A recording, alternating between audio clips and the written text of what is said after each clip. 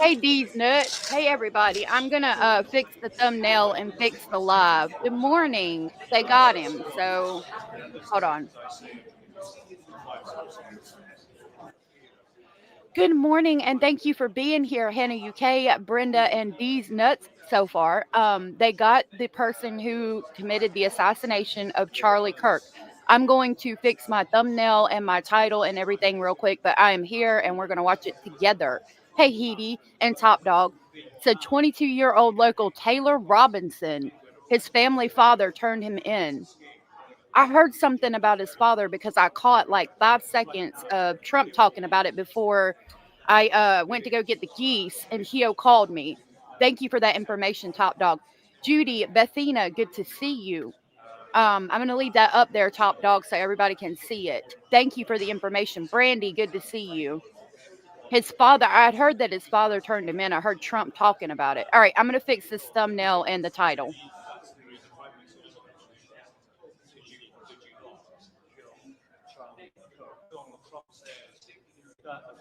D, good to see you. Good to see you. I did just put the comments on stage. Thank y'all for being here. I'm glad that they got him. I am, because regardless of what political side you fall on, this shit didn't have to happen. You know what I mean? All right.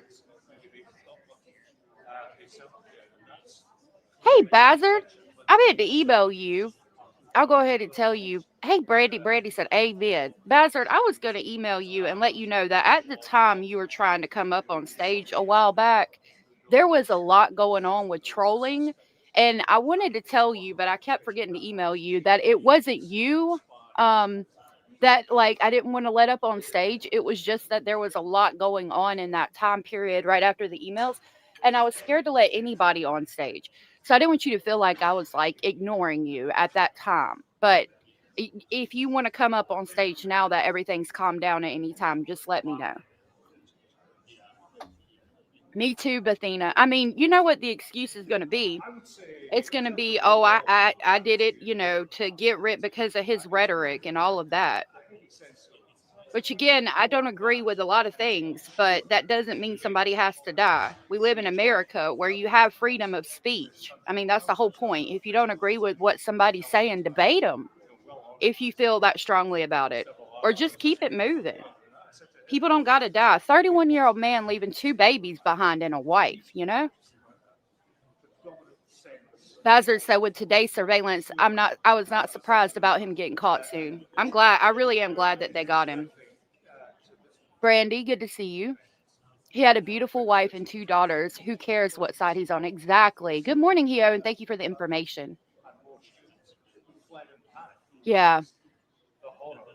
D said, I have a feeling mental illness will also be part of his defense. Probably. Chaz, I don't know if I said hey to you, but hey, love. Good to see you. It doesn't matter what side he's on. Nobody deserves this. Left, right, it doesn't matter. Nobody deserved this. And thank you, Hio, for this link, because it's not even up on Court TV yet. So that was awesome.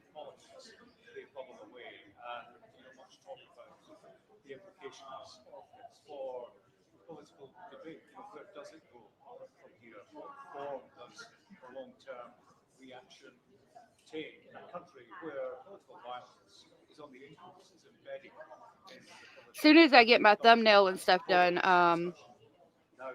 and my title fixed, if they're still not live, we'll watch some videos until they come live.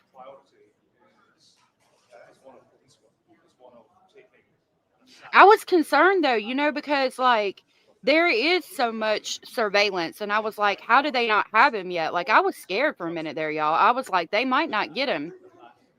And Mr. Speculating and I have been debating about like how people say that he had to be a professional. Mr. Speculating swears up and down. He's like, you really don't have to be a professional to do a shot like that. He said, I could go having not gone hunting in about 20 years. And he said, if I got a 30-06 and I could have somebody else scope it in for me, and I could probably make that shot. He said, because it, okay, hold on. Let me do this real quick and I'll explain to you what he told me last night. Hold on. Just a minute. Okay, so he said the target, right, is going to be like your head, okay?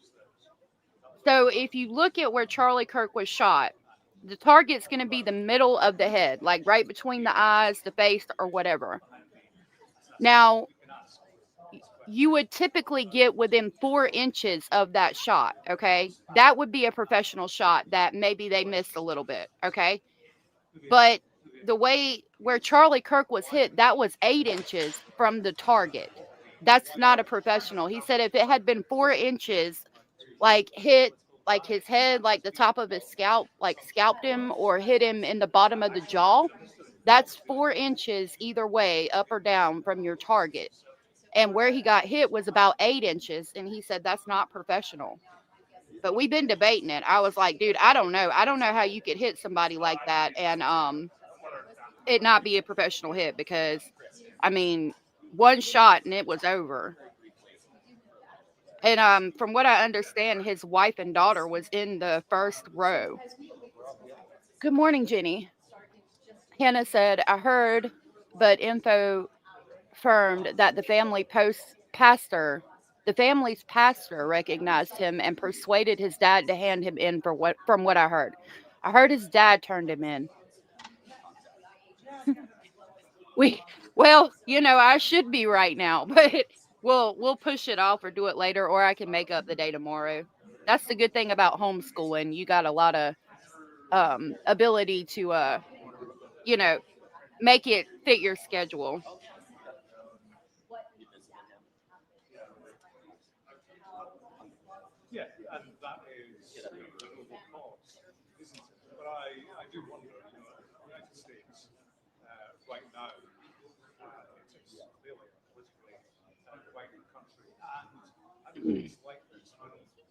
Okay.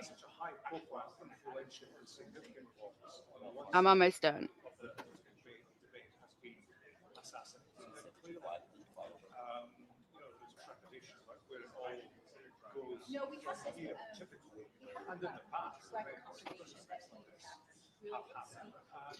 It's interesting they're talking about like kind of important stuff. Good morning, Julie. Good to see you.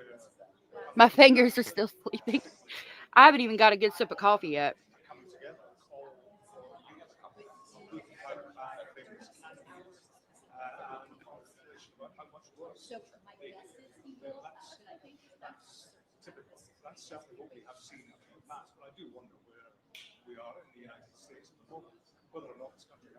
All right, I'm doing my hashtags.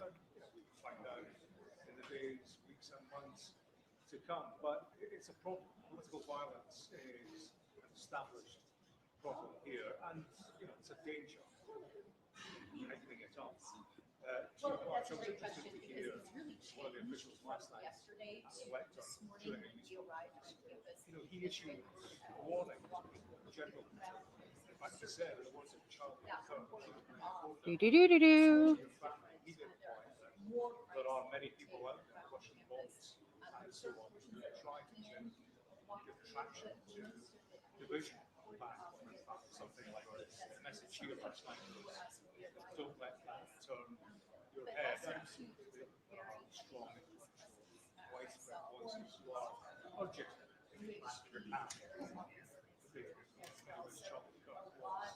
All right, hold on. I'm almost done, y'all.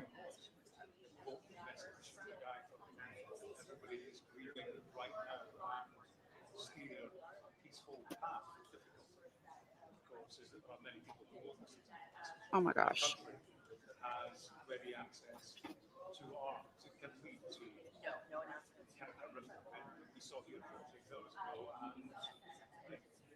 Okay. Hey, oh my God. Girl, I was going to like message you tonight and be like, everybody keeps asking where you're at. It's so good to see you, Abellis. I want to see pictures of that bathroom. What you been working on, girl? I know it looks good. I'm so glad you're here. Everybody has missed you. People come in and they're like, oh, I don't give a shit about Jessica. Where's Abellis? I need to know where Abellis is. I said, we don't give a shit about Jessica. Lorianne, good to see you. Anita, good to see you. Sorry, I was fixing the thumbnail and everything.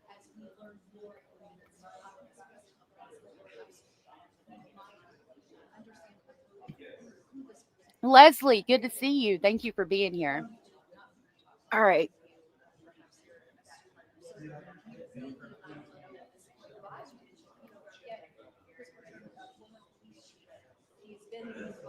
All right, now that I've fixed that, let me see what we've got on as far as the information. I don't.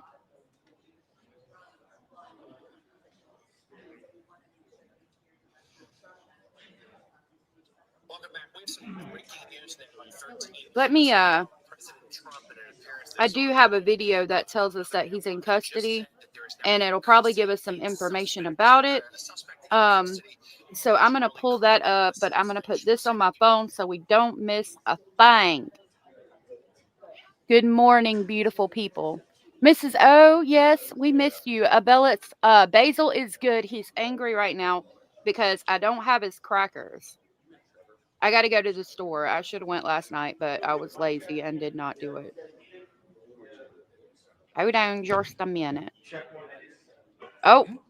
Check 1, 2, check mic, check 1, 2, Here 3, we go. 4, 5, 6, 7, 8, 9, 10, 11, 12, 13. 5, 6. We're hoping to get at least a 3-minute warning when they start walking, but we haven't got that yet. So 1, 2, 3, 4, 5, 6, 7. Everybody good? 1, 2, 3, All right. 4, 5, 6. Good. 7, 8, 9, 10, 11, 12, 13, 14. 11, 12, 13, 14. Okay. Let me pull this up on my phone, and we'll watch what they said about the person who they got. Hold on. Need to go here. All right.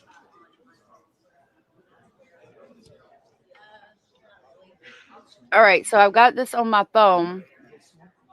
I'm going to pull up another YouTube and pull up this video that gives us information about the shooter. Okay, stop acting crazy. Wake up. Good morning, computer. Wake up.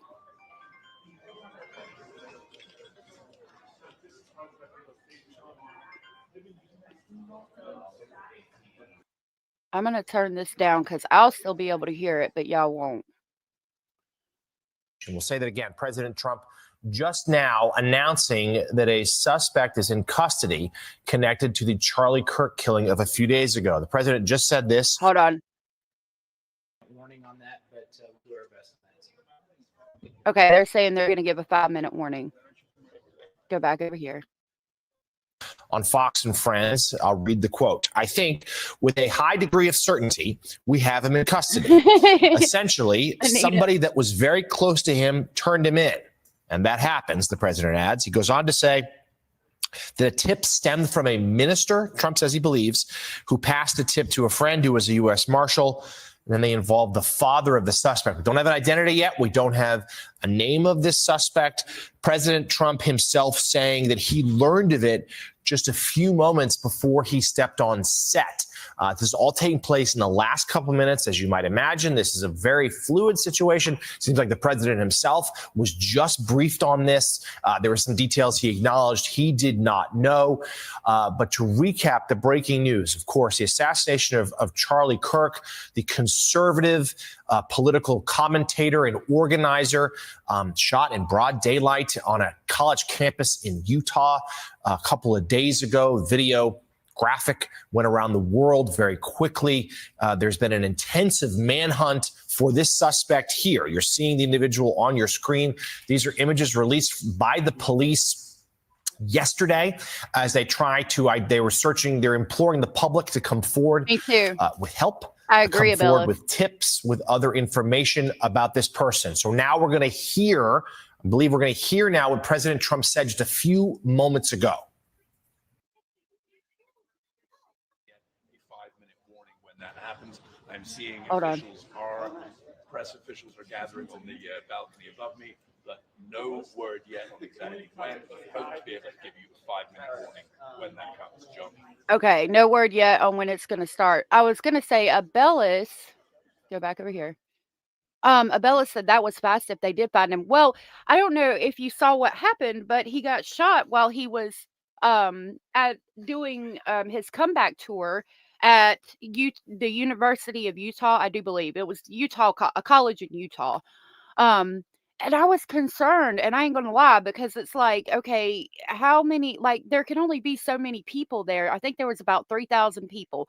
If you lock down the campus, how did you not have him? Like, I felt like they should have had him immediately.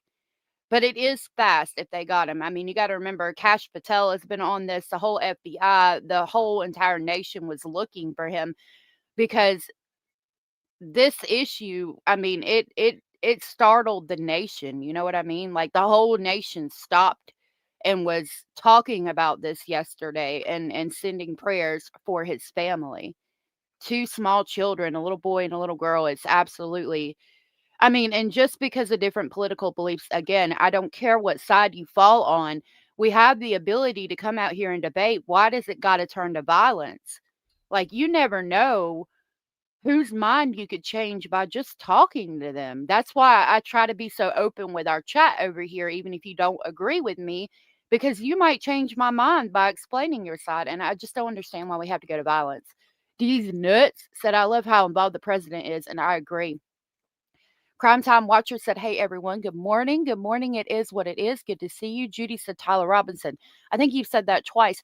I know that our friend Duchess was talking about Tyler Robinson. Is there new information? Guess who's back? Back again. Tell a friend. Abellis is back. Security was lacking again. They need to focus on the rooftops, etc. Yeah, I think they should have had better security. There was people saying that they were able to get in without having tickets, and there was like no security. It was only campus police. I think that we need to have heightened security for all these events. But who thinks that they're going to be shot just for debating? You know what I mean? Sad day. Oh, I do have, hold on. Let me show this. I think with a high degree of certainty, we have him in custody, right? In custody. Everyone did a great job. We worked with the local police, the governor. Everybody did a great job. You know, getting somebody that you start off with absolutely nothing. And we started off with a clip that made him look like an ant that was almost useless. We just saw there was somebody up there. And so much work has been done over the last 2.5 days. Hold on. Oh, I'm on the wrong tab. Nonsense. Good to see you. Good morning. I hope you have a great day and a great stream. I mean, a great day and taking your kids to school. I was watching you. I watch you a lot from the bushes. It's nice to see you, and I hope that you have a good day. Ashley said personal security would have been at least 6 figures for that type of security, and for Charlie, it was unfortunately too expensive to get. Oh my goodness. Hey, Heidi. And he had, like, you can see, if you've seen the video, I put it on Discord, but it's very graphic. He does have security around him, and they jump into action, but just where he was hit, there was nothing they could do. It's just sad. I mean, again, it doesn't matter what side you're on. This is it's not acceptable. You know, it's amazing actually when you start off with that, and then all of a sudden you get lucky or talent or whatever it is. But yeah, I think we're in great shape. Mr. President, he's in custody. That was President Trump just a few moments ago on Fox and Friends. He's here in New York City, appearing in studio just across the street, saying with a high degree of certainty, quoting him, that they have the suspect in custody, but we don't know who this person is. We believe at 9 o'clock Eastern time, so about 45 minutes from now, authorities in Utah will hold a news conference. Let's bring in now MSNBC investigative correspondent Mark Santia. Mark, thank you for rushing back to set. This is obviously a breaking story. Just a few moments ago, the president said this. Is there anything else we've learned as to what happened? No, right now, I mean, this is a major development. For the president to say, quote, we have him. He's in custody. Obviously, major development. We're working the phones right now, along with my colleague, Tom Winter, Jonathan Dienst, reaching out. We know. Now, I want to say he said we think with a high degree of certainty that we have him. Remember, we've heard this a couple of times now that they had the person who committed this horrific crime, and it didn't end up being the person. So I'm concerned, and I'm hoping that they have the correct person. Nonsense said, this is so tragic, truly, when people can't debate with words and got to resort to weapons. No matter where anyone falls on sides, this cannot be normalized. I agree 100%. Again, it doesn't matter where you fall. Why not just debate it? Why not just try to voice your side and your thoughts? And you never know, you might change somebody's mind. We don't got to resort to violence. It's ridiculous. We have freedom of speech here for a reason. I'll never understand this kind of evil violence. I don't understand, and I never will. As you said, Jonathan, there's a 9 o'clock press conference. We were told about a 9 o'clock press conference in Utah.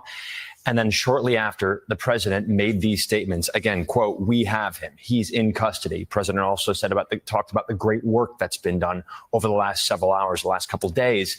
At this point, we're just waiting to hear. This is something that is very, very fluid at this time. We knew they were close. We knew they had, Jonathan, 7,000 tips, pieces of digital evidence. They were following several leads. So we knew, just talking to law enforcement sources and sources familiar with this investigation, we knew they were on it. We knew they were tracking down several leads. And you just heard from the president. He said, again, quote, we have him. Yeah, I'm following along with the president's appearance. He says, so hearing that they had 7,000 pieces of evidence, I'm changing my mind to say I think they did move relatively quickly to get through 7,000 pieces of evidence. It was a really big thing. And for me, I was like, how did they not have him immediately? Abella said the spot he was sitting in on that campus made him a sitting duck. Down below all of those buildings like that was crazy. And they have talked about, they refer to it as some type of bowl. But you're absolutely correct. The way he was sitting kind of, if you think about it as in the mountains, like it would be like the shooter was on top of the mountain and he was in the valley. Very easy shot. Unfortunately, it made him a sitting duck, like you said. Good morning, Indy.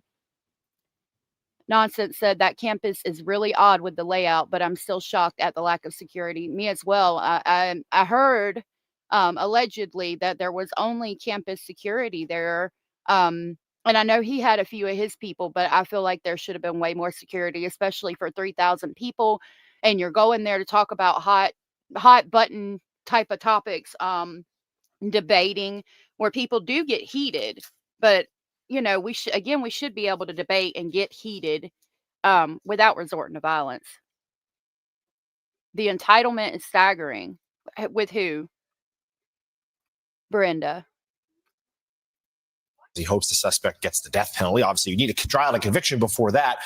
He's moved on to other topics right now, including the nickname of the Washington Commanders football team, but we'll bring it to you if he says anything else.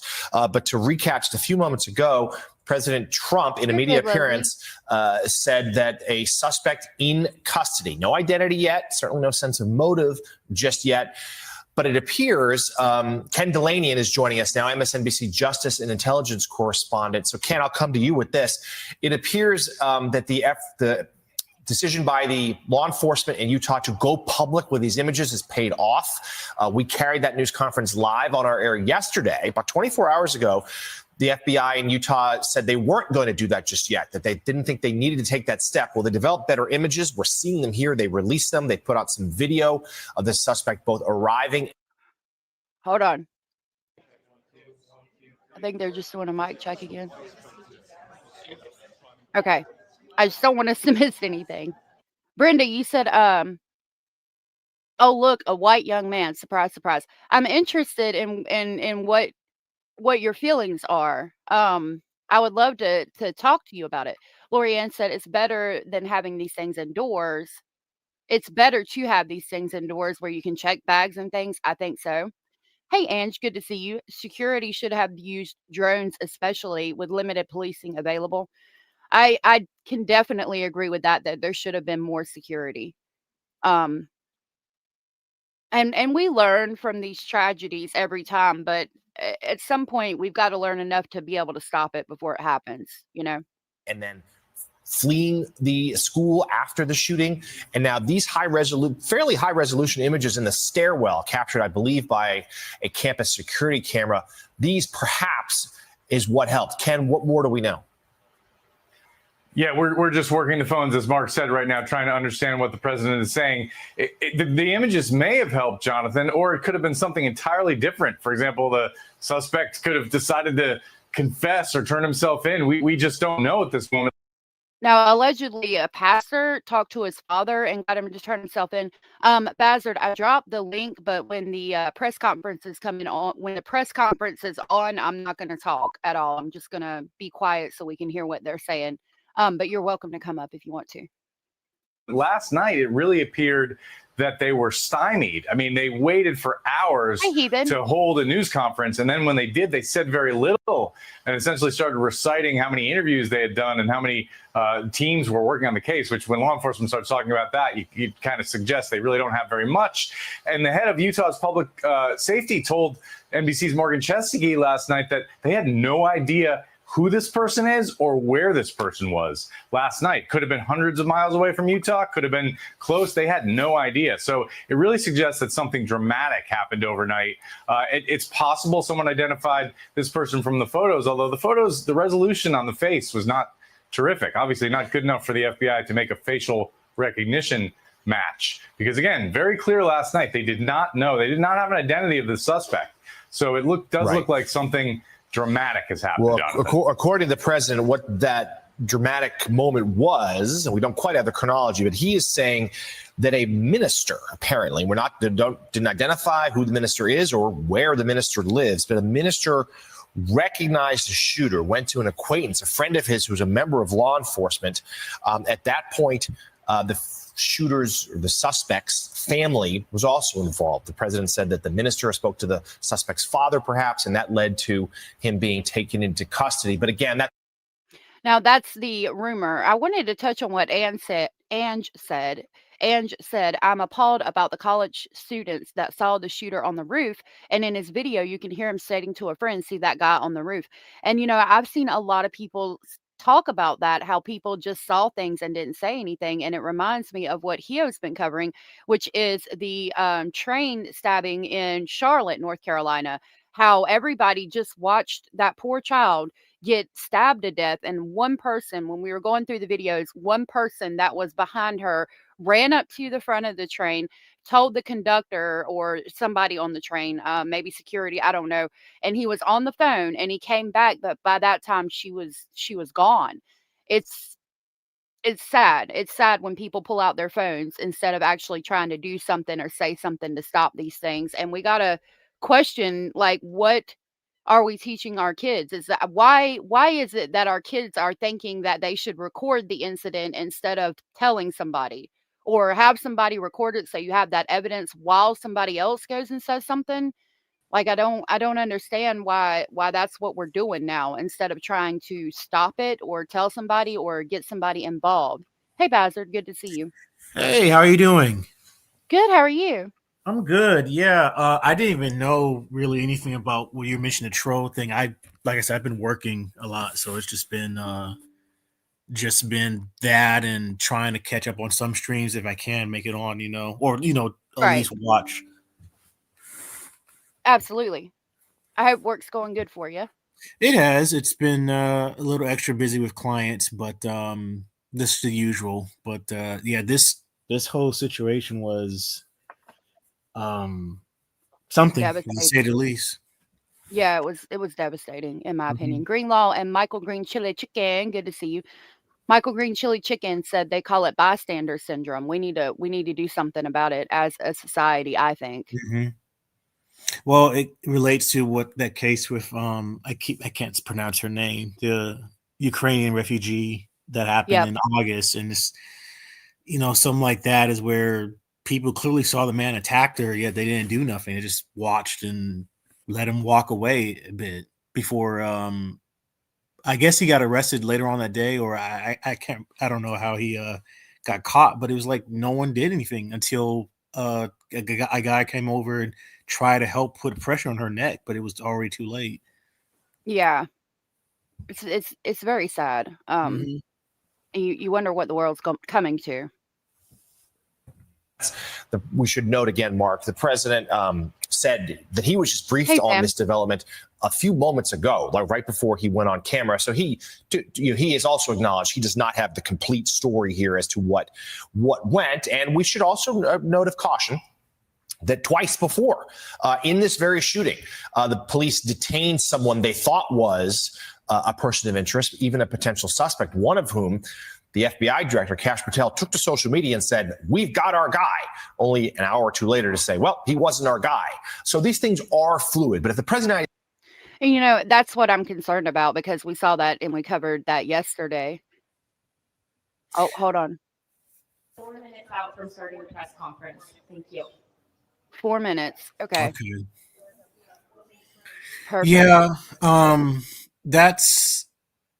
I kept seeing different opinions on different channels about with the current, if you want to say the current version of FBI right now, where they were announcing the arrest or at least 2 suspects in custody, and then they let them loose. And some people were saying it's either we want them to be transparent or we don't want them to be as transparent as that. Like, okay, well, we found someone, but now we don't think this is the person. So I'm kind of in the middle, where I'd rather have it to where if you do have someone, just at least let people know. But if you're wrong, you're wrong. And then just got to keep saying we're still looking.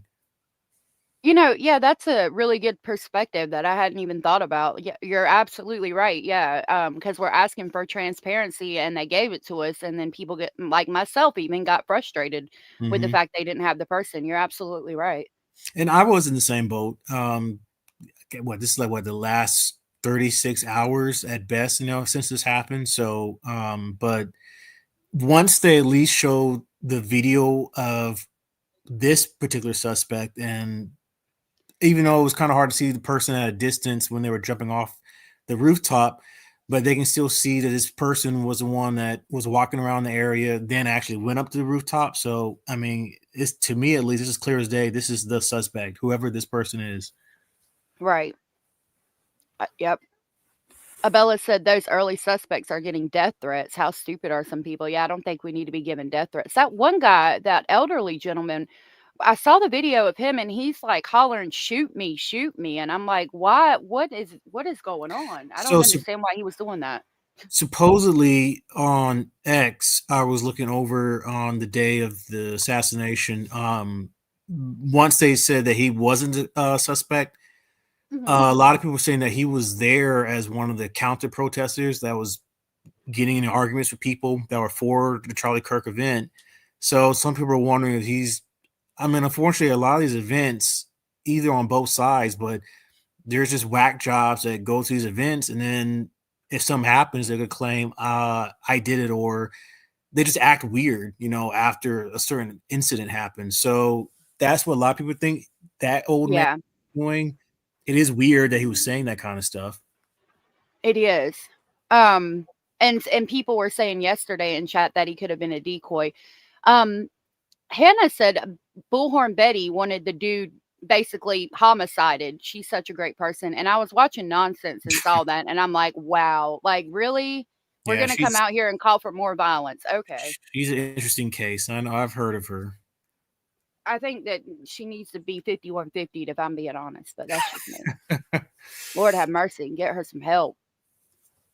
Didn't she? I'm trying to.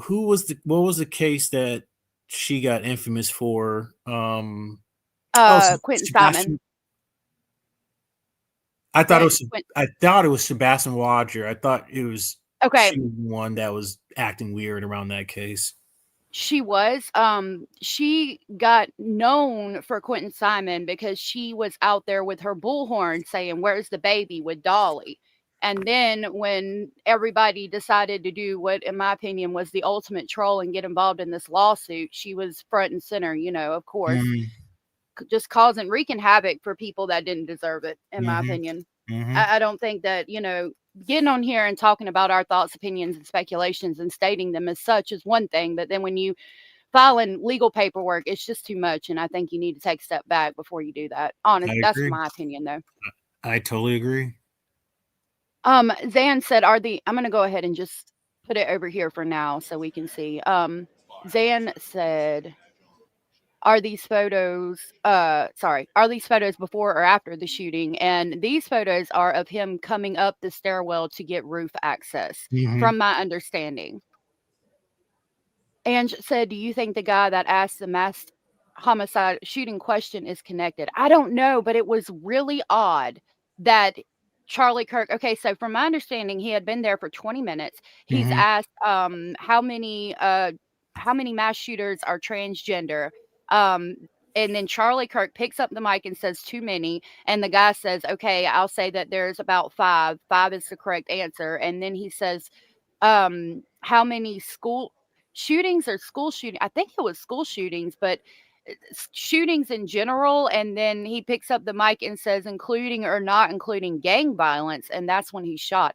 I think that it was very calculated that he was shot while he was answering that question, but I don't know that the person answering the question would be necessarily connected, because that would be a question that would be asked at a debate like that, I think.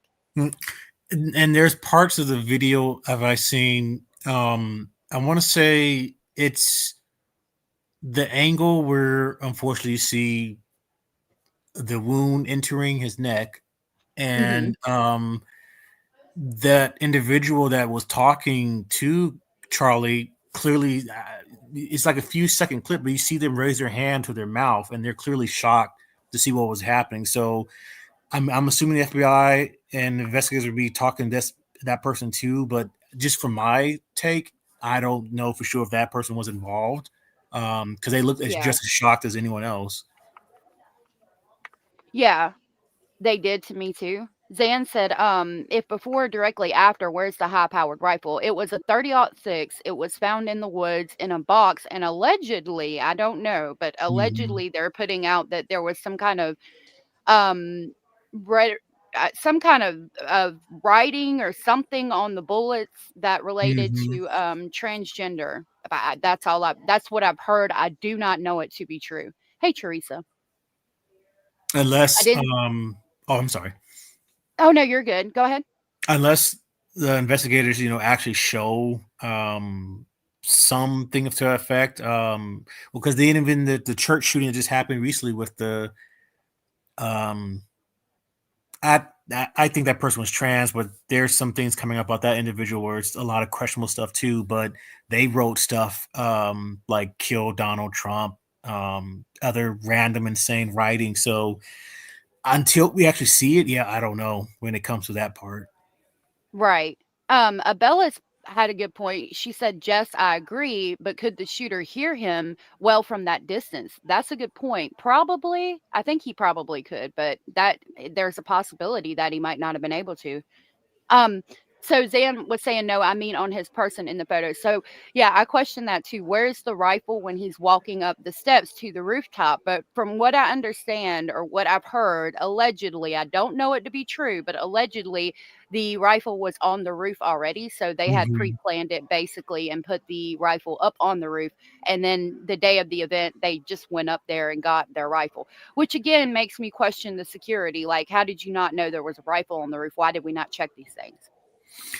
Didn't they say it was only like 6 officers at that Yeah. at the actual square where the event was being held. So it was like what less than 6, and they and it was campus security. Mm-hmm. I mean, they howl it. That's why I was like, I don't think with this particular case, I know people are saying so many theories of who else could have maybe been involved, but I personally think this was a situation where it was just not that much security because they never would expect someone to snipe him less than a few hundred yards away. Yeah. I love what Brenda said here. She said, the reason I said white young man is because the right loves to say it's illegals. And then with the left, it's all political. It's mental illness that is rampant. And I agree with that statement. I agree with that 100%. You're absolutely right.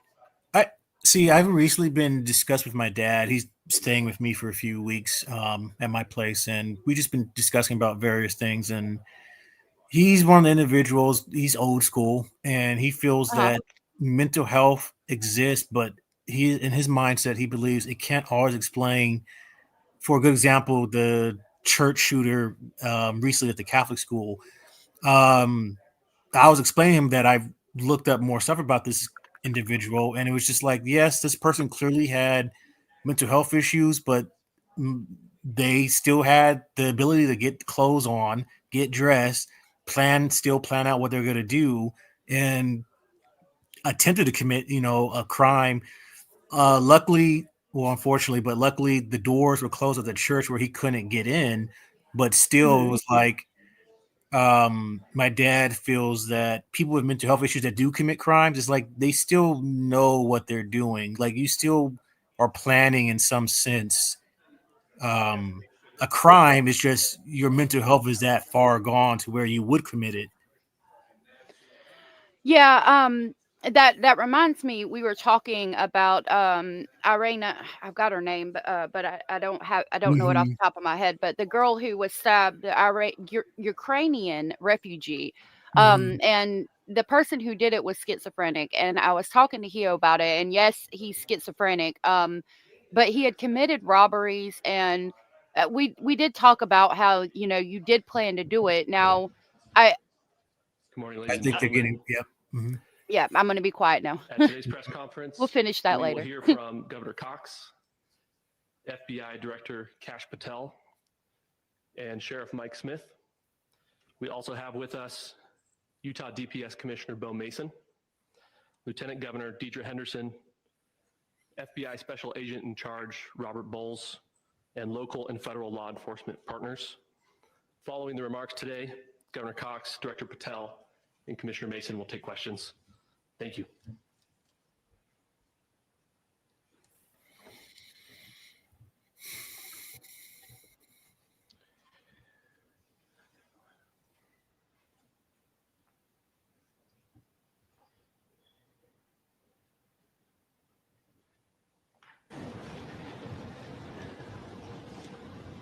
Good morning, ladies and gentlemen. Thank you, Anna. I forgot. On the evening of September 11th, a family member of Tyler Robinson reached out to a family friend who contacted the Washington County Sheriff's Office with information that Robinson had confessed to them or implied that he had committed the incident.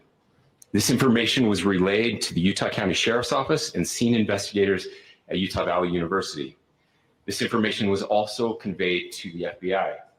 Investigators reviewed additional video footage from UVU surveillance and identified Robinson arriving on UVU campus in a gray Dodge Challenger at approximately 8:29 a.m. on September 10th, in which he is observed on video in a plain maroon t-shirt, light-colored shorts, a black hat with a white logo, and light-colored shoes. When encountered in person by investigators in Washington County on September 12th, in the early morning hours, Robinson was observed in consistent clothing with those surveillance images. Investigators interviewed a family member of Robinson who stated that Robinson had become more political in recent years. The family member referenced a recent incident in which Robinson came to dinner prior to September 10th, and in the conversation with another family member, Robinson mentioned Charlie Kirk was coming to UVU. They talked about why they didn't like him and the viewpoints that he had. The family member also stated Kirk was full of hate and spreading hate. The family member also confirmed Robinson had a gray Dodge Challenger. Investigators identified an individual as the roommate of Robinson. Investigators interviewed that roommate, who stated that his roommate, referring to Robinson, made a joke on Discord. Investigators asked if he would show them the messages on Discord. He opened it and showed several messages to investigators and allowed investigators to take photos of the screen as each message was shown by Robinson's roommate. These photos consisted of various messages, including content of messages between the phone contact named Tyler with an emoji icon and Robinson's roommate's device. The content of these messages included messages affiliated with the contact Tyler, stating a need to retrieve a rifle from a drop point, leaving the rifle in a bush, messages related to visually watching the area where a rifle was left, and a message referring to having left the rifle wrapped in a towel. The messages also refer to engraving bullets and a mention of a scope and the rifle being unique. Messages from the contact Tyler also mentioned that he had changed outfits.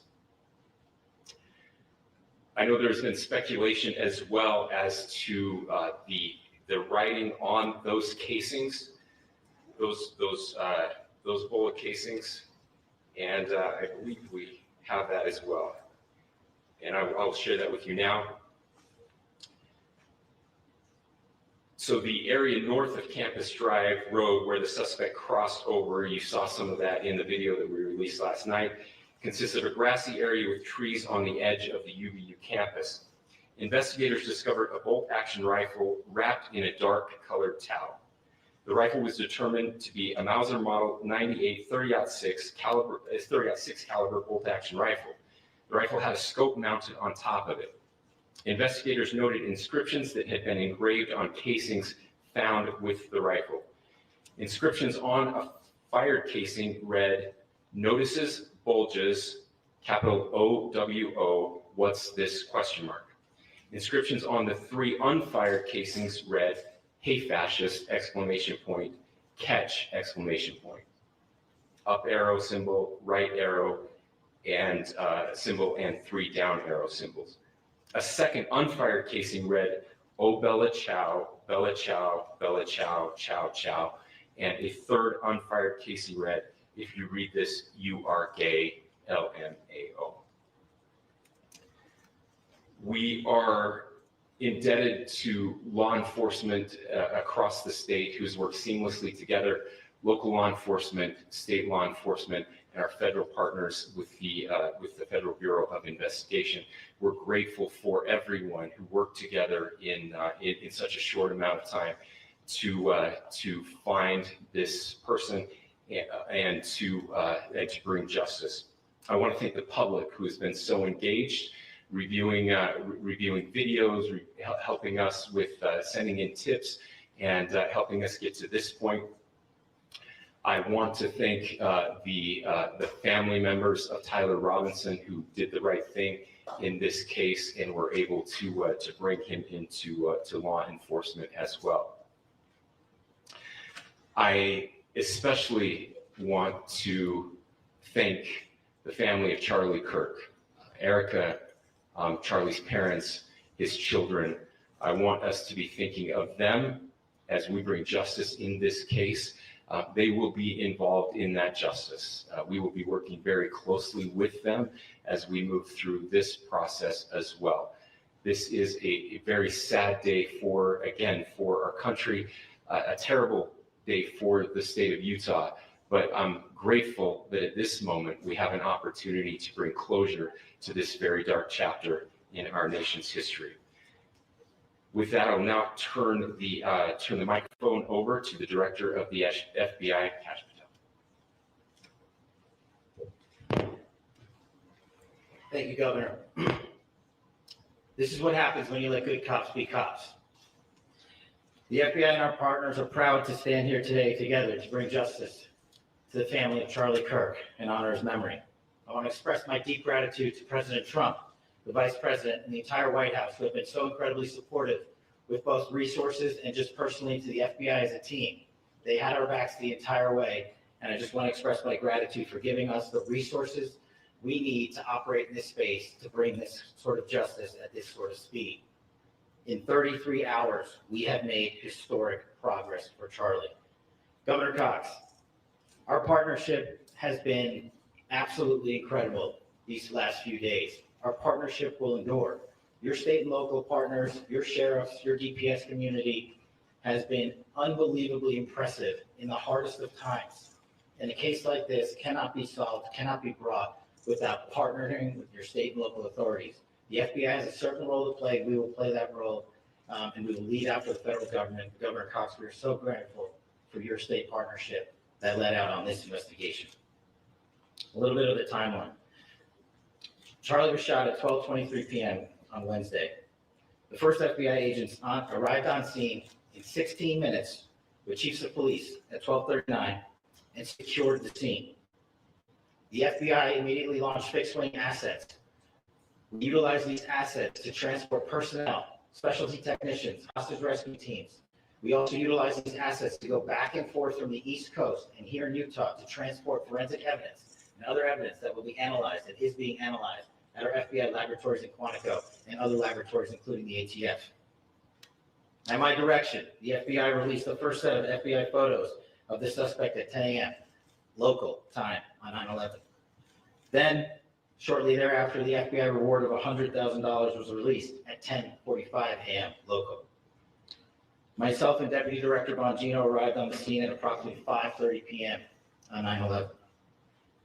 The governor led a press conference last night at approximately 8 p.m., where at my direction, the FBI released a never-before-seen video of the suspect. We also released new images to the public of the suspect. And just last night, the suspect was taken into custody at 10 p.m. local time. In less than 36 hours, 33 to be precise, thanks to the full weight of the federal government and leading out with the partners here in the state of Utah and Governor Cox, the suspect was apprehended in a historic time period. And I want to highlight what Governor Cox said. This would not have been possible without you, the media, and you, the public. That's why we went so public, so fast, and we're so transparent, and we're committed to that transparency. The crime scene, just a little bit there. It is a large crime scene. State and local authorities, along with federal authorities, processed that crime scene quickly. And I even had the ability to walk through that crime scene and walk through the steps the suspect took to learn more about what was needed and what resources we needed to bear to create a full picture for the FBI and leadership back in Washington. Furthermore, thankfully to state and local partners, forensic evidence has been seized and continues to be garnered. Forensic evidence has already been evaluated at FBI laboratories in Quantico and state and local authorities here. We will continue to process evidence as we see it, as we collect it, and we will continue to deliver to Governor Cox and his team. Last night, we had a total of approximately 7,000 leads. As of this morning, thanks to your great work, we have over 11,000 leads that were called in to the FBI. And we are running out every single lead that we can. Every one of those leads will be run out. The arrest is a testament to the dedication of good law enforcement being great and partnerships in law enforcement, which I've tried to highlight as my tenure as the director of the FBI. There is no better relationship for law enforcement than the FBI to partner with state and local authorities, and you've seen it here in these last few days. The FBI Salt Lake Field Office, along with our offices in LA, Phoenix, Denver, San Antonio, Las Vegas, Pittsburgh, Buffalo, our headquarters component in Quantico, all participate in the FBI. I want to express my deep gratitude to the employees of the FBI, the men and women, the evidence response team tacticians, the special operators, the agents, the support staff. You have done monumental work in historic time when the public, who had a right to demand such an expeditious solving of an investigation, the FBI answered that call diligently, critically important to our nation, and we delivered. And I'm proud to be their leader, and I'm proud to be the director of the FBI. This is a very much an ongoing investigation, as the governor said, and we will continue to work with state and local authorities. to develop the investigation, to provide them the evidence they need for their ongoing prosecutions. And we will be here to answer every call they absolutely have, as long as it takes, for as long as we need to find and apprehend whatever suspects were involved in this crime. Lastly, to my friend Charlie Kirk, rest now, brother. We have the watch, and I'll see you in Valhalla.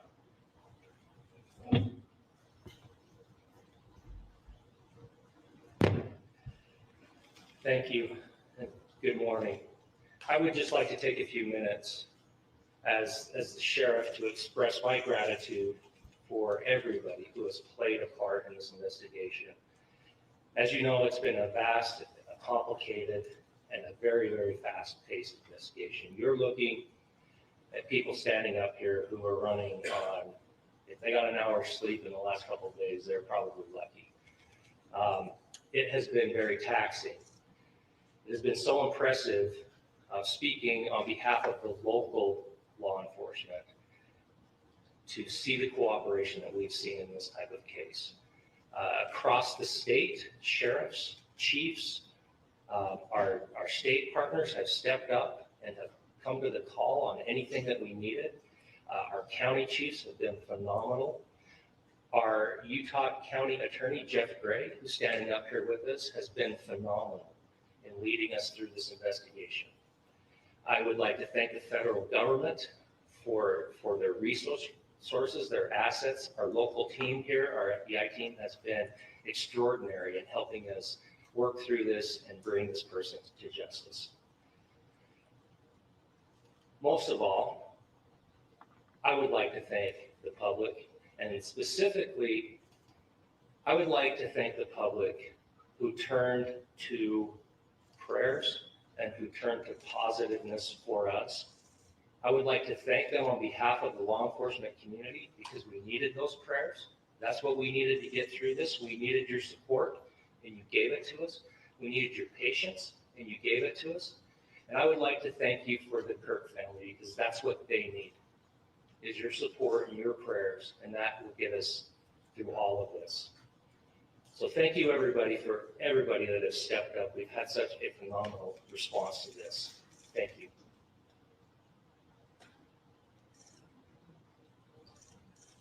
I also want to give a special thanks to the Attorney General and the Department of Justice. Their unwavering support and their commitment to justice is shown true here.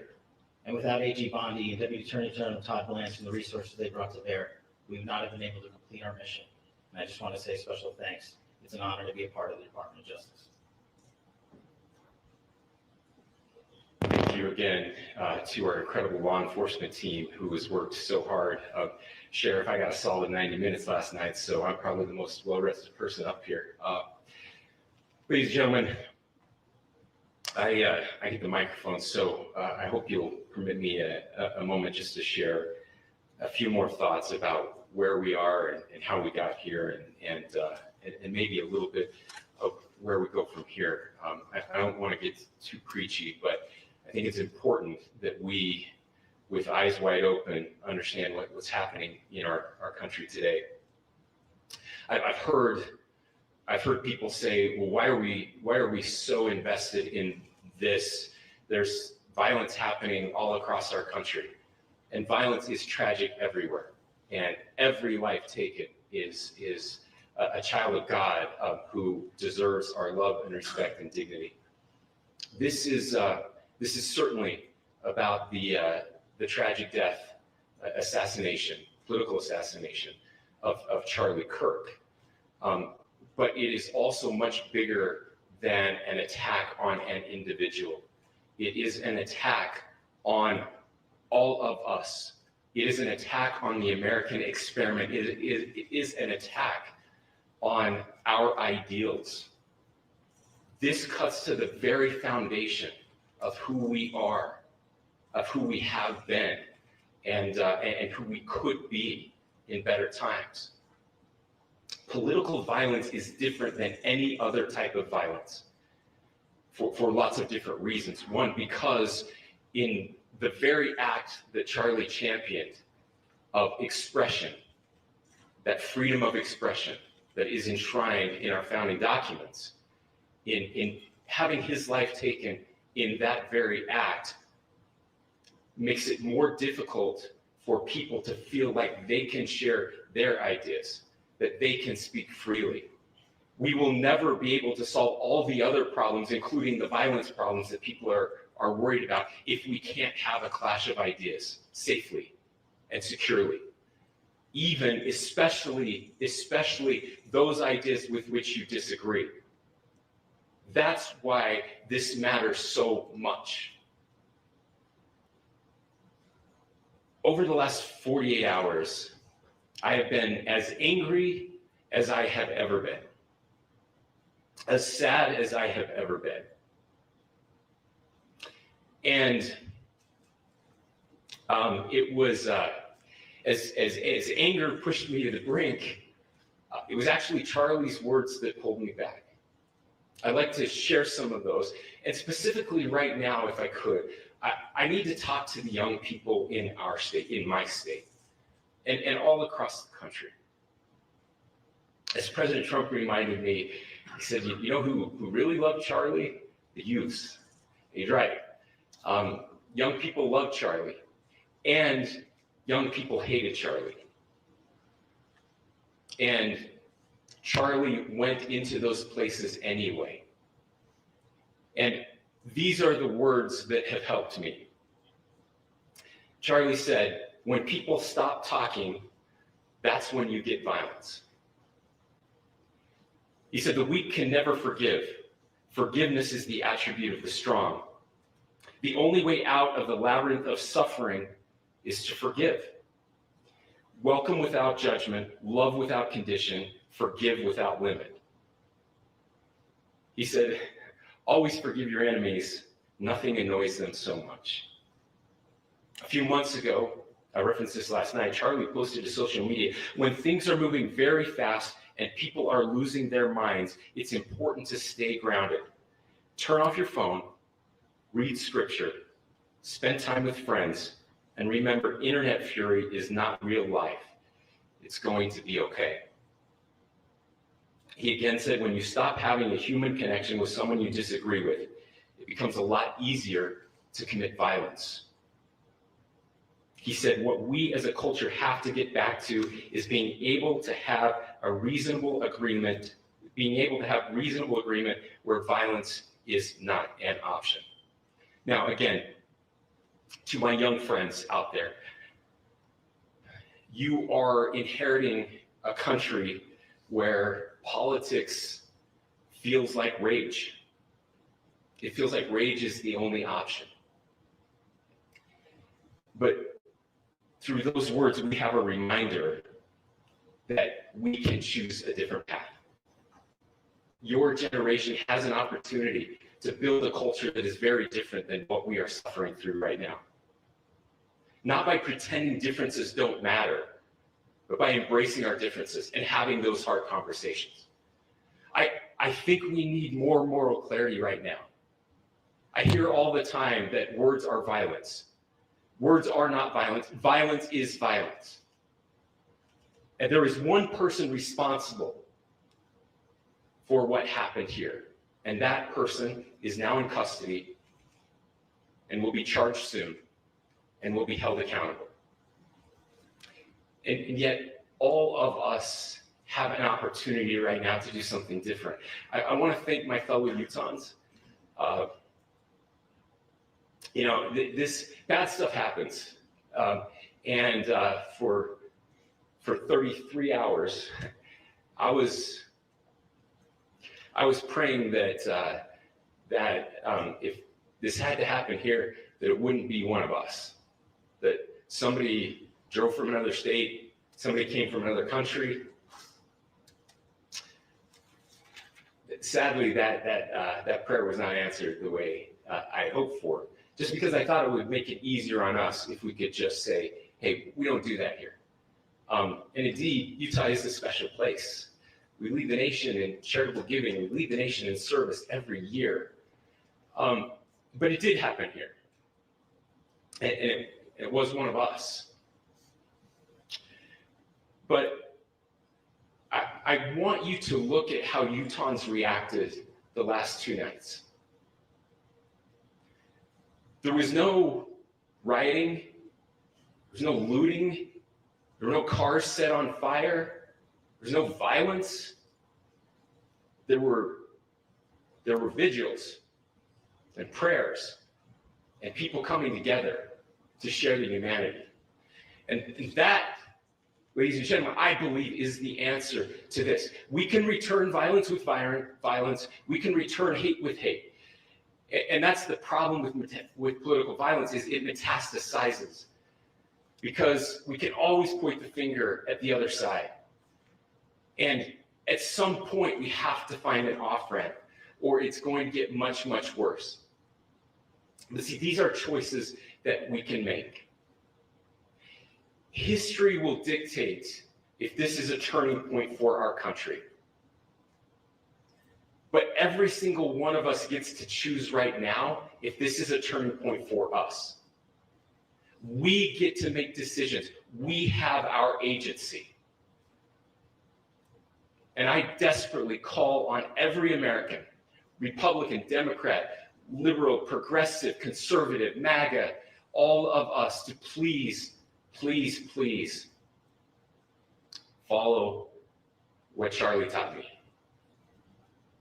I'll just conclude with words I share often from a friend and author, Yuval Levin, who was asked if he was optimistic about our country.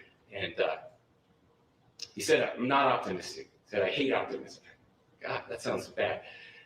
But he said, optimism is a vice. It's this idea that good things are just going to happen. He said, in the history of the world, good things have never just happened. He says, I'm not optimistic, but I am hopeful. And hope is the virtue that sits between the vices of optimism and pessimism. Hope is the idea that good things are going to happen because we can make them so. I still believe in our country. And I know Charlie Kirk believed in our country. I still believe that there is more good among us than evil. And I still believe that we can change the course of history. I'm hopeful because Americans can make it so. Ladies and gentlemen, we're happy to answer any questions you might have. Governor, can you please speak to whether the suspect is speaking with authorities and his demeanor, Tyler Robinson, when he turned himself in? I cannot speak to that. Governor, how do you interpret his motivation? Governor, how do you interpret the engravings on the case of Well, I will leave that up to you to interpret what those engravings mean. I think the clearest one that says "catch fascist," there's not, and by the way, that's like catch like a ball, catch this. That's I think that speaks for itself. Governor, so you talk about this level of hatred that this person expressed at a dinner. Beyond that, is there anything in your view that you've discovered that may have radicalized or changed him to prompt him to commit such a horrific act? There's nothing more that we can share at this time. Governor, you indicated that he had been communicating with a friend on Discord about the gun.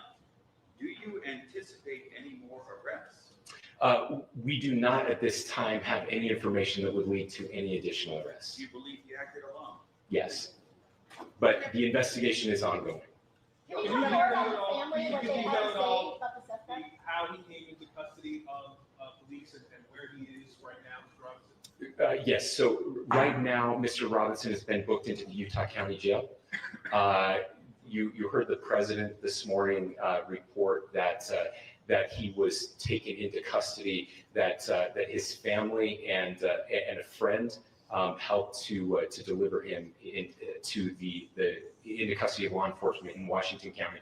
Those of you that don't know where Washington County is, it is the southwesternmost part of the state of Utah. It's about a 3.5 to 4 hour drive from here, where we are right now, and that's where he lived and where they turned him. Is that more about what the family is saying about Tyler? I can't share any more than what I've already shared. Governor, do you have details on how he got back to Washington County and how the gun was obtained?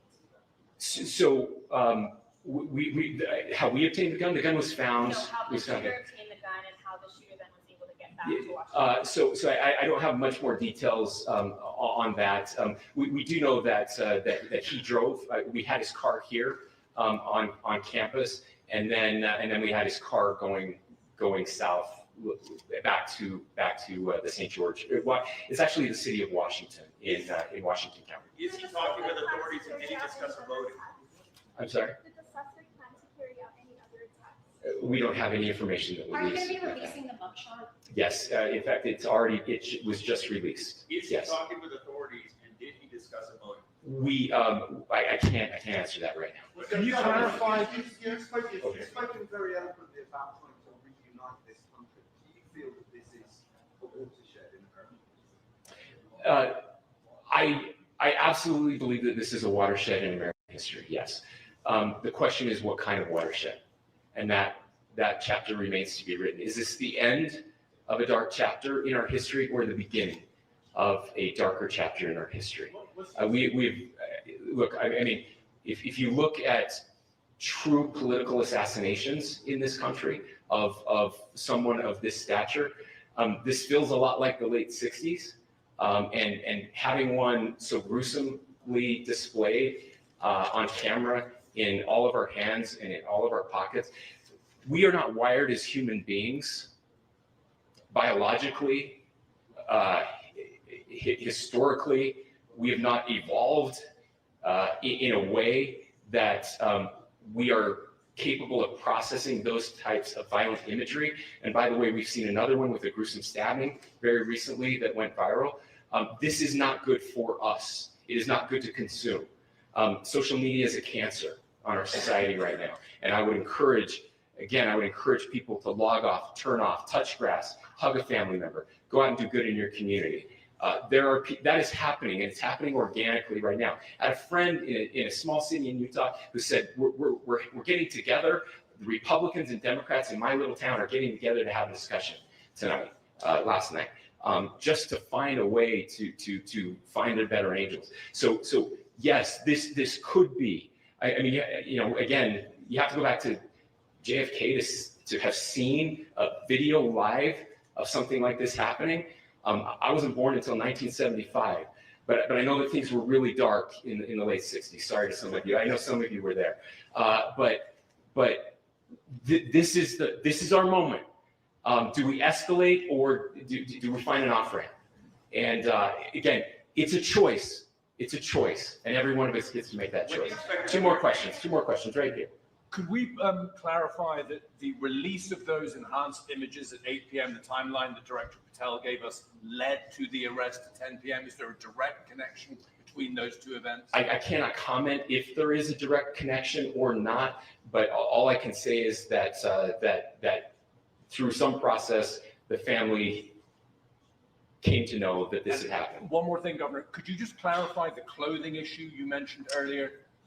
Was he changing outfits? Correct. Just clarify this? Yes. So when he's first spotted on campus, he has different clothing on, and then he changes clothing on the roof, and then changed back into that clothing at some point, so that when he was apprehended, when he was arrested, the clothing matched the clothing he had on before the shooting here at UVU. Last question here. You said that the suspect was from Utah. Can you kind of tell us a little bit more about where, and was he a student here at this university, and is there any history of mental illness? Yeah. So I don't have any information on the mental illness part. He was not a student here at UVU. He was living and had lived for a long time with his family in Washington County. Thank you, everyone, for your great work in getting this information out. I would just say, process-wise, this may be important. I know many of you aren't familiar with the process in Utah. I think it's important that you understand that. Basically, we have 3 days for charging documents to be filed. A CI will be filed. We'll have more information then, more detailed information as those charging documents are filed in preparation for a preliminary hearing. So 3 days. So we would anticipate then that early next week those charging documents will be filed. We will obviously be working. The county attorney will be working very closely with Mr. Kirk's family as those documents and decisions are prepared and made. Thanks, everyone.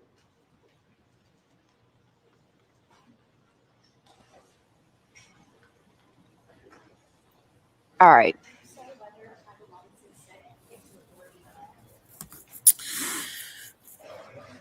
Well, I wrote some things down to talk to you guys about. We'll jump back over to that video. I do have information on X about the suspect.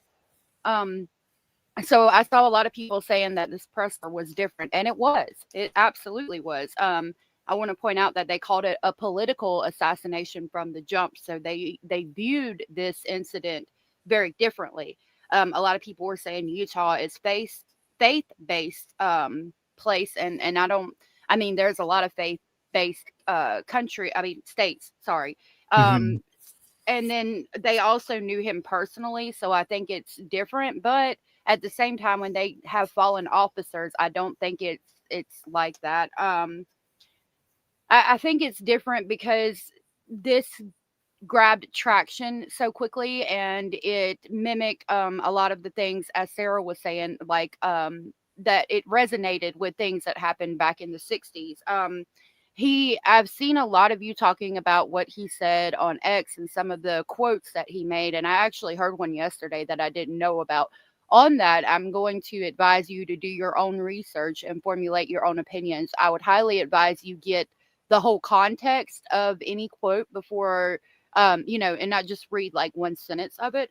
But I don't know, what to really say about that. He has said some divisive things, and his stance was very well known, to debate and all of that. He felt very strongly about what he felt, about the things that he talked about. And again, I would just advise you to do your own research on that. And that was what I had written down. It was very different, but I think it's because they knew him personally. I think that Valhalla comment is going to get some backlash. I understand that he was a friend to them, but I do agree that they probably should have handled it a little bit differently. I can see that and agree with that. I figured people, and I saw people in chat were like Valhalla. I was like, yeah, that was kind of weird, but right.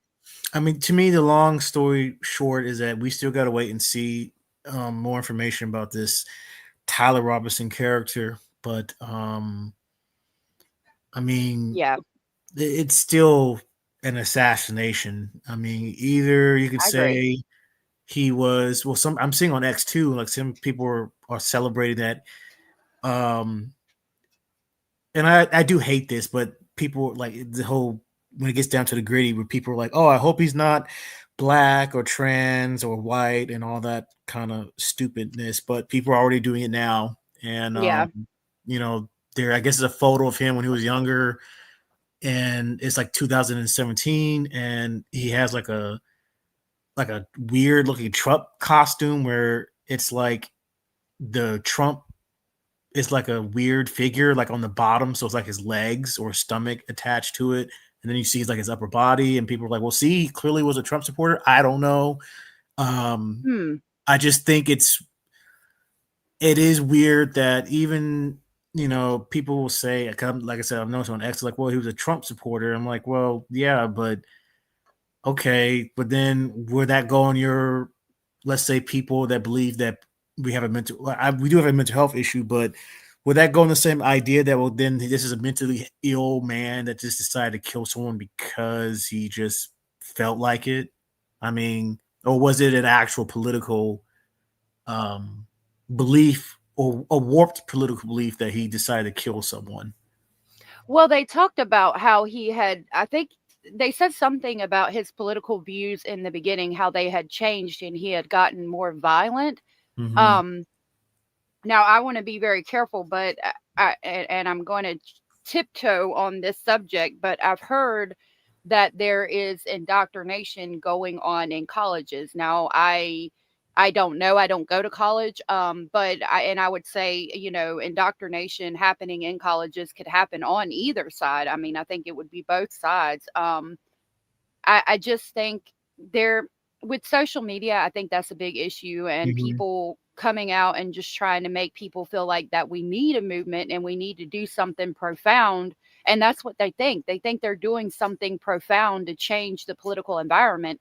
And I don't think that we need to push that rhetoric. We don't need another profound incident like the homicide of Martin Luther King. We don't need that. If that makes any sense to y'all, I'm trying to be kind of very careful. I'll say it and I'll be truthful. When I was younger in college, I would say that I was progressive in certain aspects. I used to believe that America was probably one of the worst countries in the world, and I would, if I had the opportunity, would try to change in some aspect of changing that. But as I gotten older and experienced more things in life and seeing a little bit more things in life, I've changed my viewpoint on that. And there is some truth, I personally believe, that certain colleges or certain places of education have a way of saying, if this country is so horrible, we need to radically change it. And like I said, it's just my opinion. And if that means doing certain things to take care of other people that we believe are evil, then it would be justified to do it. And I would feel, I mean, he felt to snipe someone in the neck when you know they're going to have a very violent death. That already shows you that you don't care how you're going to kill someone. You're willing to do it, you're going to do it. Yeah. I agree. So, I mean, that's just for me, my personal experience. Now, I can't say it's for everyone, but I had belief systems where I would say I would, if I had the opportunity, maybe I would participate, let's say, in the protesting or maybe even the rioting. But as I gotten older, my viewpoints change. And I do see it as an issue where if you live in a society where you say your country is horrible, then you must do whatever by means necessary to change the horribleness. If that means dealing with people that you view as the enemy, there's only one way you deal with the enemy, and it's been human nature for thousands and thousands of years.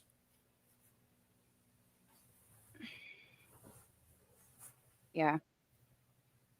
And unfortunately, Charlie was viewed as an enemy to the point where he had to get his, I'd hate to be graphic, but literally his neck blown off. But it seems like as a civilized society, we've come past those primal instincts of, kill the enemy. Mm-hmm. I don't know. Maybe not. I don't know. Sad. I wanted to. I clicked 3 comments. I know Zan and Oh Look a Squirrel were arguing. I do want to ask that. Here, I don't usually talk about politics, but I felt this was something important to talk about. So, if you guys are arguing with each other, I do want to ask you to respectfully block each other, because I do want to keep this an open place where we can talk about our thoughts and opinions without feeling attacked. Miss Sarah said, I think we have to get down to right is right and wrong is wrong, despite the reasons behind it. Taking a life is wrong. And I agree with that. Olika Squirrel said, it screams of make it look far right to make the right look bad. Unfortunately, they went too far with the stereotype. It was a hit, in my honest opinion. And I'll be the first to tell you that we could talk about, things like that until I could talk to you about that for 10 years. But I don't talk about it on my YouTube channel because I don't think it's a good idea. They started off calling it a political assassination. But being able to prove that somebody took somebody out, like from a governmental position, would be really hard to do. So that's why I kind of step away from it. I honestly don't know. I've got some stuff on X about this person, but I don't know much about him. And I don't know that we will, even with the documents. And then lastly, Zan said, taking a life is absolutely wrong. Always spinning the narrative to advance certain ideologies is evil. And I agree with that too. Well, yeah. And I was going to say with Zan, it goes both ways. And I agree. I don't like that. But like I said, I personally think, at least here, not just in America, but in the West in general, I feel that the Western countries are getting to the point where political division is at the point where people see the other group as the enemy. And like I said, right.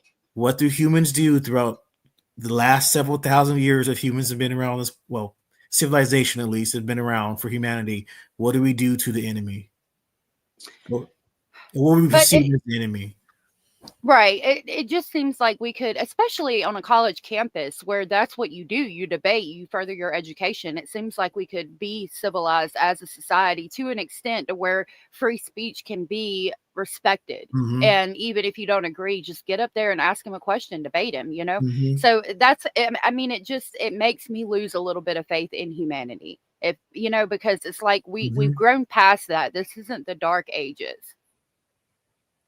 If that makes any sense. No, I agree, and this is what the case with what happened in North Carolina, and then this. It just, to me, it seems what made me lose a lot of faith with humanity sometimes is just the reaction.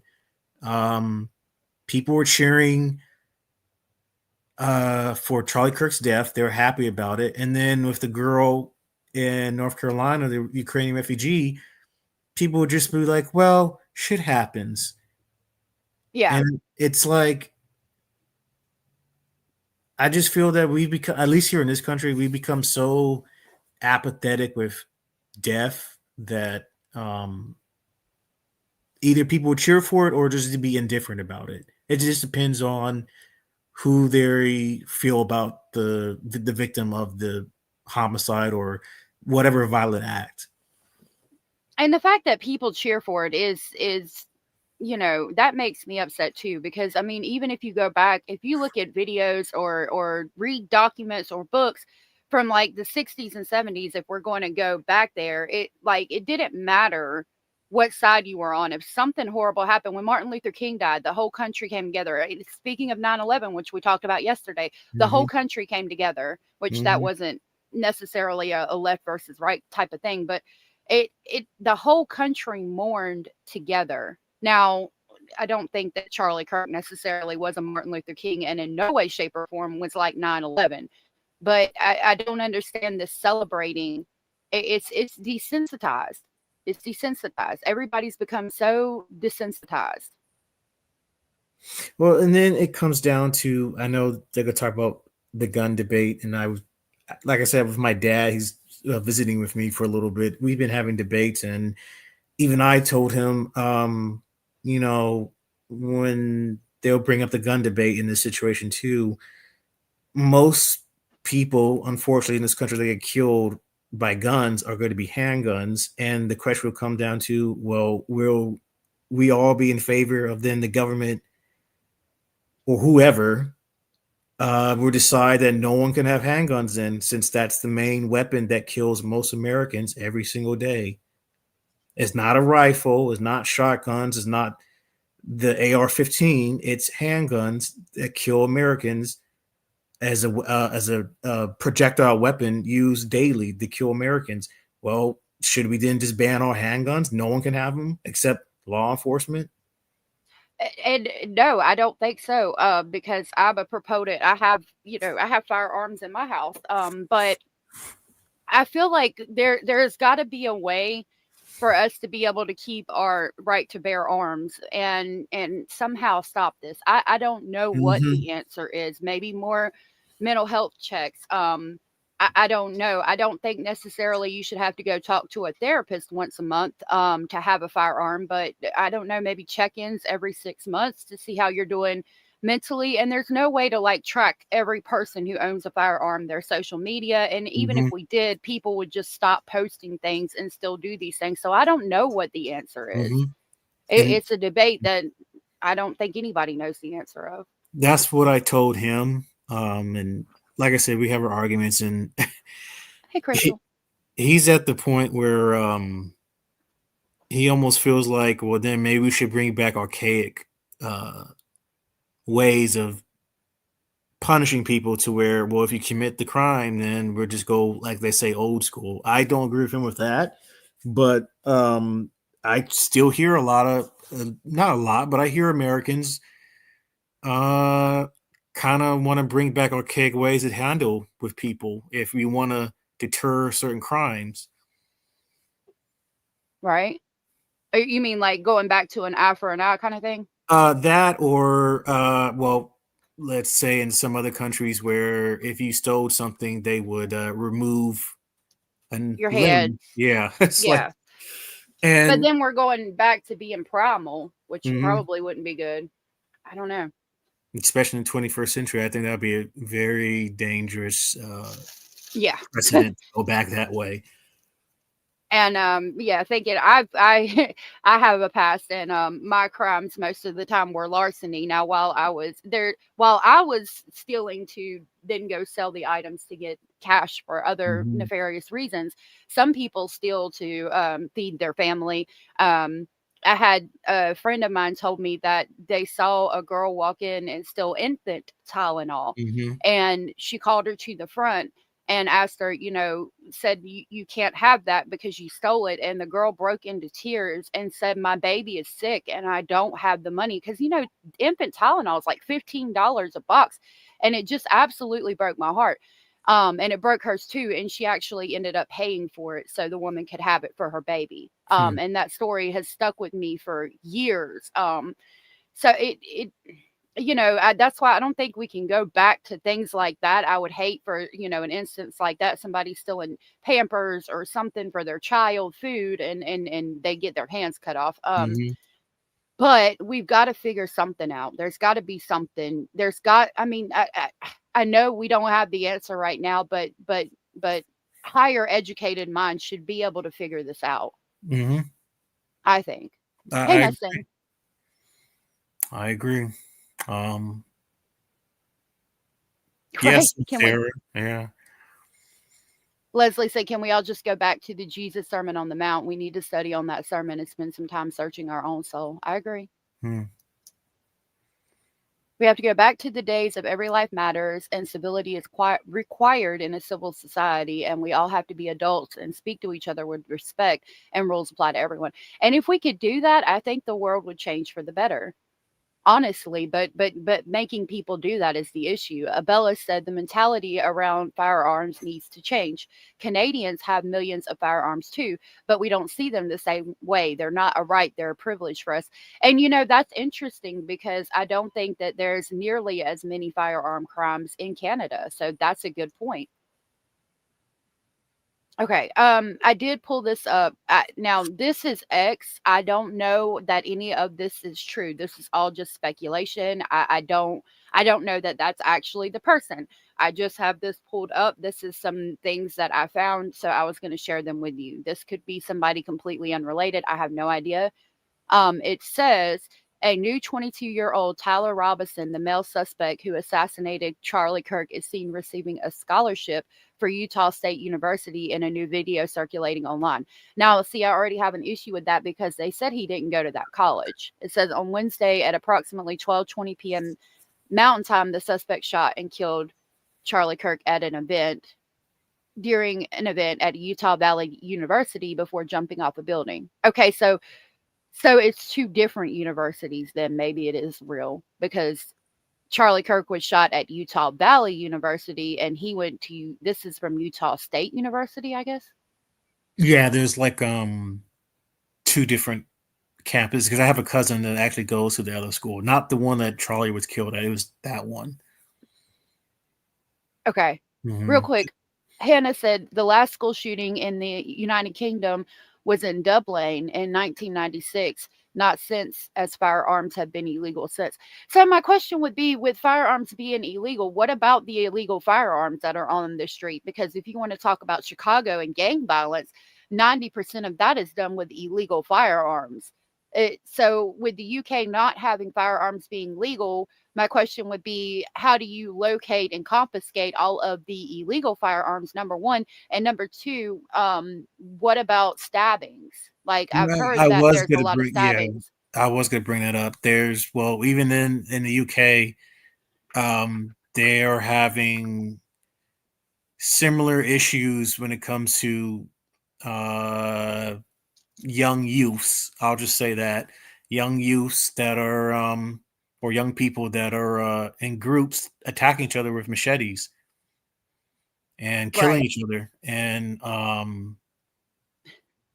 the knife crimes. But I know they call them knife crimes, but a lot of times it's like machetes, blades, large bladed weapons that could do a lot damage. And I don't know. I mean, that's their issue going on over there in England, at least with the knife crime. So, Yeah.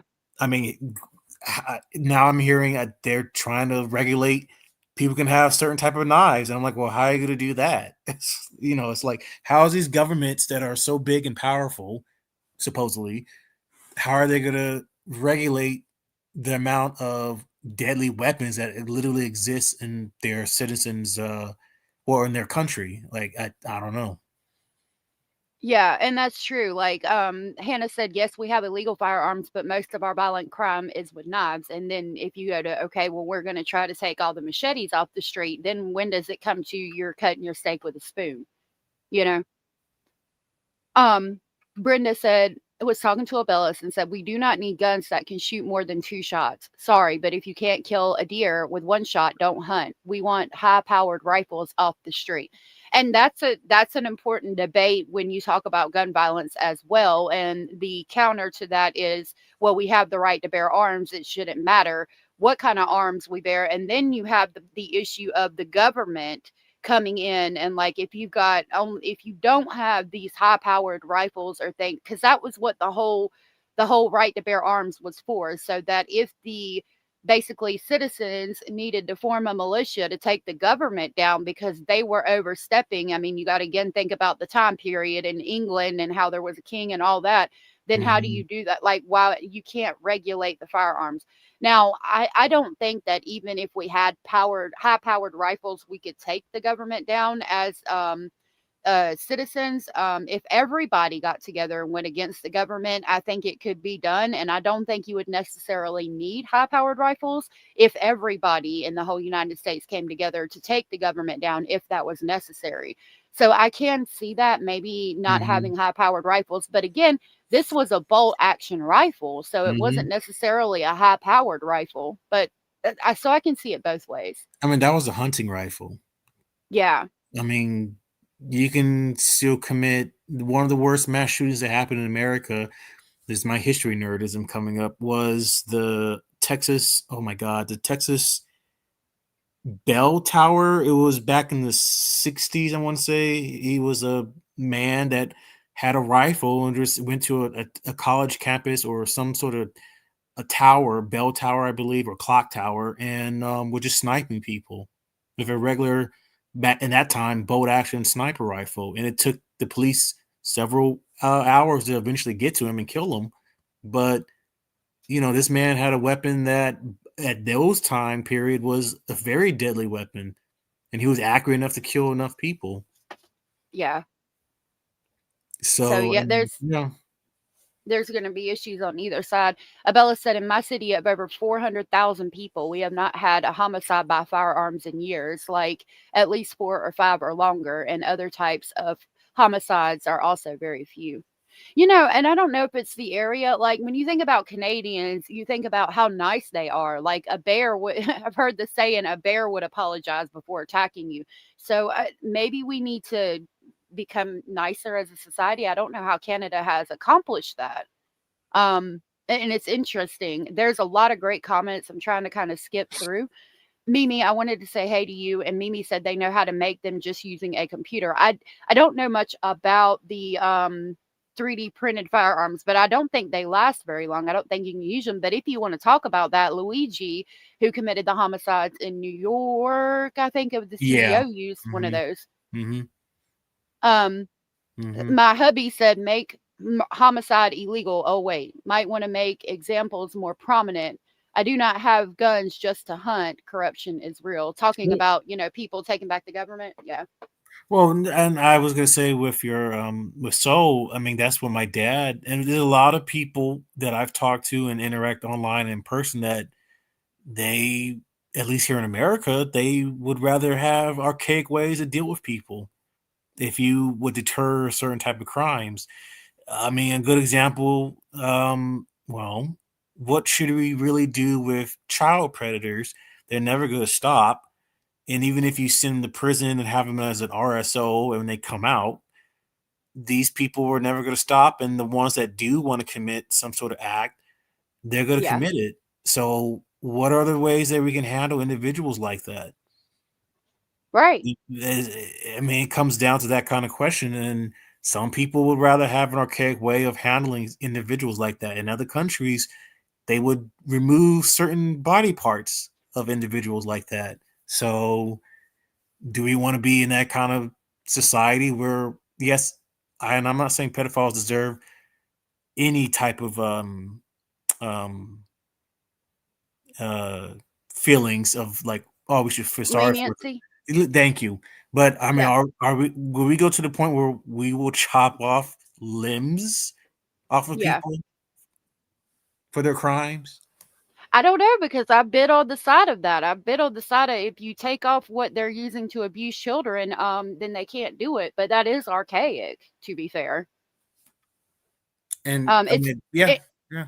it's interesting that you compared it to that, because for that, it's like, for me personally, I feel so much stronger about that. So it's interesting to make that comparison and try to see it from that point of view. I mean, personally, for me, I wouldn't care what happens to them, but I mean, it will come down to, well, it's like, well, we can justify doing that to them if it came to that, but then of course there'd be other crimes. Look what happened to, well, let's say this guy. What would we do with this guy if he committed such a violent act that he did to Charlie Kirk or to the young Ukrainian woman? To that guy, I mean, will we come to the point where we'll let the families deliver the justice how they see fit personally? Yeah, I I don't think we mean, can do yeah, that. yeah. Oh, look at Squirrel said, my friend in Texas says everyone behaves nicely because everyone has a firearm on them. And that's another thing, because like, if we go that route, what about people? I mean, if everybody had a firearm, I think this would be more prominent. I mean, you're including mentally ill people into that, all of Mhm, that, I would mhm. think. So I mean, yeah, I get it. And I, have heard that before myself, but I don't know if that would solve the problem. Um, and Miss Sarah said, "Can we make our own self-sustainable village?" I would love that. You have That would no be idea. interesting. Yeah. Hey, Crystal, good to see you. Anita said, "How about take away the plea deals and claims of insanity as a reason for committing the homicide of someone? You do the crime, you deal with the consequences, go to court, get the verdict, and accept the sentence." It's interesting that you say that, because when we talk about the stabbing on the Charlotte train, even though he is schizophrenic and there's extensive documentation of that, they made it a federal crime. And I've heard, I think they're charging him with an act of terrorism, and he's facing the death penalty, even Mhm, though he was highly schizophrenic. So they might be looking into that, mhm. Anita. Our children should always come first, live in a rural area, and we have terrible things happen here. Yeah, and I live in a rural area, and I think that, again, we need to be able to protect ourselves from bears and things like that. It's a good debate, and I appreciate you guys being respectful. Mhm. I just don't know. I don't know the answer. See, You this is know. what I mean. I've noticed Charlie Kirk for a good while, and yeah, there's things that I wouldn't agree with him on certain takes that he had, but I'm just not. I'm just not at the mental point or that, what I like to call it. Well, I usually call it, you have to have some type of a little bit of a cojones to commit certain crimes because there's no way coming back from it. But Yeah. but it's like I just don't have that in me to kill someone because he or she have a different viewpoint than me. And I And think that's the point, that why people were so shocked by his death was just he's literally at a college campus just talking about various things and you get killed over that. right. I agree. Um, I agree. All right, this is okay. So as I said, this is him receiving a scholarship from Utah State University, and he shot Charlie Kirk at Utah Valley University. This is allegedly, not Mhm. allegedly, allegedly. And it says he shot him at 12:20 p.m. Mountain Time on Friday morning. U.S. President Donald Trump announced that a suspect had been taken into custody, adding that he was turned into authorities by his own father. Sources told Fox News that he was arrested in southern Utah, and this is him accepting some kind of scholarship, allegedly. So you would hear his voice. Okay. Congratulations. You have been selected to receive the Resident Presidential Scholarship from Utah State University. The value of this scholarship is approximately $32,000. This scholarship is available for 4 years or 8 semesters. Okay. You know, it's sad to see that him accepting that degree. And I mean, it makes me question, okay, if I got a lot of questions. It makes me sad because he had a whole future ahead of him and he went and did this. And if he was a Trump supporter up until this point, then I have to ask about indoctrination in colleges, because if he went from this and being not necessarily a Trump supporter or sides or whatever, if he went from relatively normal to committing an assassination, what happened? You know, I saw this video and I questioned whether it was real or not. It looked like AI created to me, but I'll show it to you. It allegedly shows somebody celebrating right after he was shot. I think it's AI generated, but I definitely could be wrong. Y'all can let me know what you think. They supposedly found out this guy has been doxxed, that I saw on X allegedly. So yeah, it did look a little weird. Like, I don't remember seeing anyone doing that, but then again, so much was going on, it was chaotic, and so many cameras were around, so it could have caught someone actually doing that. Yeah, I don't know. I'll let you see it and y'all can tell me what you think. I feel like it's not real. I feel like they placed that man there from a different event, but everybody seems to think it's real. This post was by Elon Musk, so I don't know. I'm gonna mute it because it's just music. But it shows him appearing to celebrate, but see, nobody's there. Like, the hats are on the table. I don't know if they moved him out, but like they're saying that it happened right after he was shot. Everybody's sitting down, he's cheering, and nobody's there. Like, there doesn't appear to be any blood or anything. So if it is real, I would think maybe it's beforehand, because once the shot rang out, everybody ran. So why is everybody just sitting there and there's no, like, the hats aren't disturbed on the table. Everybody's sitting there. Like, that's weird to me. Looks like two might have been getting up, but like, yeah. Well, from what I remember, people were saying on the 10th, that right around when that happened, that most people, like, they froze in the few seconds when you see him initially get shot and he leans back, starts like kind of slowly leaning back, and people were just kind of shocked, and then people started ducking down, and then that's when people started moving around and running away. So I do remember people were like for at least maybe 10 or 15 seconds were shocked and were like, wait, what was that noise? And then eventually they leaned down and then start running away once they saw basically when he fell down, but when a lot of the blood was coming out of his neck, trigger warning. I think that's when people really started panicking. Yeah.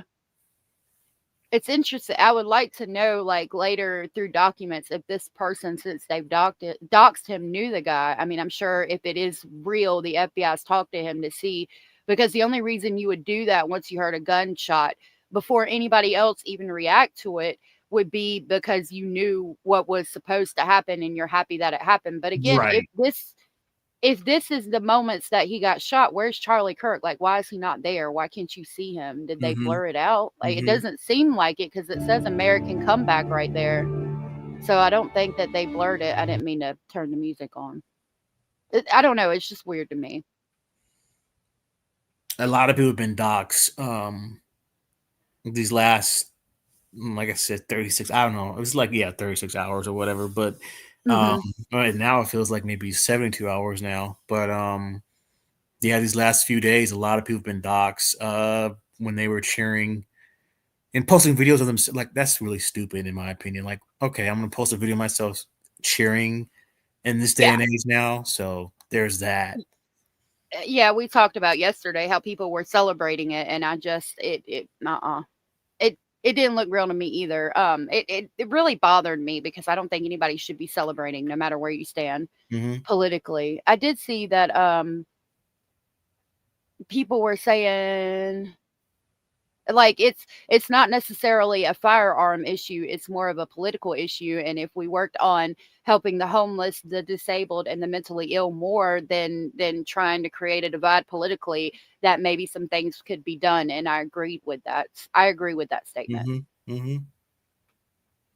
This says Justin, 22-year-old Utah resident Tyler Robinson has been taken into custody for the assassination of Charlie Kirk, according to the Daily Mail. Robinson was reportedly turned in by his father. Quote, the killer confessed to his father, who is a 27-year veteran of the Washington County Sheriff's Department, unquote, the Daily Mail reported. Quote, his father then contacted authorities and secured his son before he could be taken into custody. And that's him. And I mean, it seems to line up. I'd have to look for the Daily Mail article, but it seems to line up. They said that the father went and talked to the pastor and then turned him in. I mean, that's hey, everybody hard. coming in. That's very hard to do because that's your 20 child. Yeah, he's still technically a kid in my eyes, and now he's wasted his life. Yeah. Okay. I mean, look, don't get me wrong. Like, I got a lot of respect for Charlie Kirk. Okay. But he was no Abraham Lincoln, Kennedy, Martin Luther King, and definitely not a Jesus. Okay. I just, and then we see it talking about it on both sides. What is it? Like, why? What are we doing here? That's ridiculous. That's ridiculous. I mean, it kind of reminds me of the Kohlberger family. Well, I still have questions about that case, but anyway, I feel for his parents and his sisters because, people are gonna basically harass them for the rest of their lives. Yeah. Just because, their convicted son is a murderer, or he pleaded guilty that he did it, but that's, like I said, that's a long story with that case. Yeah. There's his father and his mother. These are pictures of him. I mean, like I said, he's to me, he's a kid, like 22. I'll be 34 next month. I'm like, that's a kid to me, but he is a kid to me as well. And it makes me sad. That's what I wanted to see, kind of a side by side, because he had his whole life ahead of him. I don't know why that image is so distorted, but wow. Well, and then people were originally saying that the shirt had like an American flag, but if you look, when I kept looking at the shirt, I'm like, I don't know if it had an American flag on it. It looks like some image, but I don't know what it is. The shirt that they kept showing.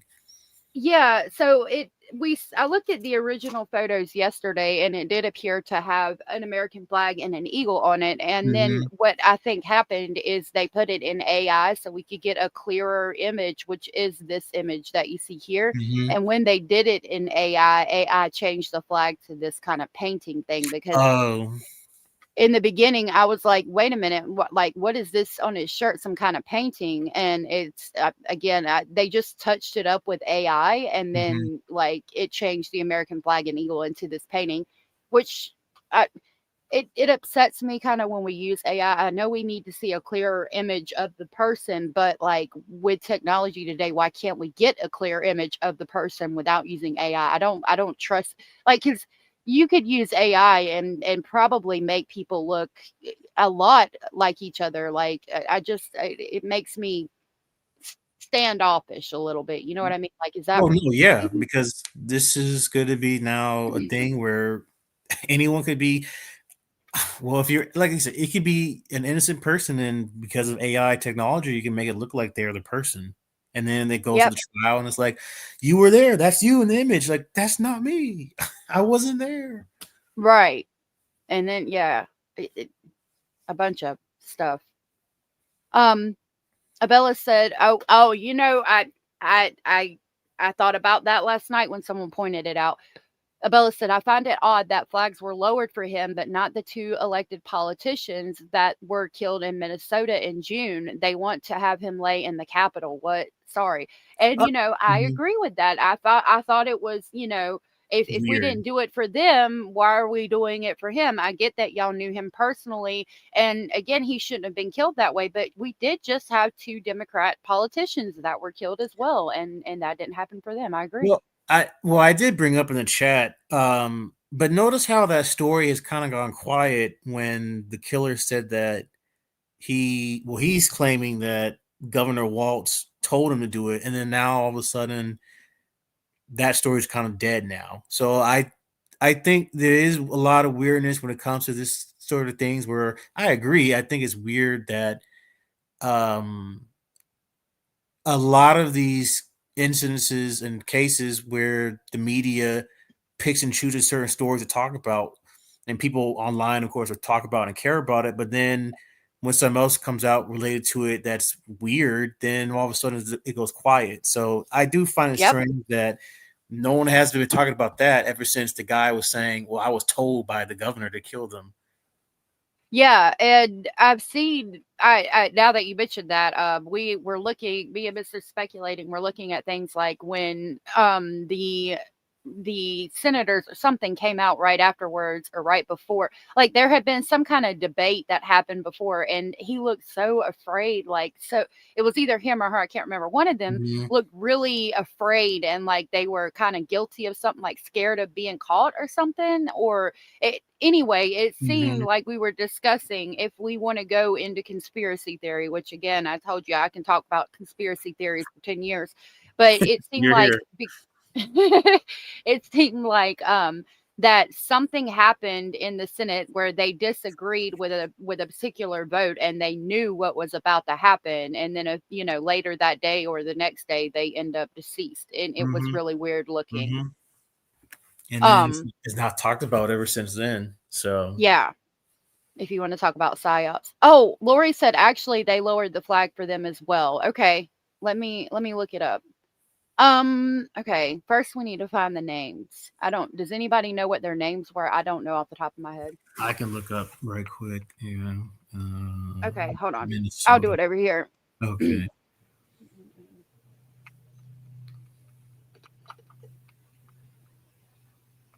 And I can't spell, y'all. I used to be really good at it, but okay, let me write it down. June 14th, Melissa Hortman. Yes, Melissa Hortman and Mark Hortman, her husband. Okay. So it says on June 14th, 2025, a shooting incident occurred in Minnesota where State Representative Melissa Hortman and her husband were killed in their home in Brooklyn Park. The suspect, identified as Vance Luther Bolter, impersonated a police officer and shot both Hortman and her husband Mark, while also injuring State Senator John Huffman and his wife Yvette. The attack was described as politically motivated, and Boltier was later arrested and charged with multiple counts of homicide. The incident has drawn significant attention due to its implications for political violence in the state. Okay. The flags lowered for Melissa Hortman and her husband at the White House. Oh, yep. It says, yes, flags were lowered at half staff in honor of Melissa Hortman and her husband following their tragic shooting. Governor Tim Walz ordered flags to be flown at half staff in Minnesota to honor her, and New York also ordered flags to be lowered in her honor. This respects the community's mourning and respect for her loss. Now, I asked specifically at the White House. And my caps lock's turned on, and it doesn't say specifically at the White House. It says specifically Minnesota and New York. Yeah, and they're saying that they, like, I'm glad that Minnesota and New York did it, but allegedly, and what they're saying is that at the White House specifically, that the flags weren't lowered for Hortman, but they were for Charlie Kirk, like all over the nation. Yeah. I mean, I can agree. I always said I see when there's something that's wrong, it's wrong, and I think it's messed up that it wasn't done as much more for her and her husband. Well, for her. Yeah. We gotta be fair across the board. I agree with that. Oh, I heard about that. A name here said my heart broke for the dog. He was completely innocent. Okay, have a good day, Mustang. I hope you have a good day, love. If you commented again, I've only seen like 2 of your comments. I don't know if something's going on with you. So or with the comments. I did see this article that says everyone's talking about the double standard between how Trump responded when Charlie Kirk was assassinated versus when a Minnesota lawmaker was assassinated, saying, quote, "This is a good time to remind ourselves of the 2 Democratic Minnesota lawmakers who were just shot a few months ago, and Trump didn't lower the flags for them or any school shooting." And again, I don't want anybody to think I lean one way or another. I'm just trying to be, again, fair across the board, because I'm very much about being fair across the board. It says on Wednesday. Oh, sorry. Go ahead. Oh no, and I agree. I'm the same. It says on Wednesday, conservative activist Charlie Kirk was shot and killed while speaking at Utah Valley University. Shortly after the news of the shooting broke, Donald Trump posted on Truth Social, writing, quote, "We must pray for Charlie Kirk, who has been shot. A great guy from top to bottom, quote, God bless him, quote." About an hour and a half later, he shared the update that Charlie was deceased, calling him, quote, "great and even legendary," unquote. Trump continued, quote, "No one understood or had the heart of the youth in the United States of America better than Charlie. He was loved and admired by all, especially me, and now he is no longer with us. Melania and my sympathies go out to his beautiful wife, Erica, and family. Charlie, we love you." Other conservative politicians quickly posted prayers. On the House floor, Speaker Mike Johnson called for a moment of silence for Charlie, and Lauren Boebert asked for an open prayer. Trump ordered the flag to be flown at half-staff until September 14th, quote, "as a mark of respect for the memory of Charlie Kirk," unquote. Additionally, the president announced on Thursday morning that he'll be awarding the Presidential Medal of Freedom posthumously to Charlie, calling him, quote, "a giant of his generation, a champion of liberty, and an inspiration to millions of people," unquote. People online are pointing out that the president and his Republican allies are acting very differently to Charlie Kirk's assassination than they did to Melissa Hortman's. In June, Democratic Minnesota representative and her husband Mark were shot and killed in their home by a gunman disguised as a police officer. Their dog Gilbert was also mortally wounded and had to be put down. The photo reads, Vance Bolcher was indicted in July and accused of the homicide of Melissa and Mark, as well as seriously injuring Senator John Hoffman and his wife Yvette. According to CNN, Bolcher faces 6 charges, including stalking, homicide, and firearm offenses, with at least 2 of those charges carrying the possible death penalty. And it took them longer, it appears, to get him. On Truth Social, Trump wrote at the time, quote, such horrific violence will not be tolerated in the United States of America. God bless the great people of Minnesota, a truly great place. And the tweet appears to be longer in this one. It says, I have been briefed on the terrible shooting that took place in Minnesota, which appears to be a targeted attack against state lawmakers. Our Attorney General, Pam Bondi, and the FBI are investigating the situation, and they will be prosecuting anyone involved to the fullest extent of the law. Such horrific violence will not be tolerated in the United States of America. God bless the great people of Minnesota, a truly great place.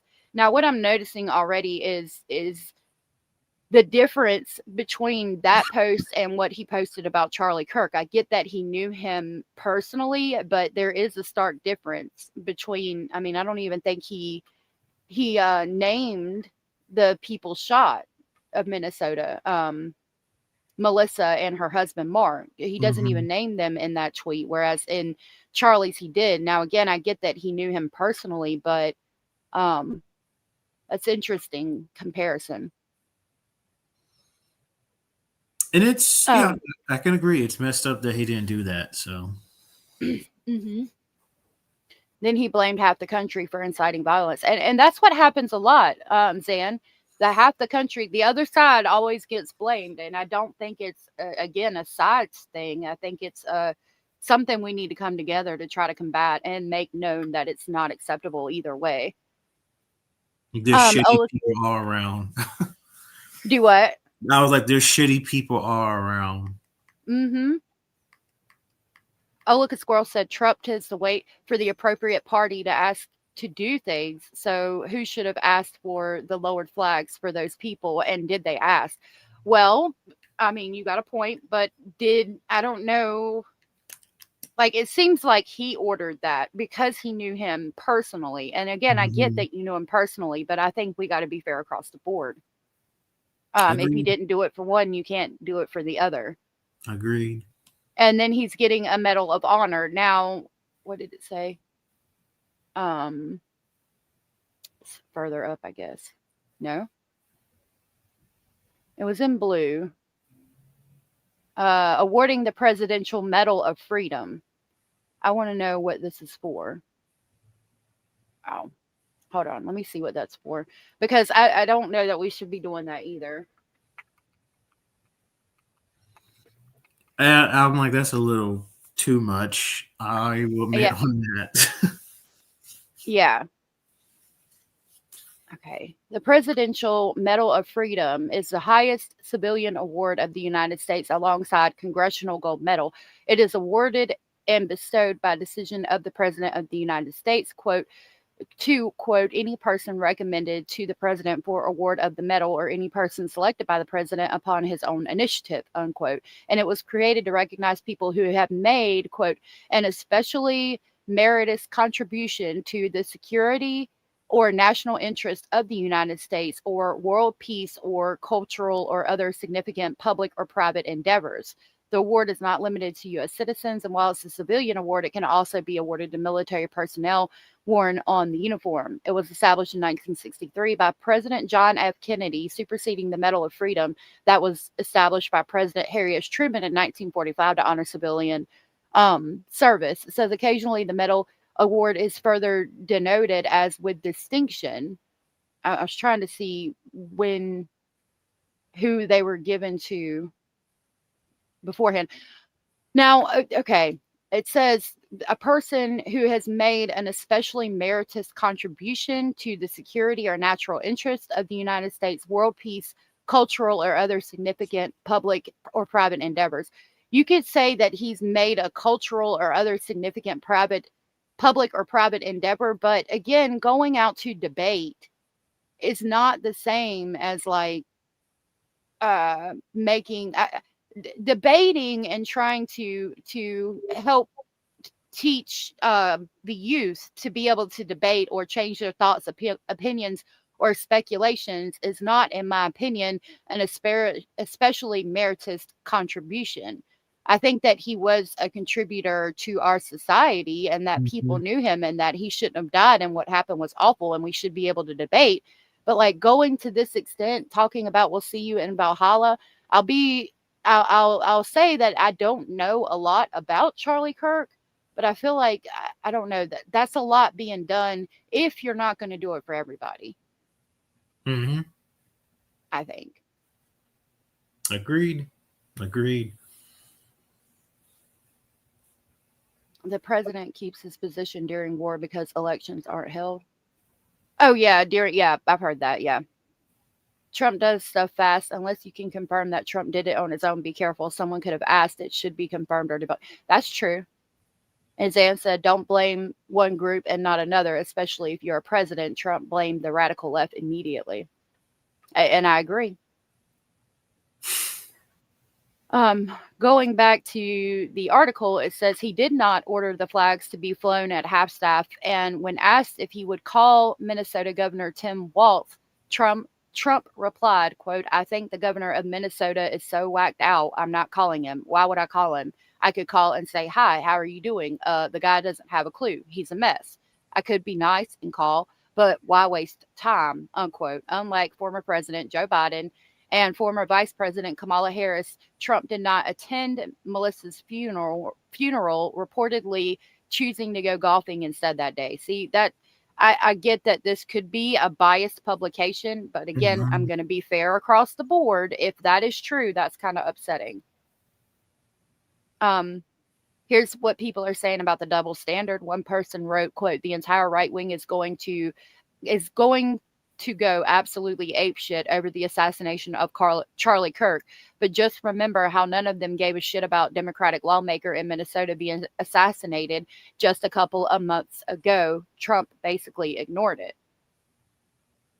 This is a good time to remind ourselves of the 2 Democratic Minnesota lawmakers who were shot just a few months ago, and Trump didn't lower the flags for them or any school shooting, another said. When Minnesota House Speaker Melissa Hortman and her husband were assassinated, Senator Mike Lee mocked their murders online, saying this is what happens when Marxists don't get their way. See, okay, I'm going to stop here, but because I don't agree with all this, but like we can't. What is this? House Speaker. Okay, Senator Mike Lee mocked their homicides. We can't be doing that either. Like, it's got to be fair across the board. We got to show respect across the board. And people are saying that flag should have been flown at half staff for her too. I agree. You can't do one without doing the other. We got to be fair. Well, allegedly, I'm going to be heading off, but it was really nice to be on panel with you today and watch a very interesting press conference. That was probably one of the interesting ones I've seen in a good while. It was for me too, and I appreciate you coming up, and I hope you have a good day. Thank you. So to you and everyone in chat, just be safe, take care of yourself and your loved ones, and let's just hope that, I mean, I'm not religious per se, but I just hope that things just change to where we can live in a life where we don't have to be involved in situations like this again. But yeah. Other than that, take care. Yeah, you too, and thank you for like coming up and speaking your opinion so we could talk about it and kind of debate as a group productively. I appreciate that. No problem. I see you too, Bellis. Bye. Take care. Bye. Have a good day. Abella said, Baz, thank you, and be safe. BB said, thank you very much, sir. Right? Yeah, I saw this on my feed a minute ago when I was clicking through stuff. Dandelion, they did arrest his killer. His name, it says this guy, I'm clicking back over here for just a second. It says a guy like this could probably have gotten a job and started a family, just like Charlie Kirk. Instead, he shot Charlie and stole him from his wife and young children. Rather than build his own family, he destroyed what little remains of his own and destroyed Charlie's as well. Heartbreaking, selfish, narcissistic, main character, evil energy. His name, I'm on X, so y'all just bear with me for a minute. His name is Tyler Robinson. It says 22-year-old Utah Tyler Robinson has been taken into custody for the assassination of Charlie Kirk, according to the Daily Mail. Robinson was reportedly turned in by his father. Quote, the killer then confessed to his father, who is a 27-year veteran of the Washington County Sheriff's Department, unquote, the Daily Mail reported. Quote, his father then contacted authorities and secured his son before he could be taken into custody. And this is a photo of him, young 22-year-old man. Okay, Squirrel, have a good day. Can we look into the left being a-holes now that we've looked into the right being a-holes? Well, I try to be fair across the board. I'm sure that there is, times when the left has done it too. If I went back to the Biden administration, I'm sure that there had been times that they did more for the Democrat than they did Republican. I do agree that but again, it goes back to just being fair across the board. Again, I actually am conservative if I'm going to, put that out there. But I don't talk about that much, and I try to more take a stance of being in the middle because there's problems with both sides. Dandy said, yes, they did. Kimmy said, I just wish the school shootings were at least mentioned. It's like they have become so common that the president doesn't even mention them anymore. And you're right about that, and that's really sad. Kim, I don't know if I said hey to you, love, but good to see you. It's really sad that it has become so common that they're not even mentioned anymore. Like, and myself included, when I hear about a school shooting, I think, oh my God, not another one. And you know, we look into it, we get the information that we can, and then it's not talked about again. I don't even think people follow them like to trial most of the time. Some people do, but not like we used to, right? All right, so let's go back to the school shooting. I don't know much about it, but this was on my feed. It says Colorado school shooter is a baby-faced teen. It's from TMZ, so be careful. And it was at Evergreen High School, home of the Cougars. So this happened right as the Charlie Kirk assassination was happening. Mr. Speculating, yes, independent and not affiliated. Thank you. That's what we are. Thank you for that. Mr. Speculating informed me that there was a shooting at a Colorado school. And then you said somebody got beat up on a train. Do you remember what that was about? Because I've said something about that, but I don't know if like it was the stabbing on the New York train or what. But anyway, some elderly man allegedly got beat up on a train or something from what you were telling me that evening. A name here said we're probably considered the ghetto of the galaxy. I hope not. Yo. We know now, Kim. Oh, Kim said, y'all never know I'm here because I'm always so far behind and I can't chat because I'm driving. You're good, Kim. You're fine. You focus on driving. Hey, Shelby. Good to see you, love. Okay. So it says the adolescent shooter who pumped bullets into two fellow classmates in Colorado is a 16-year-old who looks even younger, a kid who was reportedly radicalized. Desmond Hawley was identified at, okay, let me get a sip of my coffee so I can read correctly. Let me clear my throat.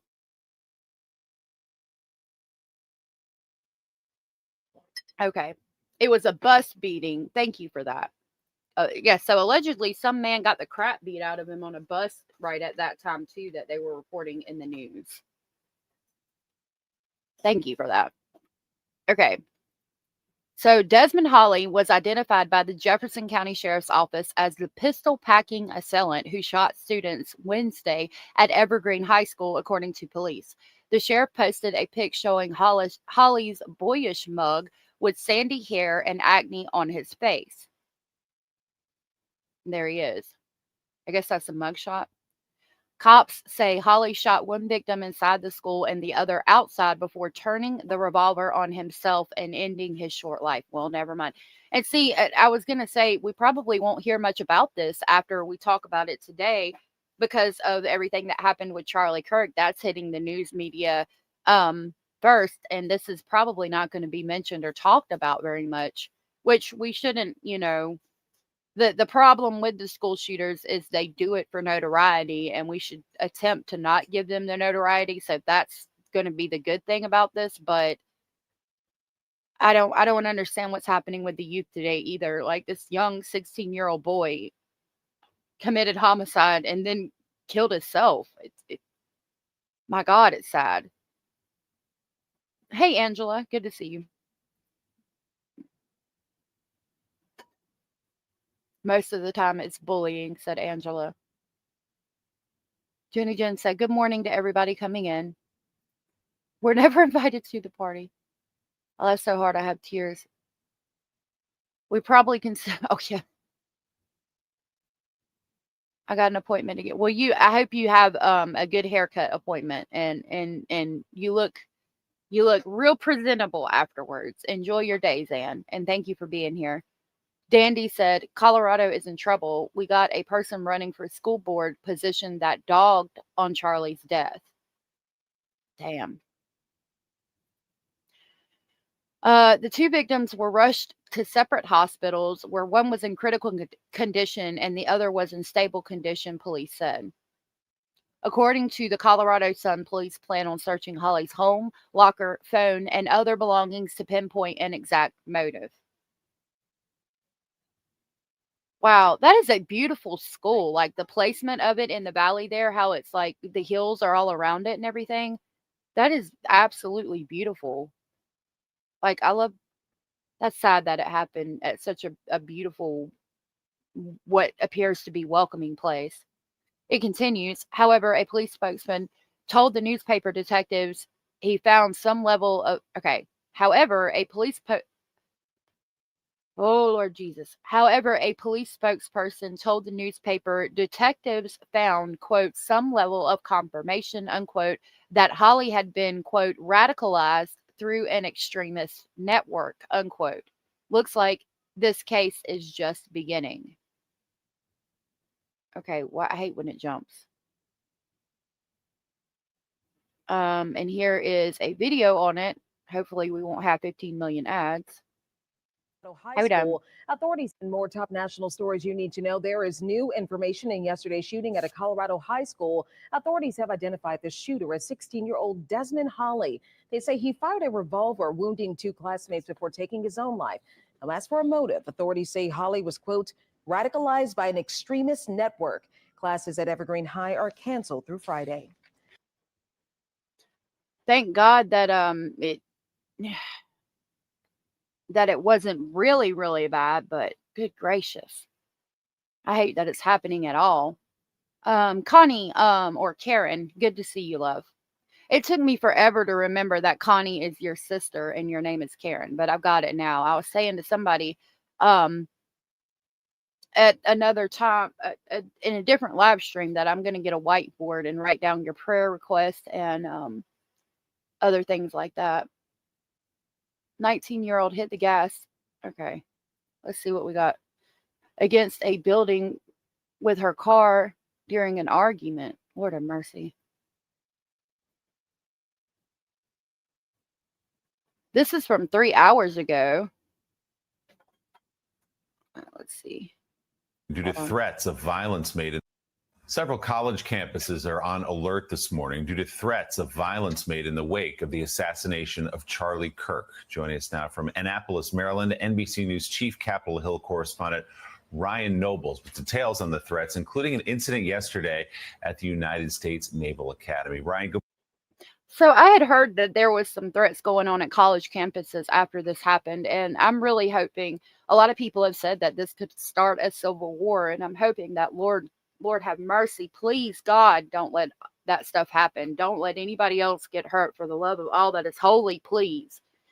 Dandy said a 16-year-old being radicalized by who? Good question.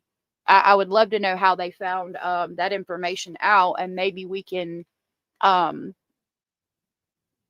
out. What was his name? Holly?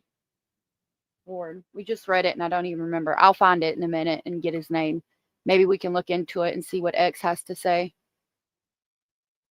Morning. What can you tell us here? Hey, Willie, good morning. And what sources are telling us is that a naval midshipman here on campus mistook a member of law enforcement as a threat and then ended up getting shot. That midshipman now in the hospital in stable condition. The Naval Academy, just one of several college campuses across the country dealing with unspecified threats, moving those campuses into a heightened state of alert. This morning, a string of violent threats putting universities nationwide on edge. Attention. Lockdown. I'm kind of a deal hunter. So hold on. I used a Spectrum savings calculator today, and I said, this is on my news feed, so they have ads. I stepped away to the restroom. Lockdown. Alarms ringing at the U.S. Naval Academy in Maryland, alerting the base to shelter in place. All personnel are directed to lockdown. Seek cover and concealment immediately. Wow, it was to the extent of take cover immediately? Holy crap. I'm going to take the captions off because I think we can hear it. A source telling NBC News a former midshipman who'd been thrown out of the academy, made anonymous threats on social media from his home, but used an online address that made it look like the danger was coming from within the base. Well, that was intentional AF. So evidently a disgruntled Navy shipman, I thought they said shipment, but they said shipman, was threatening. I guess he was upset that he got thrown out. Solistic said a civil war would end up letting other countries enter the war and manipulating it to the point that it goes full world war. You think so? Do you think if we had a civil war that the government wouldn't step in and try to stop it? I think that they would send in the National Guard and the U.S. Marshals and get it under control relatively quickly, unless they couldn't. And then, yeah, what would happen? It would be a time that other countries that are our enemies would see that and jump in and try to take us down. You're a deer hunter, Abellis? I don't believe that, but okay. Stepping away, going to put dinner on. Be right back. Okay, Hannah, love. Abellis says, Solistic, I always say terrorists are sitting back laughing and watching the U.S. fight within. True. I'm not ready for our new world. Angela, me either. The internet has a far reach, said Sarah. They look for influential young people looking for belonging and validation and give them confirmation in their mind. You know what? That gets us. Boom, boom, boom, bop, bam. Exactly. Exactly. Need to find a better one. I hate that bing bong. I don't like that. I'm going to find a different, you're exactly right, 100%. Officials ordering a lockdown out of an abundance of caution. The source also telling NBC News a midshipman had been shot during the shelter in place after mistaking a member of law enforcement for a threat and hitting him with a training weapon. It will be an ongoing challenge, not just at the Naval Academy, but the political leadership and in the workplace. Hours earlier in Washington, D.C., Capitol Police responding to a bomb threat at the DNC headquarters. Okay, now that's an issue for me. Abella said dear, not dear. I'll be your dear. Southern, good to see you. People are just crazy nowadays. I agree. Oh, did it? Well, I wanted to show that I agreed with you 100%. I want to find a better one than, but we're going to work on it. Just hunting these nuts. War, read Revelations. Yep. I agree, Lori. Yes, True Crime Guardians. Hio, hope you're having a good day. Hunting dudes. Okay. So the fact that there was a bomb threat at the Democratic National Headquarters is an issue too. And I mean, it just goes. Unfortunately, I think that this might happen for the next couple of days, possibly even up to a week. I hope it calms down after that. And I want to be the first to say that this is unacceptable. It's disgusting, and you should not do things like that, because again, you're just heightening the divide that shouldn't be there. We should come together and try to make things different. That happened yesterday. Okay. So it would have been what, the day after? Yeah. Miss Sarah said it's not weak. It's in the mind. It's in the way the mind develops. And yeah, a lot of time these kids, even up to 22, I think the mind is still developing. And so, yeah.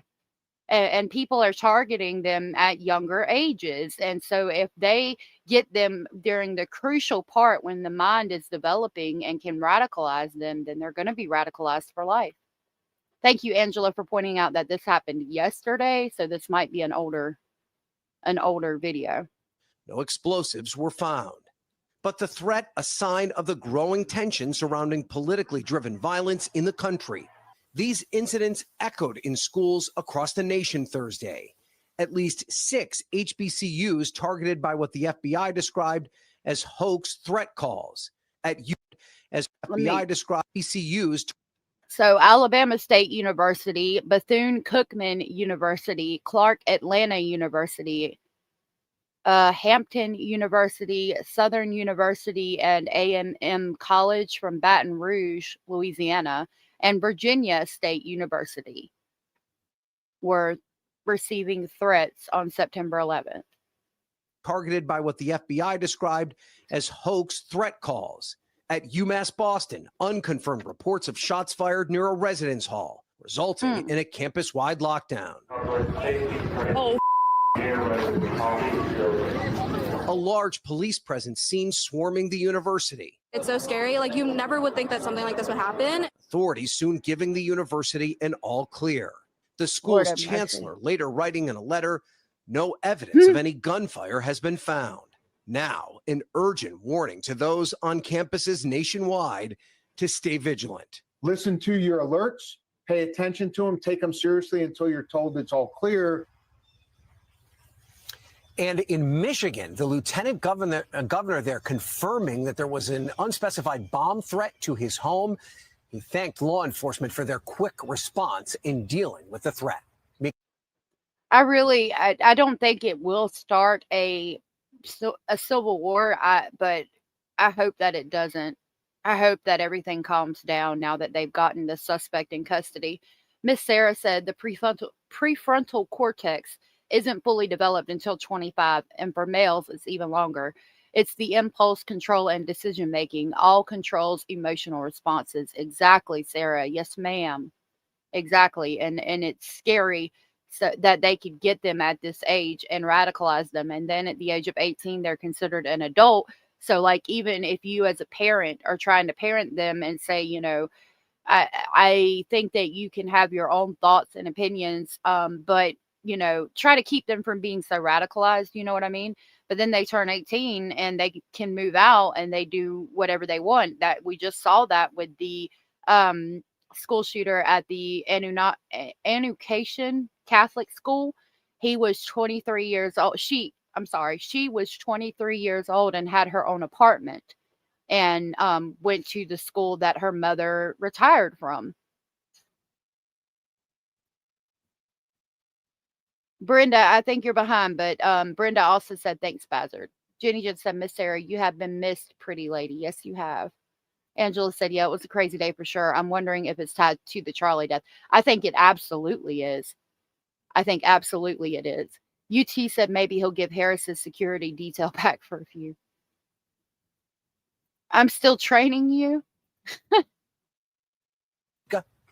NBC News Chief Capitol Hill correspondent Ryan Nobles, thank you very much for that report. All right. We are going to. Hold on. This says that the video. What? Stop it. Hold on. I turned the volume off. This says that the video shows the suspect escaping after the Charlie Kirk homicide. I know some of you wanted to see him afterwards, if you're still here, but we can watch this real quick. We are going to share a portion of a video and that we have of the suspect, as well as some new stills. Those have already been released, but we want to make sure that they get as much attention as possible so that we can get help from the public in tracking down this evil human being. So we're going to cue up the video right now. Show that. I've asked Commissioner Bo Mason if he would narrate to you what is happening in this video. Thank you, Governor. Bo Mason, Commissioner for the Utah Department of Public Safety. If you look up to the top left, you'll see the building where the shooter was proned out in the top left corner. We'll go ahead and play that video and I'll narrate as we walk through that. So up over here somewhere. So we just here you saw see him the suspect ran behind that upper. Yeah, he's behind here. Upper building. He's going to come out on the right. Right moves there. to this far right corner. And they said he jumped off the building. As he does, he's going to climb off the edge and then drop down to the ground. As he did that, he left some palm impressions. There's some smudges, some places we're looking to collect DNA. There's a shoe imprint where we believe the suspect is clearly identified as wearing Converse tennis shoes. Again, we'll replay that again so you can get another view of that. Wow. It's important to note his black t-shirt, his black pants, There appears to be some white on the soles of those Converse tennis shoes. Those are all identifiable items that we're looking for in the. You know, going back to what we were talking about earlier with Bazard, how I said that I was kind of upset that we thought that the person had been captured not once but twice, and then we finally find out third time's a charm. Um, it upset me again because it's like, you know, you're saying you got him and then you don't, and he's still out here, and are you going to get him? And I was like, how hard can it be to find somebody that was on a college campus that did that?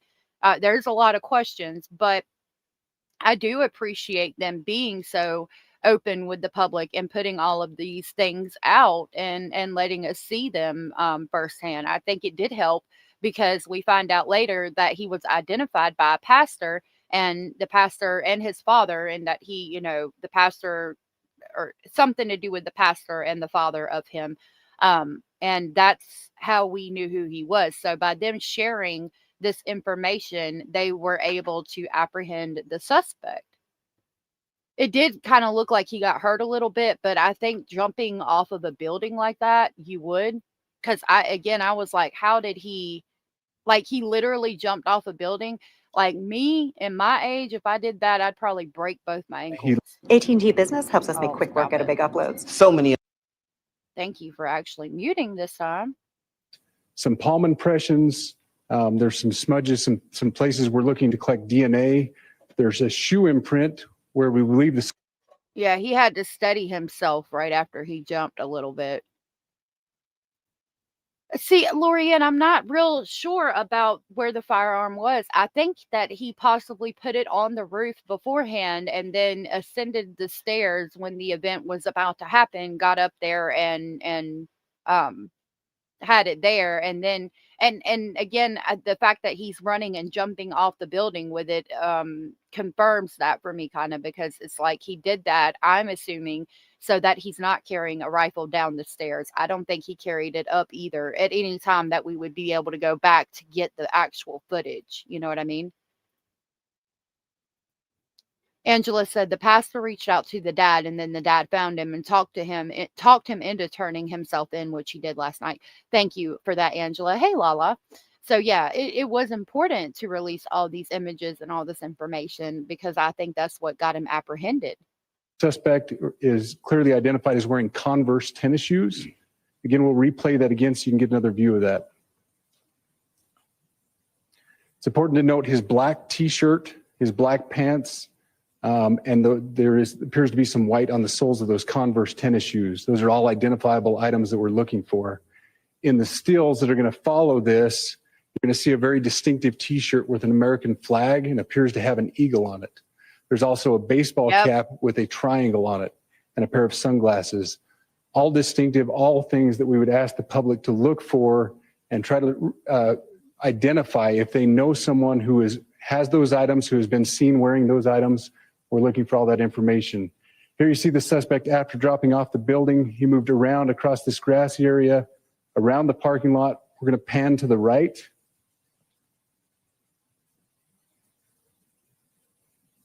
There he's walking normal. He's not running either, as to not draw a lot of attention. After he crosses the street, this is where he moves over into the wooded area.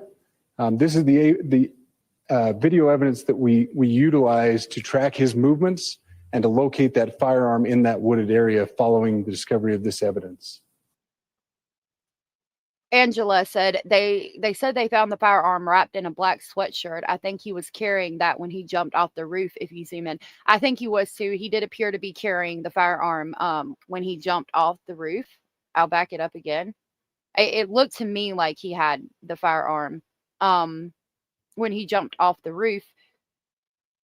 And I've heard a couple of different instances. I've heard that it was found in a box, and then I heard it was wrapped in a towel, and now you're saying that it was in a sweater. I'll go. It took it back. So we'll have to listen possible to it again, so that we can get help from. So here you see the suspect ran behind that upper building. He's going to come out on the right, moves to this far right corner.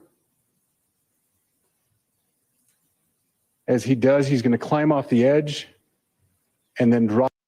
See, right there, he sat it down. It does appear to be wrapped in something black, so I would go with the sweatshirt because the backpack is on his back. So I'll mute it for a second. You see him set it down, and he's clearly...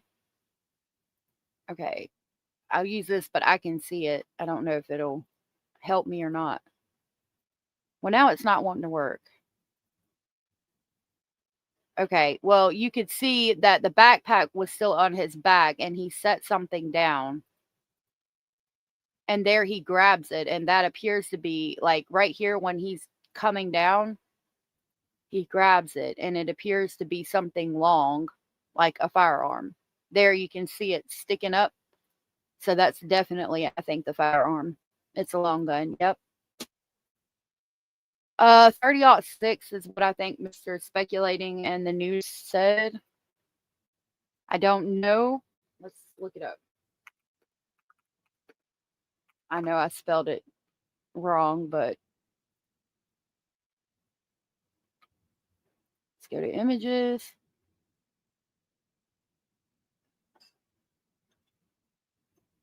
It was a bolt action, so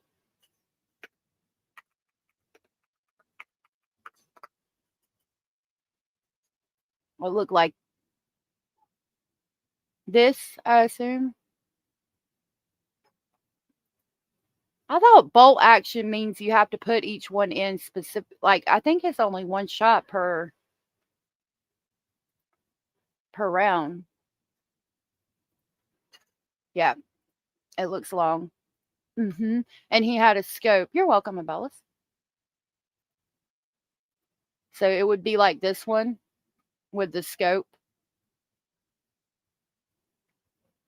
It's interesting to me to see this firearm with the Call of Duty game right there.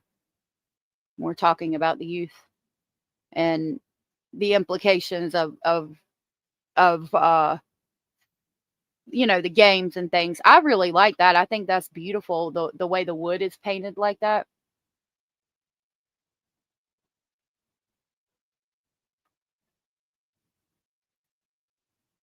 Want to see what the ammo. No, that's a semi-automatic.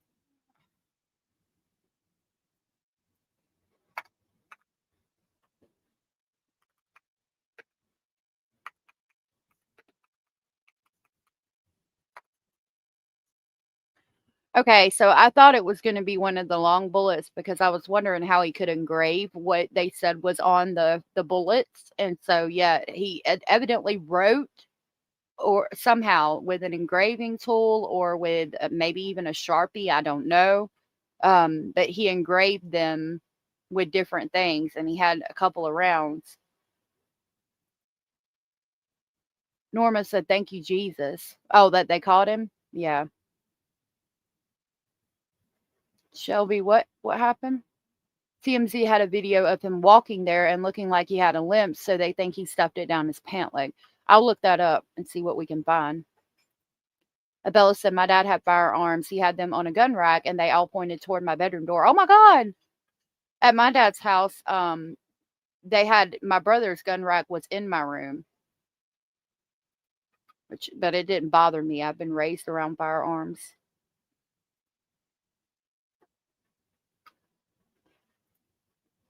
Oh. Places we're looking to collect DNA. There's a shoe imprint where we believe the suspect. Walletized gig platform optimizing vertical liquidity. No, thank you. That's a little bit too much for me to try to comprehend, especially this early in the morning. I appreciate it, though.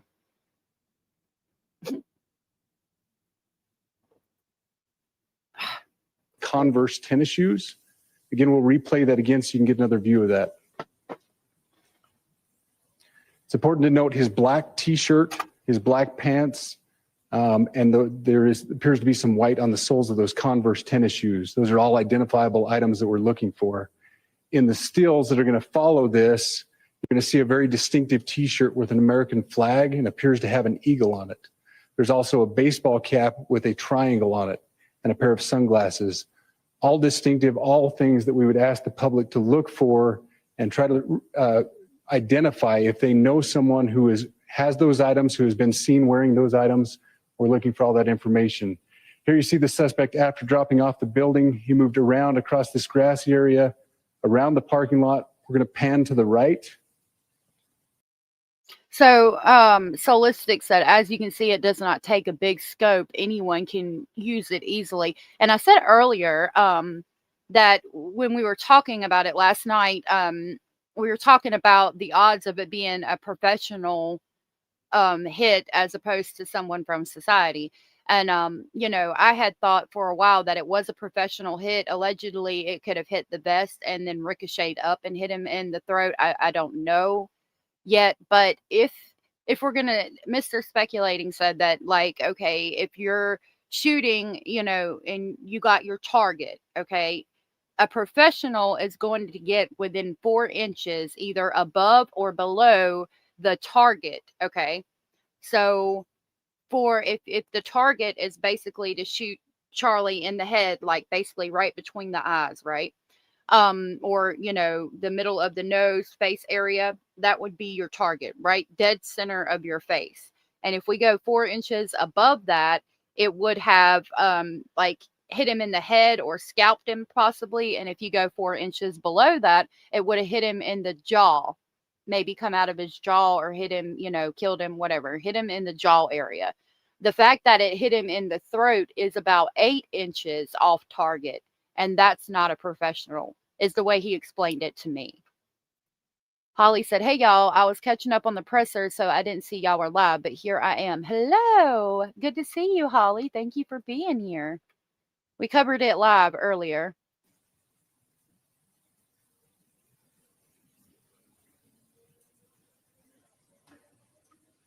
After he crosses the street, this is where he moves over into the wooded area. This is the video evidence that we utilize to track his movements and to locate that firearm in that wooded area following the discovery of this evidence. Good. You want to go to the stills? So here's the still photographs I mentioned. These have been enhanced. So these are slightly different than what we introduced earlier. Please pay close attention to the t-shirt. Like I said, very distinctive with that American flag and that eagle. The hat with the triangle and the sunglasses. If you'll go to Solistic said he knows somebody knew what he was doing. Friends and family, somebody knows. Hey, Lolas. Abella said it looked like a direct shot to me also, but I don't know anything about firearms, really. Yeah. Brenda said a new world will only happen when Jesus returns. Amen. Hey, Becky. Becky said someone mentioned that it probably hit his spine and paralyzed him immediately. I think I saw that in the Law and Crime channel. You know, I played the actual footage of it, and it's traumatizing. I was traumatized for the rest of that stream that day. And if you look at where it appears to have gone in, which I think was pretty much dead center of the jugular, I don't know. It depends on what angle you look at it from, because it looked like it hit the side, and then it looked like in another angle, it looked like it hit dead center. If it hit dead center of his jugular, then yeah, I could see it going and hitting the spine and paralyzing him instantly. And from what I understand, there was no exit wound, so it would make sense that it got lodged in the spine. Kimmy said, I'm keeping my mouth shut on this topic, but I am sad that this channel that was my relief from political garbage has now gone political. Well, Kimmy, I don't know if you're here with us right now, but I'm not going political. I don't do political. I don't usually do political topics. I just covered this one because it was just such a you know, a newsworthy thing that happened. I don't plan on covering politics, and I don't do politics usually. And I'll type that in chat if you're not live with us right now. But after today's stream, it won't be political things anymore. Lorianne said it hit the carotid artery. Thank you. Angela said it looked to be the throat because that's what he grabbed. Yeah. Solistic said, but it did look like a direct shot, right? the next picture, please. The backpack as well. All identifying features that we're hoping the public can help us identify and lead us to this suspect. Next picture. And again, there's a better picture of the hat with that triangle logo, and again, the t-shirt, blue jeans, and you get a good look at those Converse tennis shoes as well. We have pushed these out. We'll continue to push these out, and we just ask for the public's cooperation through the public. The tips that have been coming in are what are giving us our next leads and enabling us to continue to further this investigation. We've had great cooperation from the public, and we're continuing to ask for that as we move forward. Now, again, that was before they caught him. Holly said, the good thing that has come from this, me and my husband. This footage hides the most disturbing secret. When my hair Whoa. Okay. That was weird. Holly said, the good thing that has come from this, me and my husband have made a promise that we will now be attending church regularly and taking a day to unplug and touch grass. We get lost in day-to-day life. And if you can take anything from that, as, you know, a regular person in society that doesn't have, can't help tremendously in this situation, as a regular citizen, I think that's the best thing that could come from this. I think that's a great decision. And a lot of people are agreeing. Solistic said that's the good thing about being independent, as you can cover these things. Karma, and you can see it from both sides. Calmer. Okay. You can cover these things calmer and see it from both sides. Right. I do try to be fair and even across the board. But this, there is politics in it, and I want to be very careful. What is this? Dude was a member of DASA, a radical group of communists with over 90,000 members and charters in all 50 states. I mean, just because he's wearing a t-shirt don't necessarily mean that.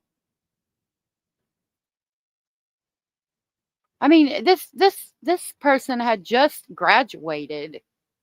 His whole life is gone. Gives a whole new meeting to hold on just a minute. Does it really? Yeah, elevator music.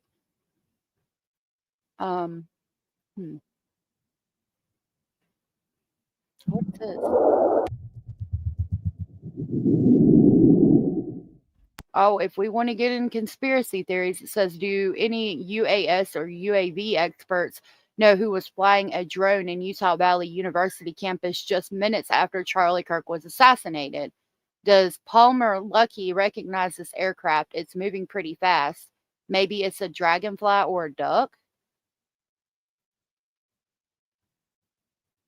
I'm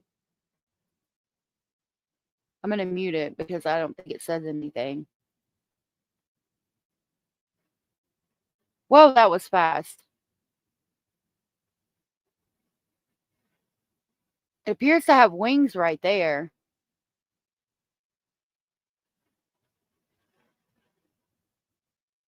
Watch. It was so fast.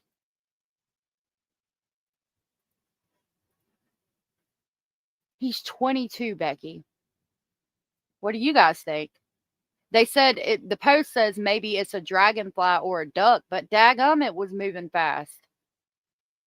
Like, it's moving so fast you can't even see it in the beginning. I'm just letting the video play so you guys can see. The shooter, yes, he was 22 years old and he had just graduated. Or, hold on, I'll show you a video, Becky. Maybe a bird. I'm thinking it's a bird that got scared. Because with this being an open area, birds will build their nest up in the rafters and things, and the bird maybe got scared and flew. But dang, that was fast. Like, it moved way faster than people walking. Like, it left at the speed of light. Look at the beginning. Watch. You're watching this area right over here where my mouse is. Like, it's just a blip. Watch it again. How did it move that fast? Now that you've seen that, like that blip, okay, I'm going to play it one more time. It went right there. It went. Now watch how fast the people are moving. Like, it's like 20 times the speed that the people are walking. That's insane to me. A dragonfly from Jurassic Park. Keepers.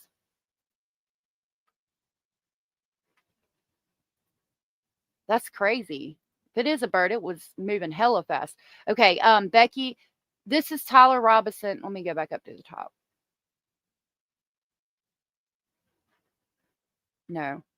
Okay.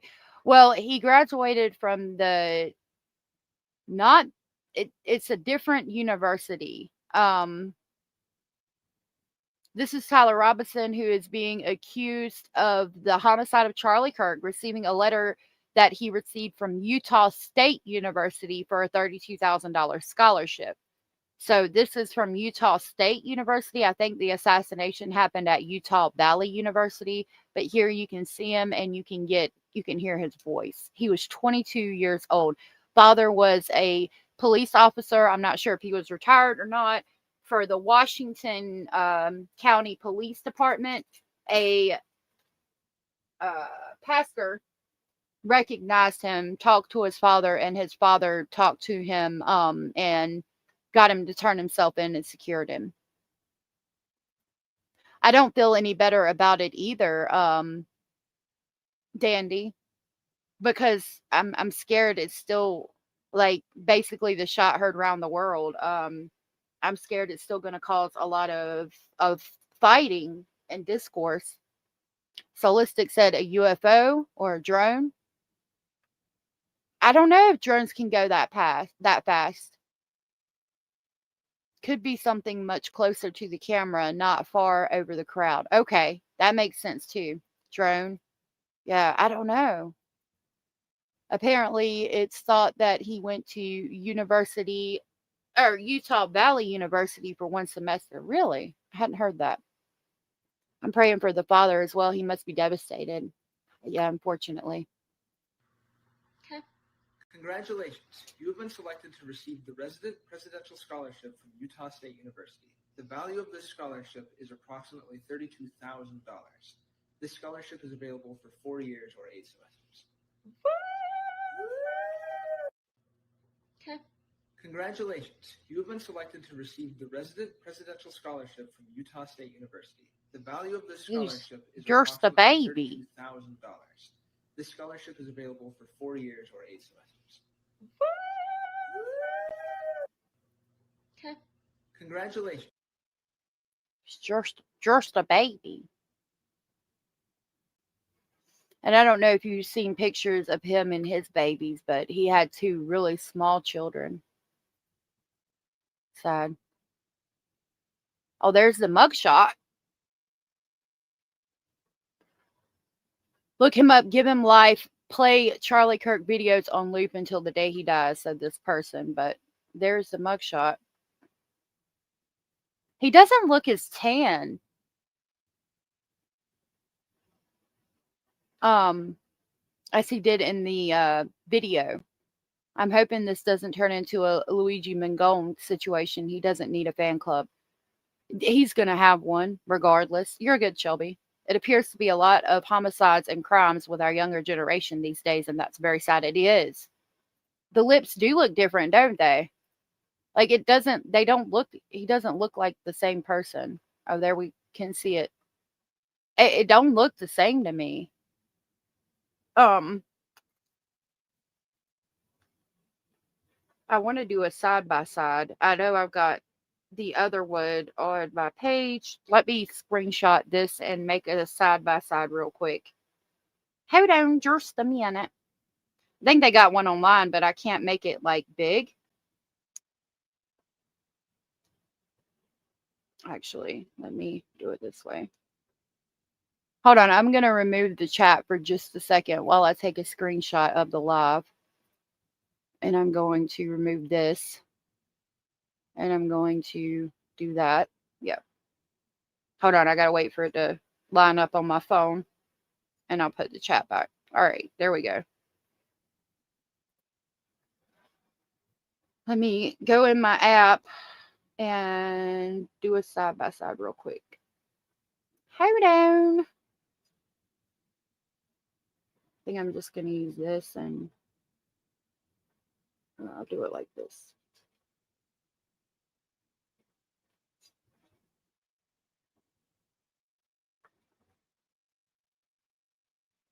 Dang, I can't make it any crisper or clearer. But all right. I want them to stand out a lot. So what background am I going to use?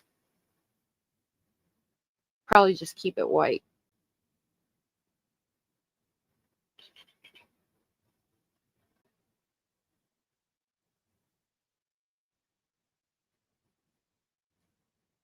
All right. Got one photo. Now here's the other photo. All right. Now I'm going to email it to myself.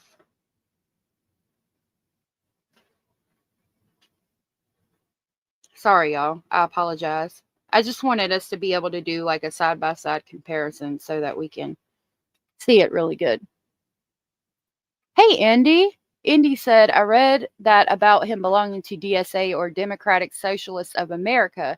That's the problem. They will not give up, even though it has been proven many times that socialism does not work. Sorry, guys. No, you're good. You're free to have your own opinions. How did his ears grow in 33 hours? Good question, Addie. We're about to pull up a side-by-side.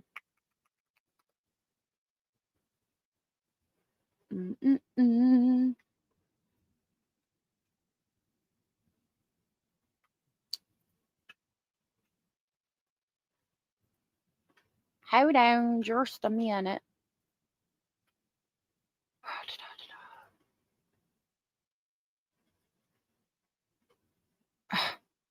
I hate when it does it like that. Okay.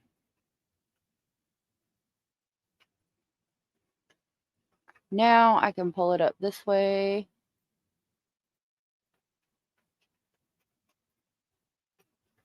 All right, I did a white background so we could see.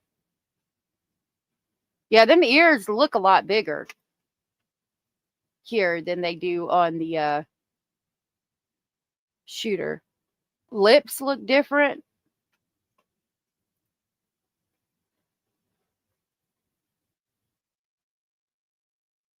Nose looks the same. And the chin and everything, but them ears look a lot bigger. Is it because of the hat? Mimi said, I just heard his father was a retired sheriff of many years and went to the pastor. I wish we really knew. That's what I've heard too. Addie said, my 23-year-old son pointed out the writings on the ammo are furry community language. Really? Our kids will always be our kids. I feel bad for his parents. I agree. It's sad. Ashton, good to see you. Ashton said that's not the same person, in my opinion. You know, we were talking about how they used AI to do this image over here. And it bothered me because, and that's why the image on the shirt was different. When they used AI to touch up the image and make it more clear, it changed the image on the shirt from the American flag with the eagle to that weird looking painting thing. And so it concerns me when we use AI like that to generate, because we can make it look like somebody that it's actually not. And with security and camera and all the technology we have available to us in this day and time, like why did we even have to do that? We should have a clear image without having to use AI. You know what I mean? Jada, good to see you. His mouth looks different. Side view is a match. Okay, let me try to get a side view, or get the side view, because I have that. Hold on. Let me grab that one.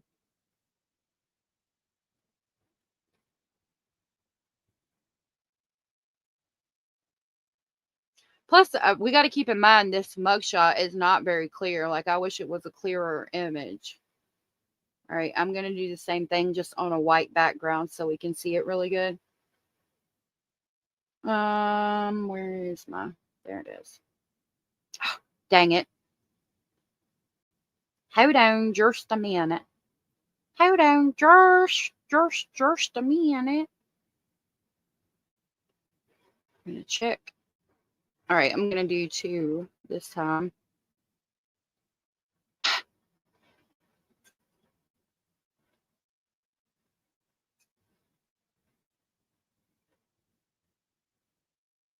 Okay.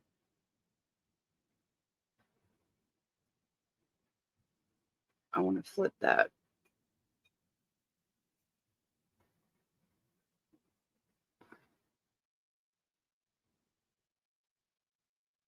Okay. I got that one. Now we're going to do one more. I'm going to do one that's got both photos of the Tyler who was just arrested and the image of the shooter in the middle. And then I'll send them both to myself and we'll be able to compare and contrast that way as well. I don't know how big I can make it though to fit all 3 images in it.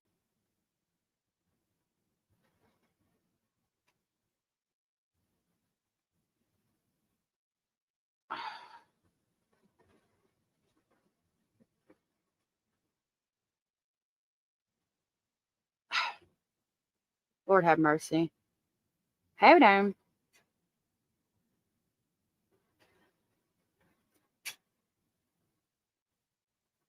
This one's going to be a little difficult. Okay. Sorry, y'all. I'm trying not to let there be dead air. Trying to keep talking.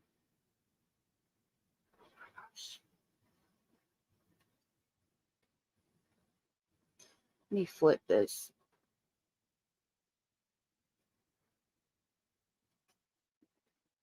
There's like an arm or something.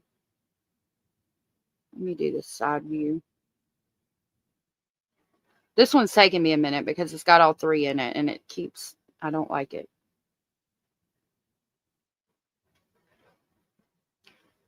It's probably not going to be the best.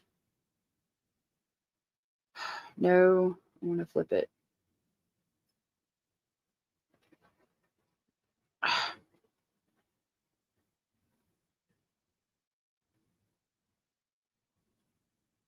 Okay. All right, I guess that's the best it's going to get. Now let me email it real quick.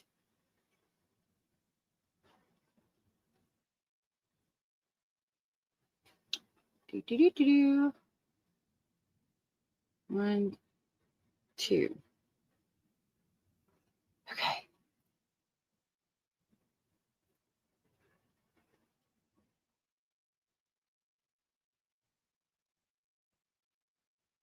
One, 2. I'm going to go over here. And now we're going to pull that up.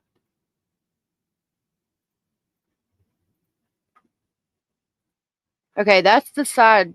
That's the side shot. Hey, Nanny Goat. Not a great comparison since the angles and lighting are different. I agree. No, they are bullets. What's on mini bullets? Oh, Callie, good to see you. I'm scared for Ben Shapiro now. Allegedly, there's a hit list. I was watching somebody, I'm not going to say who, but they were saying that there's a hit list and it had that person on them, a person named Andrew, Ben Shapiro, a bunch of different people on it. Even the length between the nose and lips is different. That's the side view. I'm going to pull up. One, his ears are attached to the head. The other, it isn't. His ear on this one looks a lot smaller than it does in the head on. Let me do the, that's all 3, the best I could get it. And I'll take this off while we compare. Sorry, I didn't mean to do that. Like his ears look a lot bigger in the one that's head on, but then on the side view, the ears match the person. And then the head on, oh my God. Oh my God, Abellis, thank you. Goodness gracious. Thank you so much. My God, thank you, Abellis. Thank you so much. I don't even know how to say thank you for that. Thank you so much for gifting 50 memberships. Good gracious. That's so much. Thank you so very much. I don't even know what to say. Thank you. That was so very sweet and supportive of you. Thank you. Wow, thank you. I'm going to grab the Polar Express to pick all our new members up on the way to Speculation Station, and welcome to our new members. I hope you like the videos you now have access to. Thank you, Abellis. I really appreciate that. Abellis gifted y'all those memberships, so if you're aware, make sure to tell her thank you, because that's a lot. Thank you, Abellis, so much. I really appreciate it.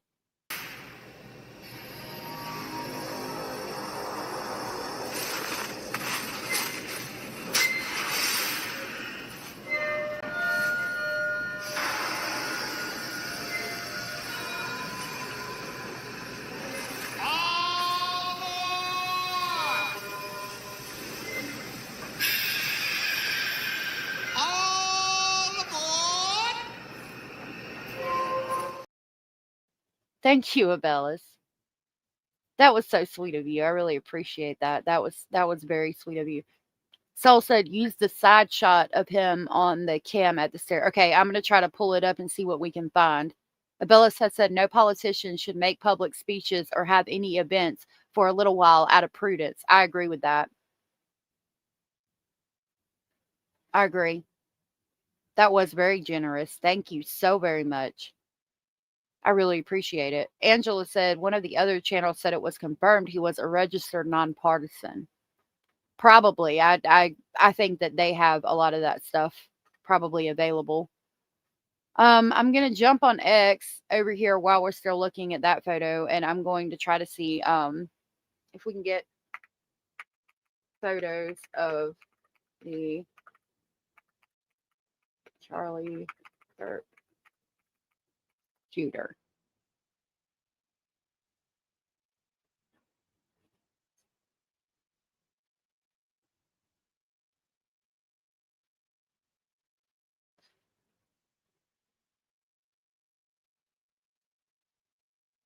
So the side view, and then I've got one that's head on. I'm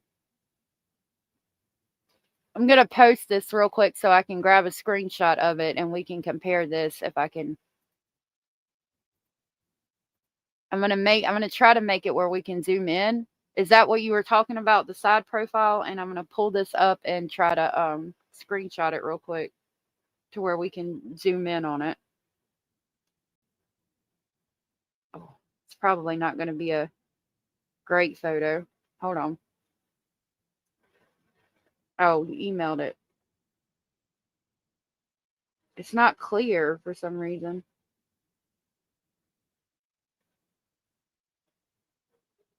It's blurry. Trying to find a good way to get it. Let me X out of this. What do you guys think? Monsters wearing flesh, terrifying. There's something wrong with an ear. Okay.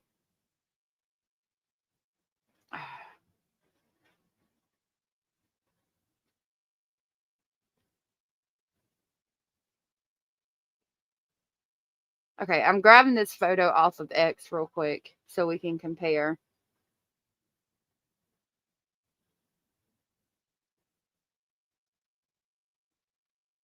Oh, wow.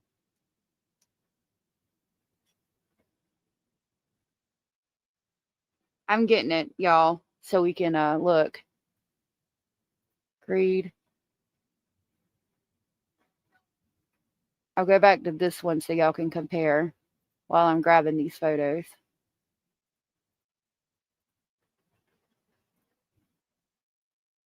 Okay.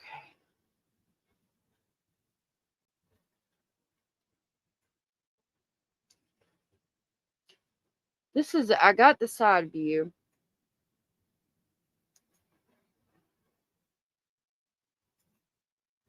I can't find the one that's on the screen, but we got I got a couple different ones. All right, let me get these side by sides.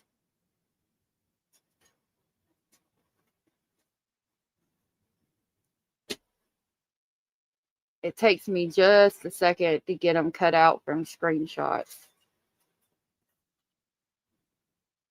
I did get this one from the lab, but when I cut it out, it's probably going to be blurry, but we'll do it anyway.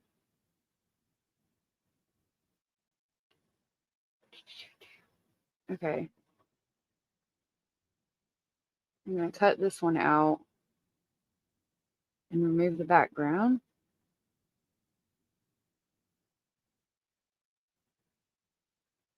Okay.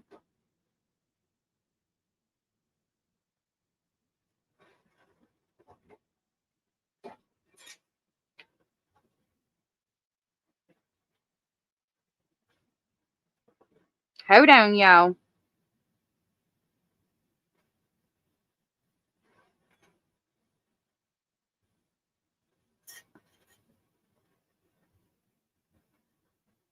I'm going to do the side view.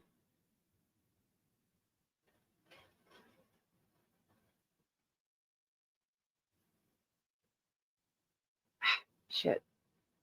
I'm going to have quite a few in just a second for us to compare. No. I don't want to cut out a triangle. I want to cut out a square. Oh my gosh, my foot's going to sleep. Hold on just a second, y'all. I'm sorry.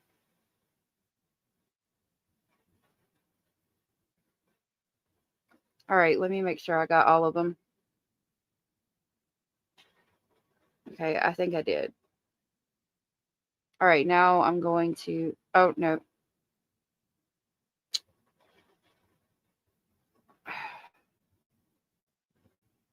Dang, I need to play a video or something, but I'm almost done now. I should have played a video. I apologize again. Doing this stuff on the fly, it takes a second sometimes. Okay. And I found one, he like image from inside the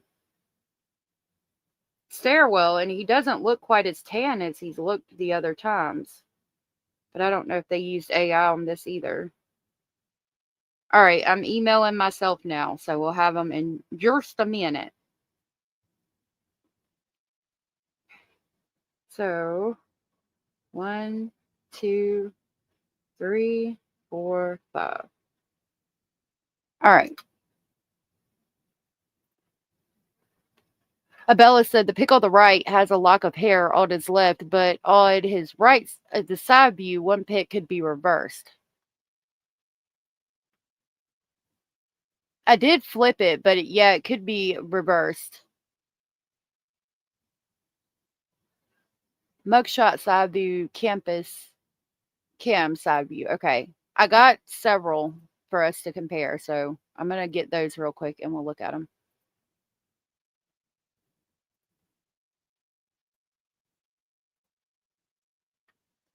All right.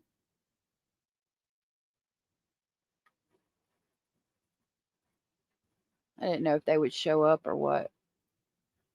Hold on. Oh, I got to pull the window up first.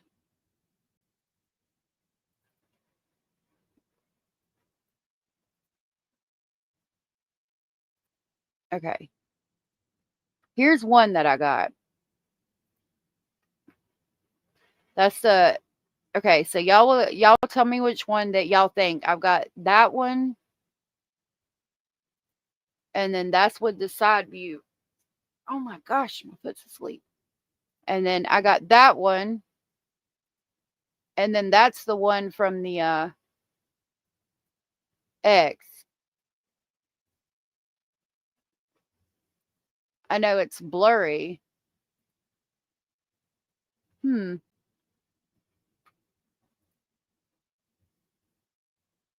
You do. Hey, Curious Christine. Cameras are all different. Those look very similar, but he looks more tan. And then in this one, I don't know if it's AI generated or not, but he doesn't look quite as tan in that one. It does have the American Eagle shirt. Like, I don't know why we didn't have this clear image of him yesterday, but there he admittedly doesn't look as dark toned skin as he does in all the other ones. All right, let me go back to the,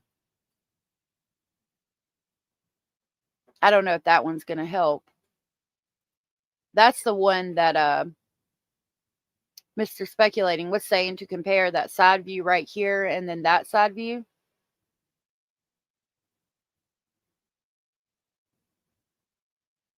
I don't know. To me, it looks like, okay, here it's like the nose and then it's very flat and then it goes back to the chin. Whereas in this side view, well, I guess, I mean, we can't see that bottom lip, but it is kind of flat and it goes back. Oh my goodness, Curious Christine, thank you so much for the super sticker. That was so very sweet and supportive of you, and I really appreciate that.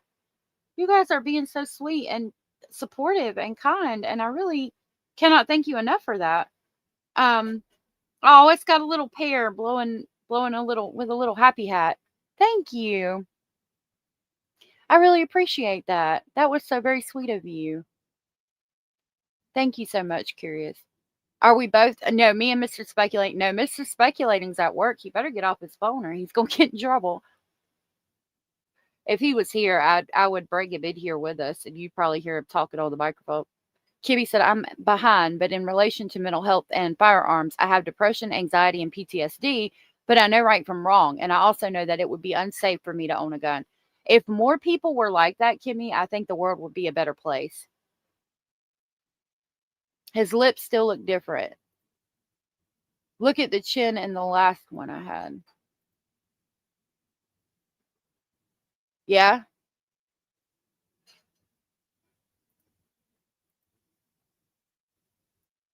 I need to... Whoa, what was I doing? I need to make one with this one and that. That's what I'm going to do real quick. I'm going to make one more for us to compare because I can see it, and I think if I put it on screen with... Okay, thank you, PixArt, but...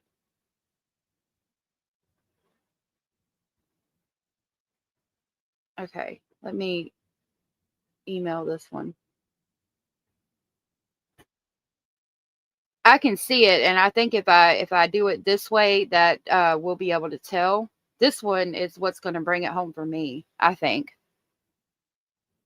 I'm going to close out of this for just a second.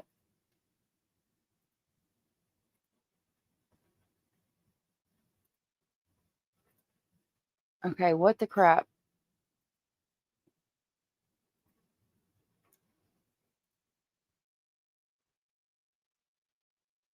Okay, let me go here.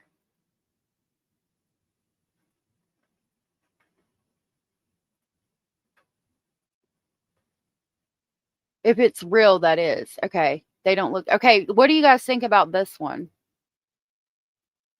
Can't zoom in much more, but like the chin and everything. Think about him not smiling.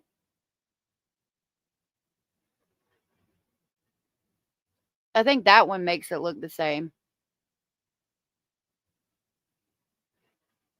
Oh, Miss Sarah. I saw them saying yay, and I was like, what happened? Miss Sarah, thank you for being a member for 10 whole months. Oh my gosh, we got a baby. What's our baby's name? Miss Sarah said, love you, AS, and our speculating family. I love you too, and I love our speculating family as well. Thank you for sharing that milestone with me. It has been 10 months. That is crazy to me. It doesn't even feel like I've been doing this. We've been, doing this, coming together and talking every day for 10 months. Time flies when you're having fun. Much less monetized. That's crazy. Thank you so much for sharing that.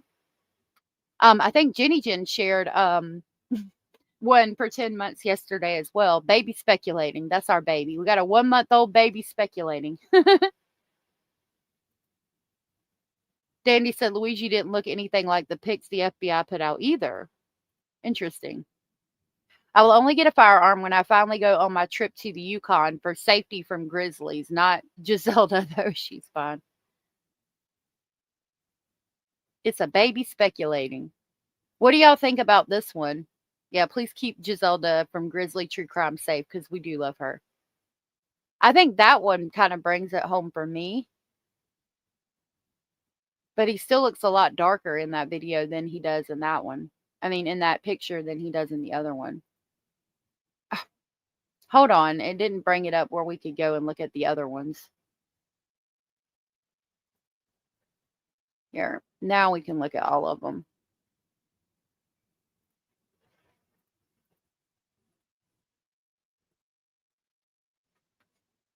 Okay. Like that one, I can see the chin more clearly, but it does appear to be pointed a little bit more, but he could be, like, because he's smiling.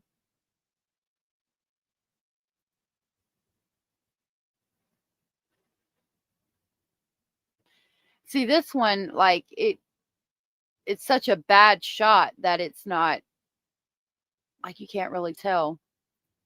The artsy alien, good morning. Nanny Goat said young men's faces change a lot from high school to their early 20s and they lose their baby fat. I have 2 sons have witnessed it. I agree with that statement.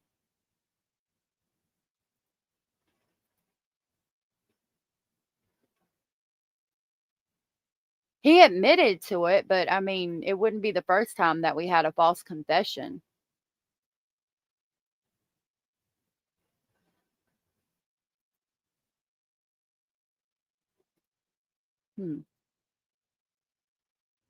I keep going the wrong way.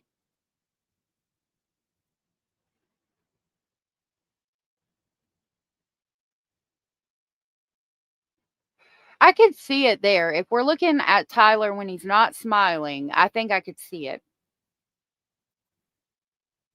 That's true, Angela. The picture the FBI put out was a little grainy, and then we've only got like AI touched up photos. And I think this is AI touched up photo, but it's better than the other one because at least the American flag, you know, it's not, you can still see the American flag and the eagle.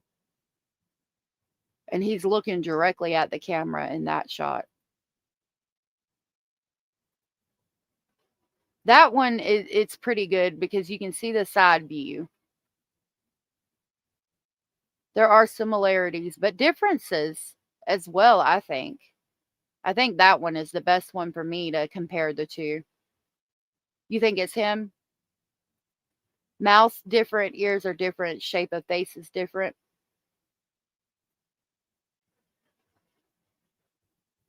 I could see the mouth being that if he's not smiling. I think that's the problem. And the ears do look a lot bigger. But in this photo where you're head on, I mean, they look about the same. In comparison to his head, right? Like where his ears are in comparison to his head. You got to think about him wearing a ball cap and glasses. His skin is darker, but it's summer as well.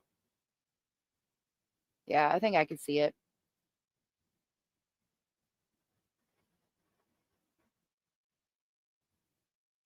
It says be the change on his t-shirt, not that change. Right? Yeah, he does look goofy. And I was thinking that when we first started looking at him, I was thinking he looks goofy as well. I'm going to go back over here for a second and then we'll see because I know that people are putting out a lot of information on him. There's a head-on one, but it's on X and I can't zoom in, and I'm not going to keep y'all waiting while I make a bunch more pictures. I could see it in that one because he's actually wearing a hat. Unfortunately, these young people have never been made to take consequences for their action. His t-shirt, not that. Yeah. Remember, Koberger liked a stick in his late teens, then looked like a stick and then gained weight. Yeah. Look at the shoes. Yeah, Converse. And they said that he was wearing Converse.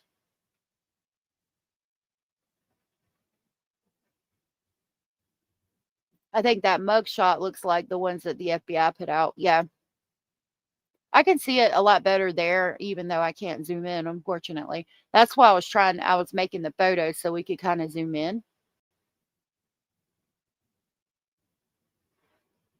That's the original guy that was taken in, that was hollering, "Just shoot me." It's weird. Hey, Sky. There's a time to question if the identity is legit. This is not it. But there will be other times to question or different incidents, unfortunately. I think they got the right guy, honestly. I mean, I could see it. Oh, I had another photo of him on the roof. Where's that photo at?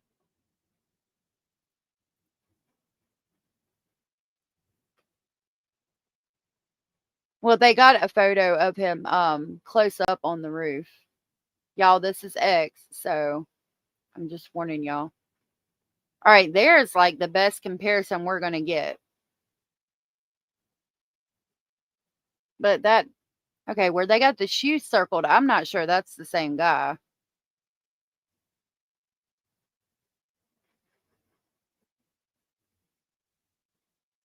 Jack and I visit the city county building to get his campaign committee.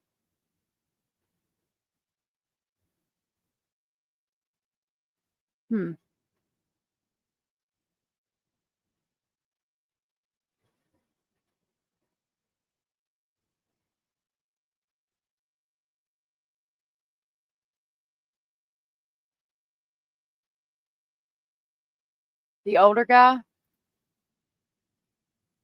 Him? The hat and the glasses in that last picture are in the FBI photos. Yeah.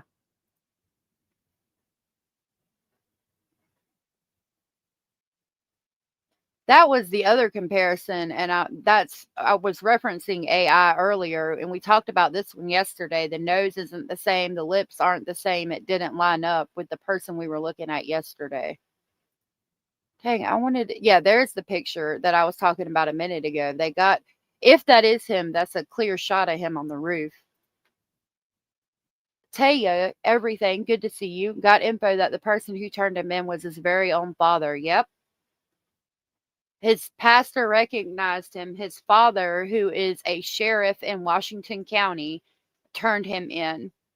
He got him basically ready to go and turned him in.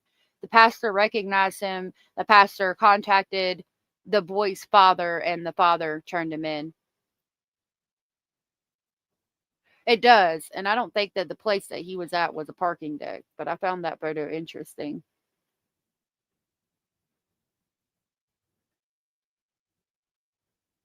I don't think see, again, it could be the same building, but this is where you got to be careful on X because it could all be fake. And that's the photo I saw, but they say it was wrapped in a t-shirt. So why is it in a box there? It couldn't have been easy. I couldn't imagine being that father, and my heart goes out to him as well as Charlie Kirk's family. I mean, to know that your child did this and have to turn him in, you know.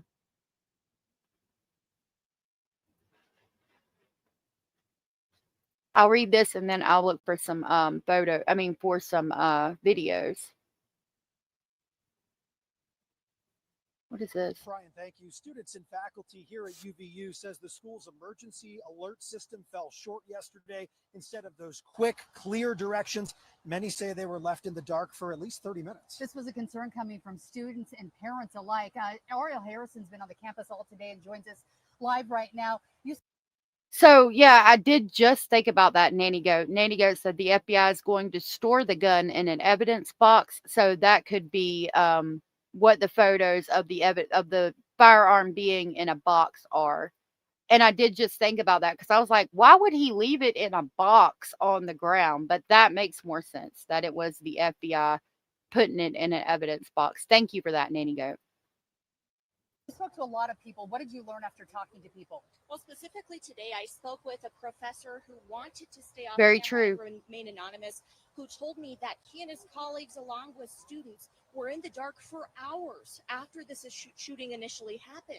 And their reliable updates did not come from the school, but from social media. It was pretty wild. I'm obsessed with Hold this on. Olay hyaluronic body wash. And it's 10 times. Sorry about that. Fourth-year UVU student Brooke Peterson says she was at dance class when word of Wednesday's shooting got to her. One of our classmates, she came walking in and she said that there was like gunshots being fired. Brooke and her friend took off running, leaving their belongings behind, including their shoes. Since I was like right next to my backpack, I quickly just grabbed my phone and I just ran out of the classroom. As panic spread across campus, students and staff members tell 2 News emergency alerts from the university came almost a half hour after Kirk was shot. Hannah, can you email it to me? Because I looked and I'm not finding it. But if you if you can get it to me or drop a link, I would greatly appreciate it. Mimi said they will say he's trans because of the bullets having TRN on them. Mine have the same letter. Oh, that's what you were saying. Well, in the presser, they talk about how he wrote several things on the firearms, like catch this fascist and things like that. So I don't think it was necessarily just words on the firearm. Like, I think he specifically wrote them there. How long until you knew what was going on? I would say probably maybe 30 or about 40 minutes that I got the message that a shot was fired. One professor who wanted to remain anonymous and was on campus at the time also described chaos, delays, and confusing information from UVU, saying in part, "We got a notification simply saying active shooter at insert location, run, hide, fight. No idea where the shooter was," only for us to get a message a few minutes later instructing us to disregard the last message. He added, the alert system completely failed. Text alerts show communications from the school starting at 12:42 p.m., more than 20 minutes after the gunfire. We asked the student Brooke how she felt about the timing. There should have been an alert that should have sent out to everybody in that moment. So then that way we all know what was going on. And specifically, since one of the text messages said that there was a shot being fired in this location, but didn't give the location, so we had no idea. One professor we spoke with on camera wasn't on campus at the time, but admits he now worries how students will bounce back. Will a big thing for professors, especially this semester, be working with students where they're at because of something so traumatic? I think so. We now have a concise semester by at least 1 week. Now, I do want to mention that I reached out to UVU today multiple times asking for an interview to talk about the emergency protocols here and whether those were followed. Brian and Heidi, I did not hear back from by my deadline from UVU, but we will, of course, update our online story as soon as we do. All right, Ariel, thank you very much. Tonight, a vigil for Charlie Kirk in Orem drawing hundreds. Old Spice Hold on Genuine a minute. Super Hydration Body Wash. Okay, I've got the probable cause affidavit that Hannah just sent me. I'm going to watermark it to the best of my ability, and then we'll go over it, and I'll try to get the unwatermarked one on Patreon as soon as I can. Unfortunately, there's going to be an arrow in one of them that's going to make it where I can't read part of it, but this is what we got for now. Hundreds of mourners. It has just wrapped up. Brian, I'm getting that. We can watch this until I get it. Residents are honoring him tonight. And Brian, what did people bring to the Brenda, what's wrong? Heidi and Mark, last night Oh I was my at the vigil God. at the Capitol. In this one, Oh my God, Brenda, I'm so sorry. God almighty. Oh my God, I'm so sorry. I had a loved one that overdosed on fentanyl as well. I'm keeping you in my thoughts and prayers. And yes, please go and make sure that he's okay. Oh my God, I'm so sorry. Lord, have mercy. Jesus, God, please let him be okay. Oh my God, I'm so sorry. I'm so sorry. I'm so very sorry. Yeah, get there as fast as you can. And if they have him, then they probably given him Narcan, and he's gonna be okay. Let's just all speak it into existence and hope and pray to God that he's okay. I'm so terribly sorry, Brenda. Oh my God, I'm sorry. Um, yeah, go and take care of yourself. Lord, have mercy. I'm praying that that he's okay. Oh my God, I'm so sorry.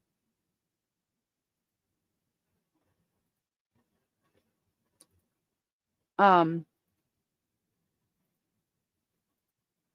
okay, I have the probable cause document now. I'm so sorry, Brenda. Lord, please let him be okay. Y'all, please say a prayer for your to whoever your higher power is that they're going to be okay. I'm so sorry.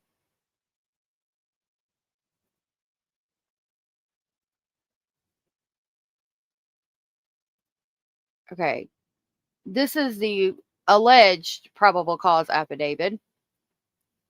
It says in the county of Utah, state of Utah versus Tyler James Robinson, who was born in freaking 2003, April 16th of 2003. The offense date on September 12th of 2025 is aggravated homicide. Was the first count. Second count is felony discharge of a firearm causing serious bodily injury, and count 3 is obstruction of justice in capital or first degree felony conduct. And the person wrote, I believe there is probable cause to charge the defendant with these charges because the following information was obtained by your affiant from police officers, multiple video recordings posted on social media websites, Utah Valley University campus surveillance cameras, and those who witnessed the incident.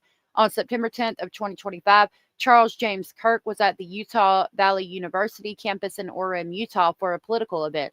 Mr. Kirk is a conservative political activist who was scheduled to speak at an event in the courtyard area of the UVU campus.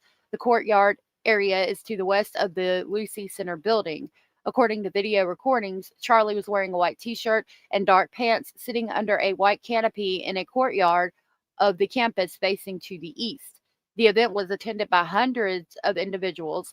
Charles was surrounded by people with multiple individuals to his left, right, and rear in front of the canopy.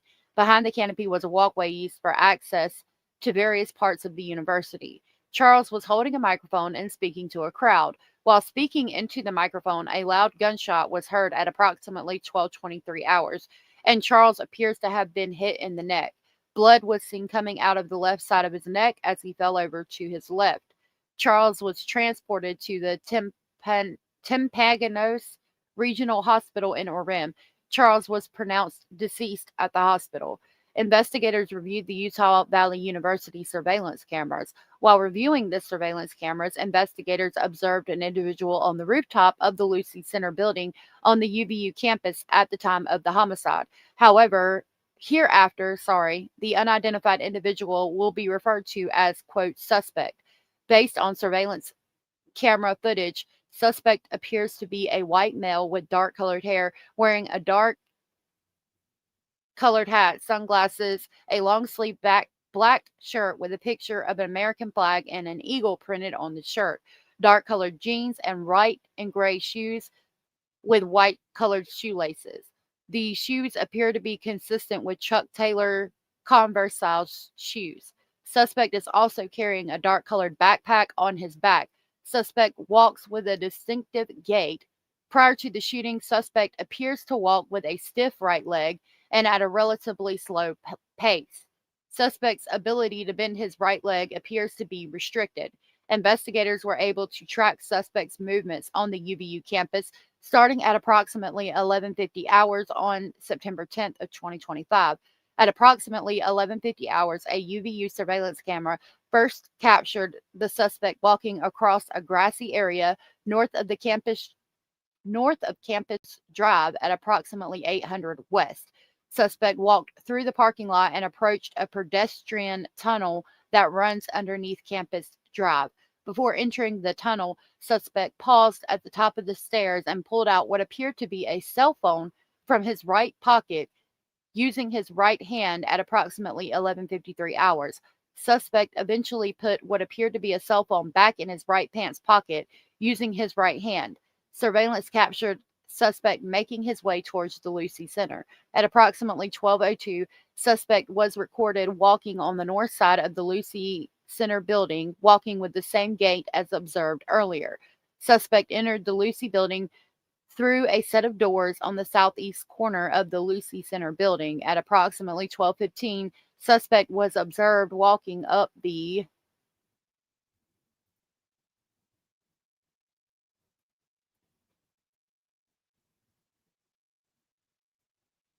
stairs that lead to the common area adjacent to the Lucy Center building. Suspect walked to a short concrete wall that separates the common area from the rooftop of the Lucy Center building.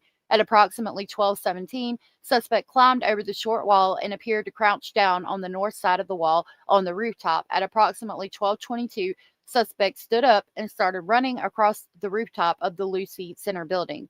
The notable limp from previous surveillance was absent. Suspect ran to the west side of the rooftop and appeared to scoot along the rooftop area as he got closer to the edge of the rooftop. At approximately 12:22, suspect laid down in a position consistent with a prone shooting position near the edge of the rooftop and appeared to be facing west in the direction of the courtyard area. The rooftop of the Lucy Center building overlooks the courtyard area where the event featuring Charlie Kirk was taking place. The Lucy Center building is east of the courtyard area. At approximately 12:23 hours, Charlie Kirk was shot. At approximately 12:23, surveillance shows that suspect stood up suddenly from the edge of the rooftop and sprinted north on the rooftop of the Lucy Center building. Suspect ran to the northeast corner of the Lucy Center building and approached the edge of the rooftop. Suspect placed a dark color item on the rooftop and proceeded to lower himself off the rooftop. Suspect dropped off the rooftop onto the grass below. Suspect ran north near the parking lot to the east of the Lucy Center. At approximately 12:24 hours, suspect ran north across Campus Drive Road. Suspect appeared to be carrying an item whose identity is not clear from the surveillance. The area to the north of Campus Drive Road where the suspect crossed over consists of a grassy area with trees on the edge of the UVU campus. Investigators discovered a bolt action rifle wrapped in a dark colored towel. The rifle was determined to be a Mosser model 98 30-06 caliber bolt action rifle. The rifle had a scope mounted on top of it. Investigators noted inscriptions that had been engraved on casings found with the rifle. Inscriptions on a fired casing read, "Notices bulge OWO, what's this?" Inscriptions on 3 unfired casings read, quote, "Hey fascist, catch," an arrow up symbol, right arrow symbol, and 3 down arrow symbols. A second unfired casing read, "Oh Bella Chow." I can't read that. Bella Chow, Chow, Chow. A third unfired casing read, "If you read this, you are GAY." I remember that from the press conference. Investigators also discovered a shoe impression on the northeast corner rooftop edge of the Lucy Center building. This shoe impression was located in the vicinity where the suspect climbed down from the roof. The shoe impression is consistent with the shoe sole characteristics of a Converse or Chuck Taylor shoe. On the evening of September 11, 2025, a family member of Tyler Robinson reached out to a family friend who contacted the Washington County Sheriff's Office with information that Robinson had confessed to them or implied that he had committed the incident. This information was relayed to the Utah County Sheriff's Office and senior investigators at Utah Valley University. This information was also conveyed to the FBI. Investigators reviewed additional footage from the UVU surveillance and identified Robinson arriving on UVU campus in a gray Dodge Challenger at approximately 8:29 on September 10th, in which he is observed on video in a plain maroon t-shirt, light-colored shorts, and a black hat with a white logo, and light-colored shoes. When encountered in person by investigators in Washington County on September 12th, early morning hours, Robinson was observed in consistent clothing with these surveillance images. Investigators interviewed a family member of Robinson who stated that Robinson had become more political in recent years. The family member referenced a recent incident in which Robin came to dinner prior to September 10th of 2025, and in a conversation with another family member, Robinson mentioned Charlie Kirk was coming to UVU. They talked about why they didn't like him and the viewpoints he had. The family member also stated Kirk was full of hate and spreading hate. The family member also confirmed Robinson had a gray Dodge Challenger. Investigators identified an individual as the roommate of Robinson. Hold on a minute. Let me clear my throat real quick. Sorry. Investigators interviewed the roommate, who stated that his roommate, referring to Robinson, made a joke on Discord. Investigators asked if he would show them the message on Discord. He opened it and showed several messages to investigators and allowed investigators to take photos of the screen as each message was shown by Robinson's roommate. The photos consisted of various messages, including content of messages between the phone contact name, quote, Tyler, unquote, with an emoji icon, and Robinson's roommate's device. The content of these messages included messages affiliated with the contact, quote, Tyler, sorry. It's hard for me to read when I only have the top part. And this is the last.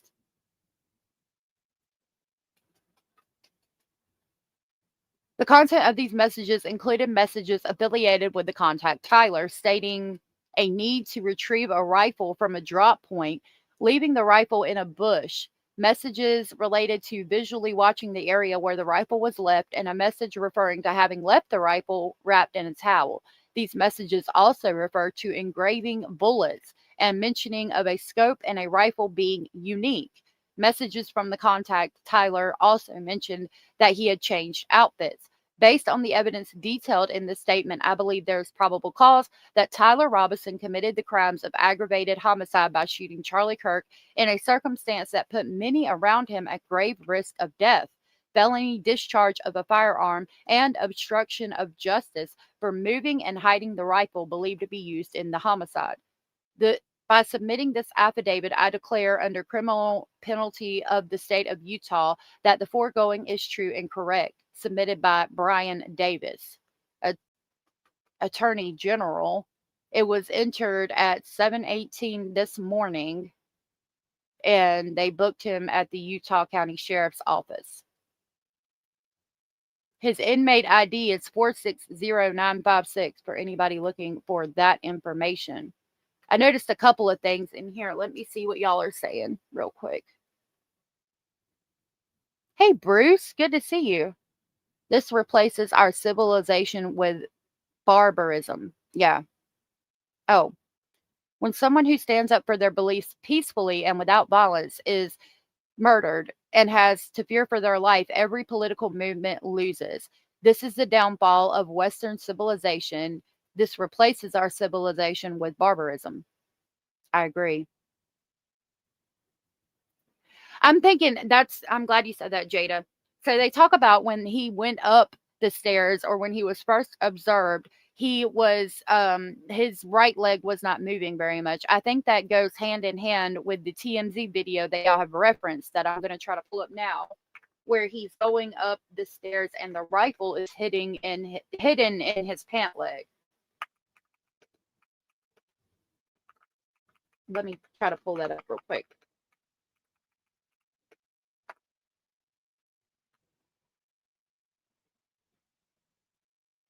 Okay, I've got that. I think it's live right now. I'm going to try to pull it up. And that'll give me a minute to put this stuff on Patreon. All right, let me see what y'all are saying real quick. Southern said, if there were surveillance cameras, then why weren't there anyone watching the cameras during the rally, especially during any political event? That's a good question. I I don't think you would have noticed it necessarily, because it's not like he had the rifle out carrying it in his arms. He hit it in his pant leg, and he allegedly just looked like somebody that was limping. So, I mean, you would think that maybe he hurt his foot or something. It's not necessarily a reason to think that, they've got a rifle and they're about to commit homicide. They followed him, maybe. Mimi said, did anyone see the guy filming him on the roof? And the man kept telling people and no one paid attention to him. We looked at the video where they filmed him on the roof yesterday. I didn't know that he kept telling people and that nobody listened to him, because we were questioning why he didn't tell anybody. But we do have that video. I can pull it up if we need to. My question is the car. He came with it. He walked away. The parking lot would have been empty later. Couldn't they run the registration? That part confuses me. Good point. They knew that he drove that gray Dodge Challenger. Why didn't they run the registration and get it? All good points. Let's see.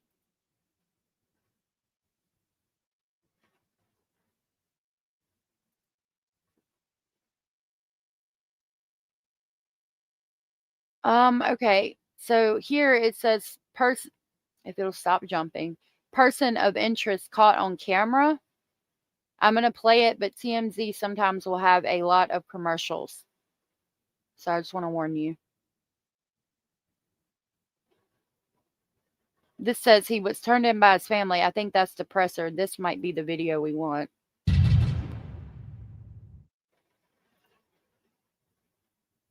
Oh yeah, that's the video of him walking into the neighborhood.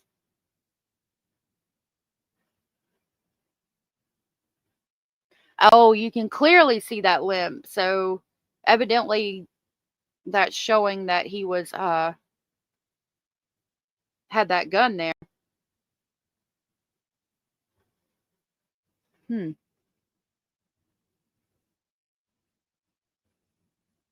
Yep.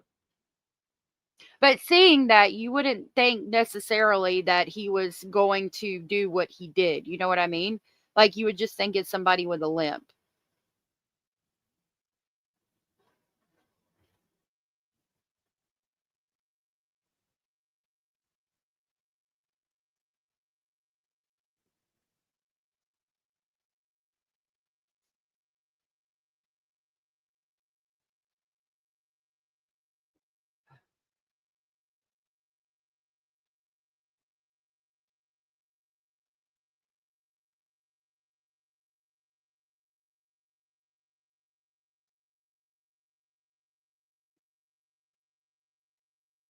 I mean, I don't see anything. Oh, okay.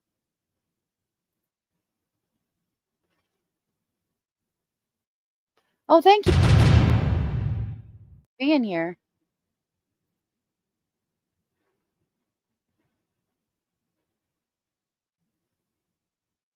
Okay. Let's see what this one's. Good morning, ladies and gentlemen. We got him. On the evening of September 11th, a family member of Tyler Robinson reached out to a family friend who contacted the Washington County Sheriff's Office with information that Robinson had confessed to them or implied that he had committed the incident. This information was relayed to the Utah County Sheriff's Office and scene investigators at Utah Valley University. This information was also conveyed to the FBI. Investigators reviewed additional video footage from UVU surveillance and identified Robinson arriving on UVU campus in a gray Dodge Challenger at approximately 8:29 a.m. on September 10th, in which he is observed on video in a plain maroon t-shirt, light-colored shorts, a black hat with a white logo, and light-colored shoes. When encountered in person by investigators in Washington County on September 12th, in the early morning hours, Robinson was observed in consistent clothing with those surveillance images. Investigators interviewed a family member of Robinson who stated that Robinson had become more political in recent years. The family member referenced a recent incident in which Robinson came to dinner prior to September 10th, and in the conversation with another family member, Robinson mentioned Charlie Kirk was coming to UVU. They talked about why they didn't like him and the viewpoints that he had. The family member also stated Kirk was full of hate and spreading hate. The family member also confirmed Robinson had a gray Dodge Challenger. Investigators identified an individual as the roommate of Robinson. Investigators interviewed that roommate, who stated that his roommate, referring to Robinson, made a joke on Discord. Investigators asked if he would show them the messages on Discord. He opened it and showed several messages to investigators and allowed investigators to take photos of the screen as each message was shown by Robinson's roommate. These photos consisted of various messages, including content of messages between the phone contact named Tyler with an emoji icon and Robinson's roommate's device. The content of these messages included messages affiliated with the contact Tyler, stating a need to retrieve a rifle from a drop point, leaving the rifle in a bush, messages related to visually watching the area where a rifle was left, and a message referring to having left the rifle wrapped in a towel. The messages also refer to engraving bullets and a mention of a scope and the rifle being unique. Messages from the contact Tyler also mentioned that he had changed outfits. That was interesting to me too. When we were reading the probable cause affidavit, I got that uploaded on my Patreon. If you're a member over there, you can get that information without the watermarks and a bunch of photos that we've been looking at today. It was interesting to me to hear that he was still in the same outfit that he had worn to commit the homicides. If I gathered that correctly, it sounded like they said he was still wearing the same clothes, and we can go back through and read it. He didn't limp coming back, and again, that's probably because he left the firearm in the woods. Little bit of Lisa, good to see you, and yes, Sia Bellis, you were very missed, very missed. Everything said that he must have hurt his leg from jumping off the roof. Well, he doesn't limp when he was coming back, so I think he's limping because he's concealing the firearm in his pant leg. And he didn't limp coming back, so like Mimi said. So I think it was just because he was concealing his firearm in his pant leg, and then on the way back, he had left the firearm in the woods wrapped in a towel, so he didn't have to limp because the firearm wasn't there, causing him not to be able to bend his leg. I know there's been speculation as well as to the writing on those casings, those bullet casings. So the area north of Campus Drive Road where the suspect crossed over, you saw some of that in the video that we released last night, consists of a grassy area with trees on the edge of the UVU campus. Investigators discovered a bolt-action rifle wrapped in a dark colored towel.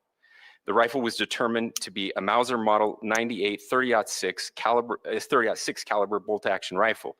The rifle had a scope mounted on top of it. Investigators noted inscriptions that had been engraved on casings found with the rifle.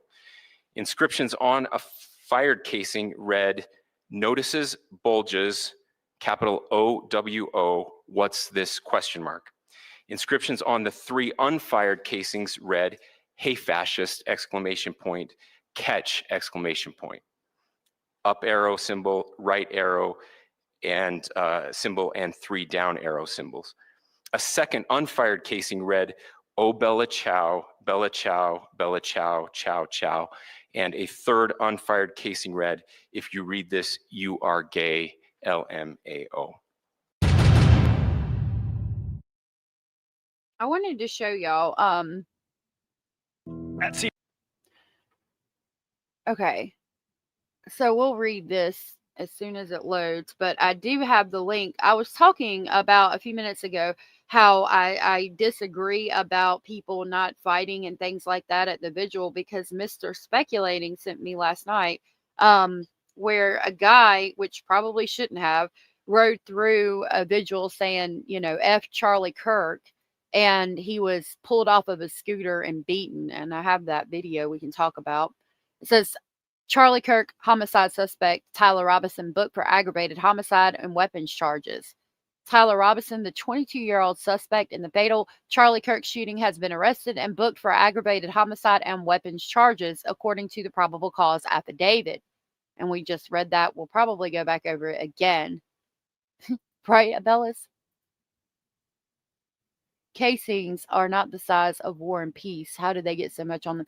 Well, we talked about that when we pulled it up. Do you remember the bullets we pulled up? I'll try to pull it up real quick again.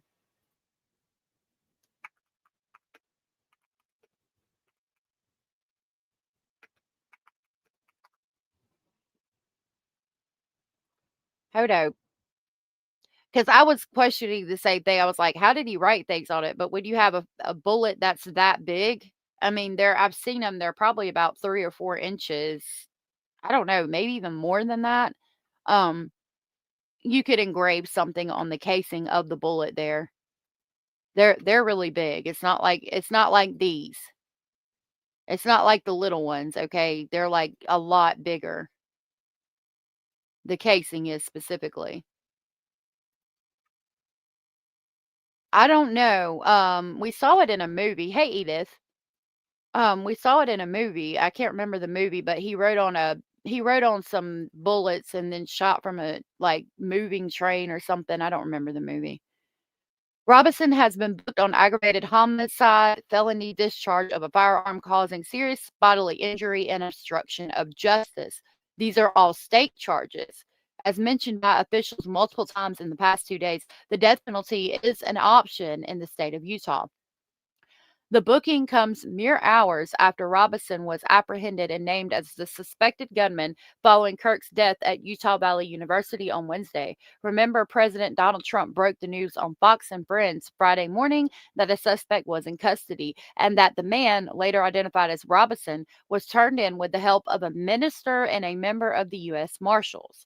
Utah Governor Spencer Cox later confirmed it was Robinson's father who told a family friend that he suspected his son was the homicider, who proceeded to alert authorities of that information. I got cold and turned my AC up, and now I got hot. I just can't make my mind up. Hold on, y'all. All right. All right. Per the governor, his family then told investigators that Robinson had become more political and recently discussed Kirk's campus visit to a family at dinner. According to Robinson, Robinson said at a family dinner, Kirk was, quote, full of hate. In a press conference, authorities confirmed recovered bullet casings from the scene had the following inscribed message, quote, hey, fascist, catch, Bella Chow, and if you read this, you're G-A-Y, L-M-A-O. Authorities have said Robinson noted in a Discord chat message that he wrote about where he had ditched a weapon, specifically saying it would be wrapped in his towel and left in a bush. Authorities confirmed the weapon was found in a wooded area wrapped in a dark towel. Cops wrote in the probable cause affidavit that they spoke to a friend of Robinson's who thought the messages were a joke. These messages stated someone needed to retrieve a rifle from a drop point, and messages also referring to engraving bullets. That part was interesting to me, and that was the other part that was really interesting to me in the probable cause affidavit, because the fact that he messaged his roommate saying that, you know, he needed to go get this firearm and basically admitting to the crime, it makes me feel like, was he trying to impress his roommate? Did his roommate radicalize him to think that he needed to do this? Because for him to, I mean, he's essentially bragging about what he just did. To his roommate. So I would like to know who his roommate was and what their dynamic was like, because it feels like to me he was trying to brag to the roommate.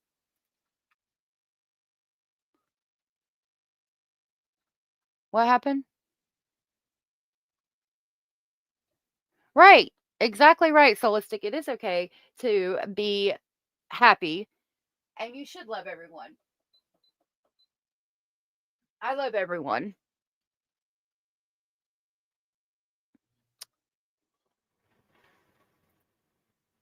I don't know if you've seen the videos, but the exit looked like it was pretty big. I heard that there was no exit wound, but that was right after it happened, so who knows. Says Kirk's homicide has sparked national outrage, with politicians from both sides calling for an end to political violence. That's what we need. Kirk is survived by his wife Erica and their 2 younger children, and he was 31 years old, y'all. He was still young himself. That's sad.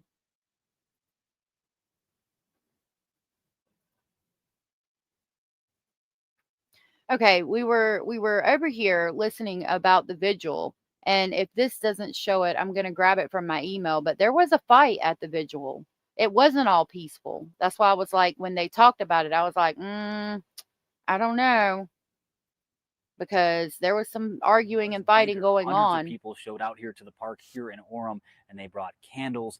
Work in Orem drawing hundreds of mourners. It has just wrapped up. Brian Will was at the vigil, joins us live with how residents are honoring him tonight. And Brian, What's up? You seem kind of sluggish today. Things aren't really moving. You can. Oh my gosh. and what did people bring to the vigil this evening?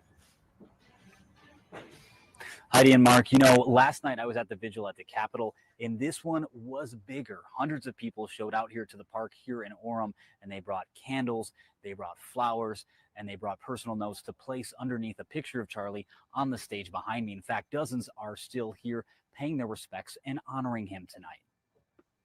We are gathered here tonight in a place that normally shines of joy and celebration. Every year, 500,000 Christmas lights illuminate these grounds in this very spot during our Festival of Lights, a tradition that fills this city with happiness, love, and community. Tonight, instead of festive lights, we can hold these lights. Residents. So Addie said, yeah, Cash implied they were looking for more people involved. I think that they said there weren't anymore, but I'm curious. Lisa said Charlie shared his belief. He was openly conservative. We all should be free to speak what we believe. You know what? That gets them. Boom, boom, boom, bam. I agree. Well, we can't share our beliefs and debate without violence. It's a problem. Maybe they were in it together. I wonder if the roommate went or why he didn't turn himself in if he wasn't involved and got the reward. Well, it said that he thought that it was a joke and it wasn't. He didn't really do that. So, I don't know. I would think that even you would think that he would have said something even if he thought it was a joke. But it's a good question. I mean, I don't know that I would have necessarily said anything either if I had radicalized him or thought, tried to get him to go do this and knew about it beforehand or whatever, you know what I mean? If his roommate, I mean, if he engraved that stuff on the bullet, somebody had to see him doing that. And the roommate, if he was in on it and didn't want to be, get in trouble for it, he wouldn't say anything. And then when the police would come, he would probably say, yeah, I thought it was a joke. I feel like they need to interrogate him a little bit more. Rumors aren't good. I don't care. Same. I don't care their political views, the color of skin, or sexual orientation. I love the person, right? Took out their phones and lit up the grounds at City Center Park in Orem for Charlie Kirk. You just look around, it's America right here, and it's just great we can gather together and still love this country and have hope in the promise of a free America, a safe America. Please bless us with dignified dialogue, listening ears, and a calm Me too. Curtis and Christine Winters. I'd like to see were that among the Discord too. hundreds that came to show support.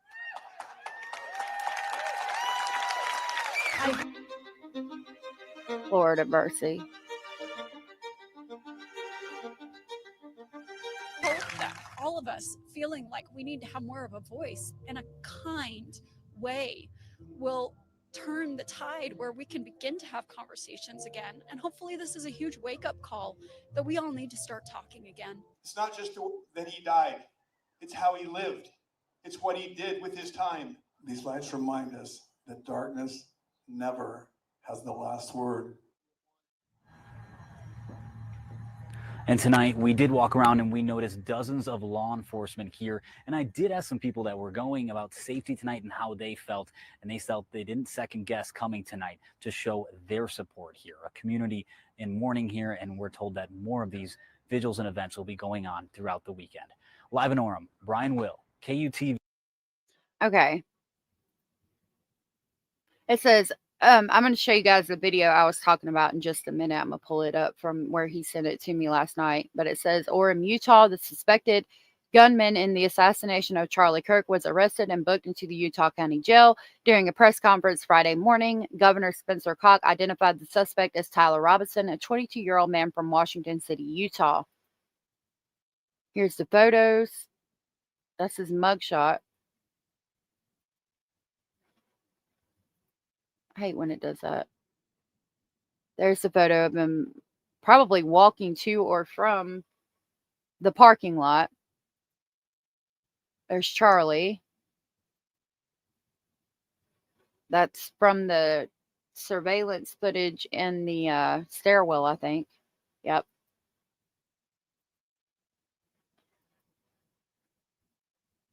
That side view, I think, matches.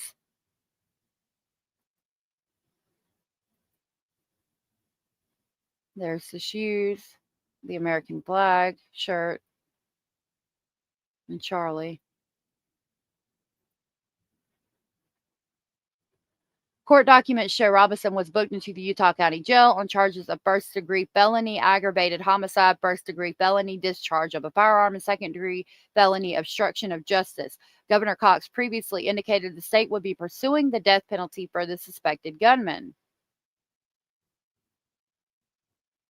Robinson was identified after a family member reached out to a family friend. The family member reportedly confided in the friend that Robinson may have committed the homicide of Charlie Kirk. Governor Cox said that information was relayed to law enforcement, and allegedly the family friend was their local pastor.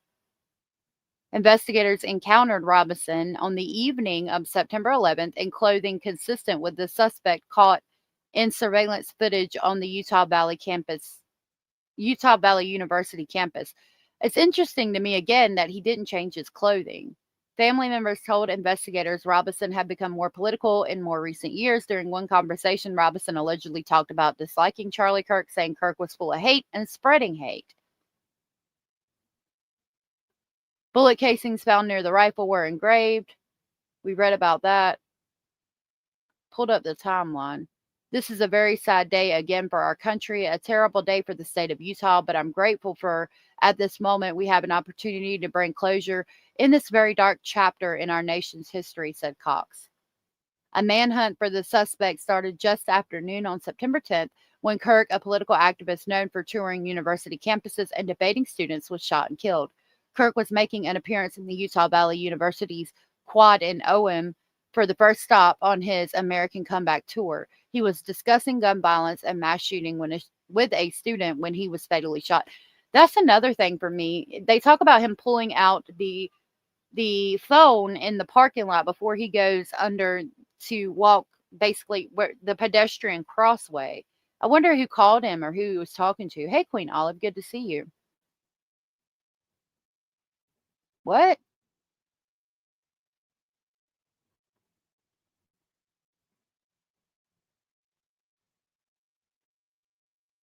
There's a rumor he was in Seth Rogers' chat a few months back being very rude about Chris and Katie. Interesting. I'd like to see a CVS receipt on that one. That's interesting, though. Federal agents arrived on scene within 16 minutes of the shooting, according to FBI Director Kash Patel. Thanks to the full weight of our federal government and leading out with the partners here in the state of Utah and Governor Cox, the suspect was apprehended in historic time period, said Patel. Early investigation, state and federal officials say they tracked the shooter's movement from the time he got onto UVU's campus around 11:52, about 40 minutes before the single gunshot. Video footage captured the suspect running from the shooting location across a nearby rooftop and into a wooded area while fleeing the scene. Over the course of the investigation, Patel said the FBI received over 7,000 leads and tips. President Donald Trump first reported with a high degree of certainty that Robinson had been caught. During an appearance on Fox and Friends early Friday, the president said the suspect was in custody, saying everybody did a great job. We worked with local police, the governor, and everybody did a great job, Trump said. The president said somebody very close to the suspect turned him in, but deferred to state and federal officials to provide more information. All right, let me pull up this video. I'm going to give y'all a trigger warning because it's kind of hard to watch.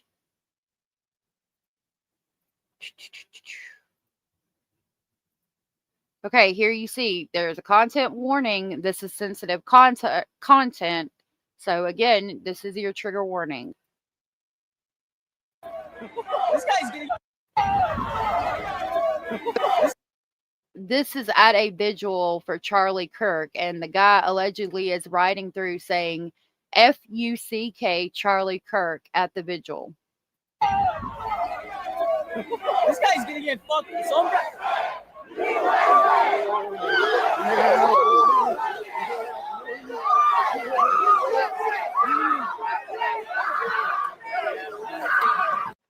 So they have pulled him off the scooter and are proceeding to beat him right now. I'm going to back it up so you can see. Like, they start recording, I guess, right when he gets pulled off this, like, scooter thing. This guy's gonna get fucked. Some guy.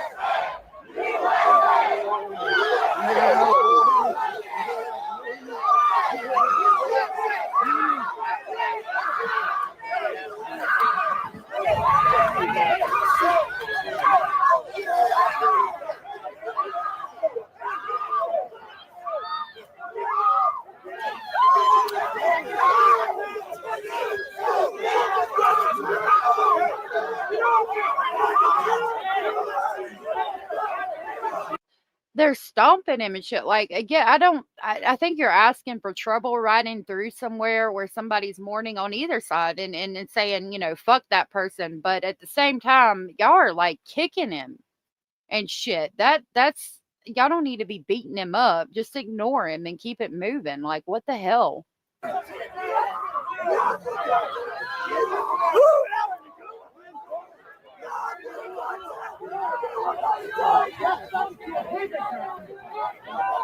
Yep.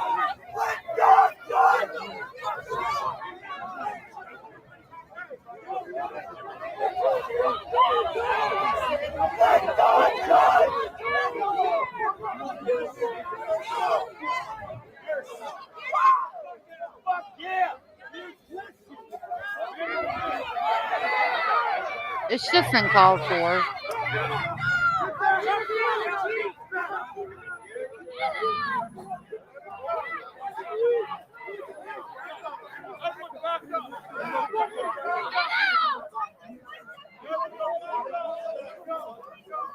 It is overboard. I agree. Exactly.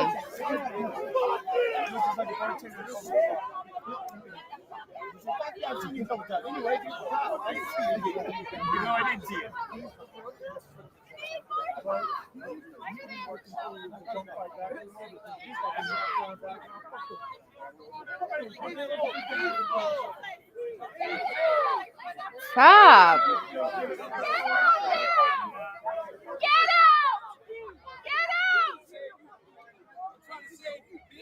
Yeah, whatever. Get out of here. Get out. Get out. Get out.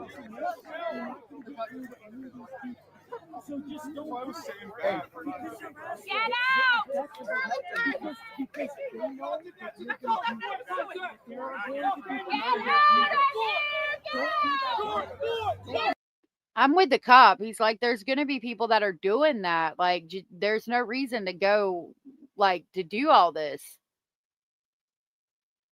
What was he thinking, provoking an audience that size? My goodness. I'm on that side. Yeah, you don't provoke him, but you also don't beat him, like, to the point of stomping him. Jesus. Scott said, I think Patel was hinting at someone with his reference to Valhalla. He knows Charlie didn't believe in Valhalla, but rather heaven. Also, the symbols on the casing, up symbol, right symbol, down symbol. That made me question, like, a video game of some sort. Would it be in the up symbol, right? Like, you know how you do codes for video games or something? I'm wondering if that's what it is. Same one as before. I thought, oh yeah, no, this is the same. I've been going for almost 4.5 hours. I'm about to be done with it for the day.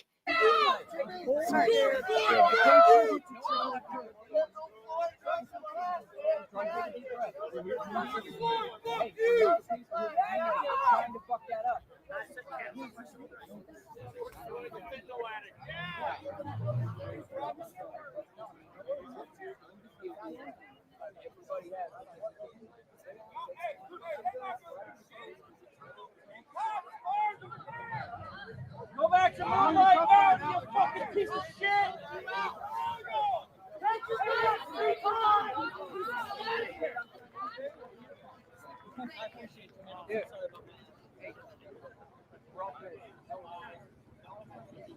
Like, this is the tolerant left. This is fucking tolerant. I just saved your life. What happened to free speech, motherfucker? What happened to free speech, motherfucker? Jaden, stop.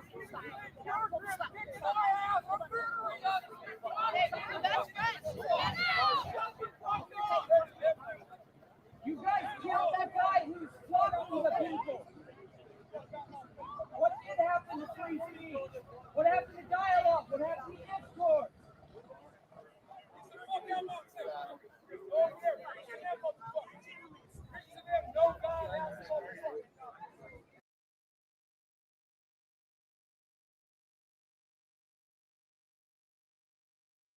So that was, yeah.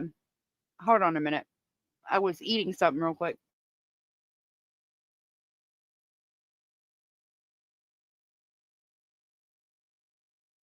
Okay, I didn't want to be unmuted while I was trying to eat something real quick.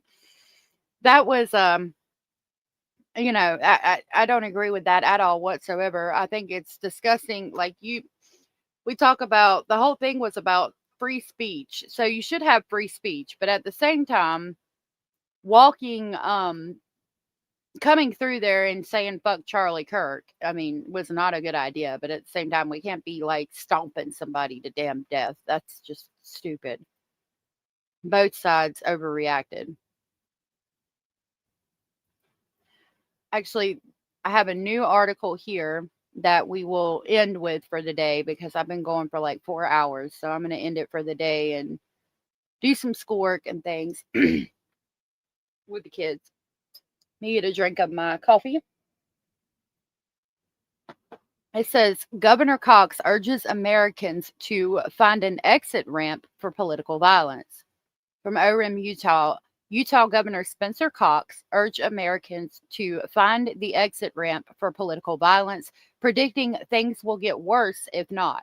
Cox called the homicide of Charlie Kirk a political assassination during a press conference announcing the capture of suspected gunman Tyler Robinson. He predicted the shooting would go down in history as a pivotal moment in history and that it was up to Americans to determine whether do we escalate or do we find an off-ramp, asked Cox. It's a choice and every one of us gets to make that choice, unquote. Kirk, 31, was shot and killed during a planned event at Utah Valley University on September 10th. The event, hosted by Kirk's nonprofit organization Turning Point USA, encouraged students and attendees to debate with him and, quote, prove him wrong, unquote. Governor Cox said the attack was much bigger than an attack on just one individual, calling the shooting an attack on American ideals. I hate that. Ideas, I think, not ideals.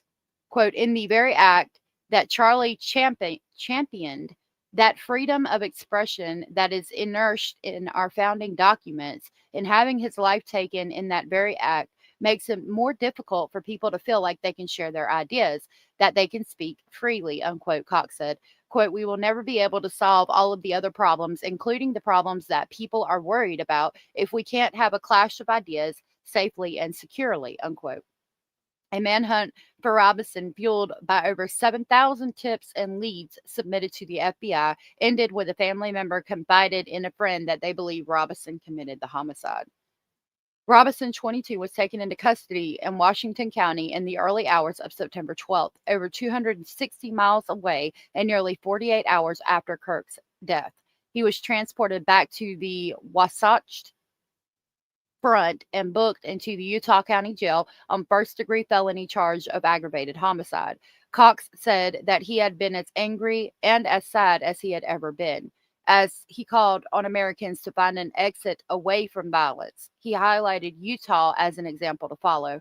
Quote, there was no rioting, there was no looting, there were no cars set on fire, there was no violence. There were vigils and prayers and people coming together to share the humanity, unquote, said Cox. Quote, and that, ladies and gentlemen, I believe is the answer to this, unquote. Cox ended his speech encouraging Americans to log off of social media, hug a family member, and do good in their communities. And I think that is a great point to end the live. Ideals, Peaches, thank you for that. Good to see you, Peaches, and thank you for coming in. I think 2 people were involved because he jumped off the roof without the firearm but got into the woods. Well, I think that he had the firearm. If we go back and look, or if you go back and look, I'm going to end it. But you can type into Google TMZ video of the suspected Charlie Kirk murderer, and you will find the video of him jumping off the roof. It looks like he sets the firearm down and then like kind of hangs off the roof, grabs the firearm, and then jumps down, I think. But I could be wrong. Julianne, good to see you, and thank y'all for coming in. I came live earlier today because they had a press conference on the guy that committed the homicide, and I needed to go live with that immediately because we had been talking about it, so I am going to end it here. His ideals aren't all Americans' ideals. All are valid. Exactly. And like the governor said, we need to go out, touch grass, and hug our family member, and hug your pets. Hug basils everywhere. I agree. Hey, Kane's Nana, it's good to see you, and thank you for coming in. If y'all don't mind, hit the thumbs up. Hold your family members a little bit closer. Tell them you love them, and I'll see y'all tomorrow. If nobody's told you, you are always enough. You are important, you are special, and you are loved. And thank you for being part of our speculating family. And I will see y'all tomorrow. Bye.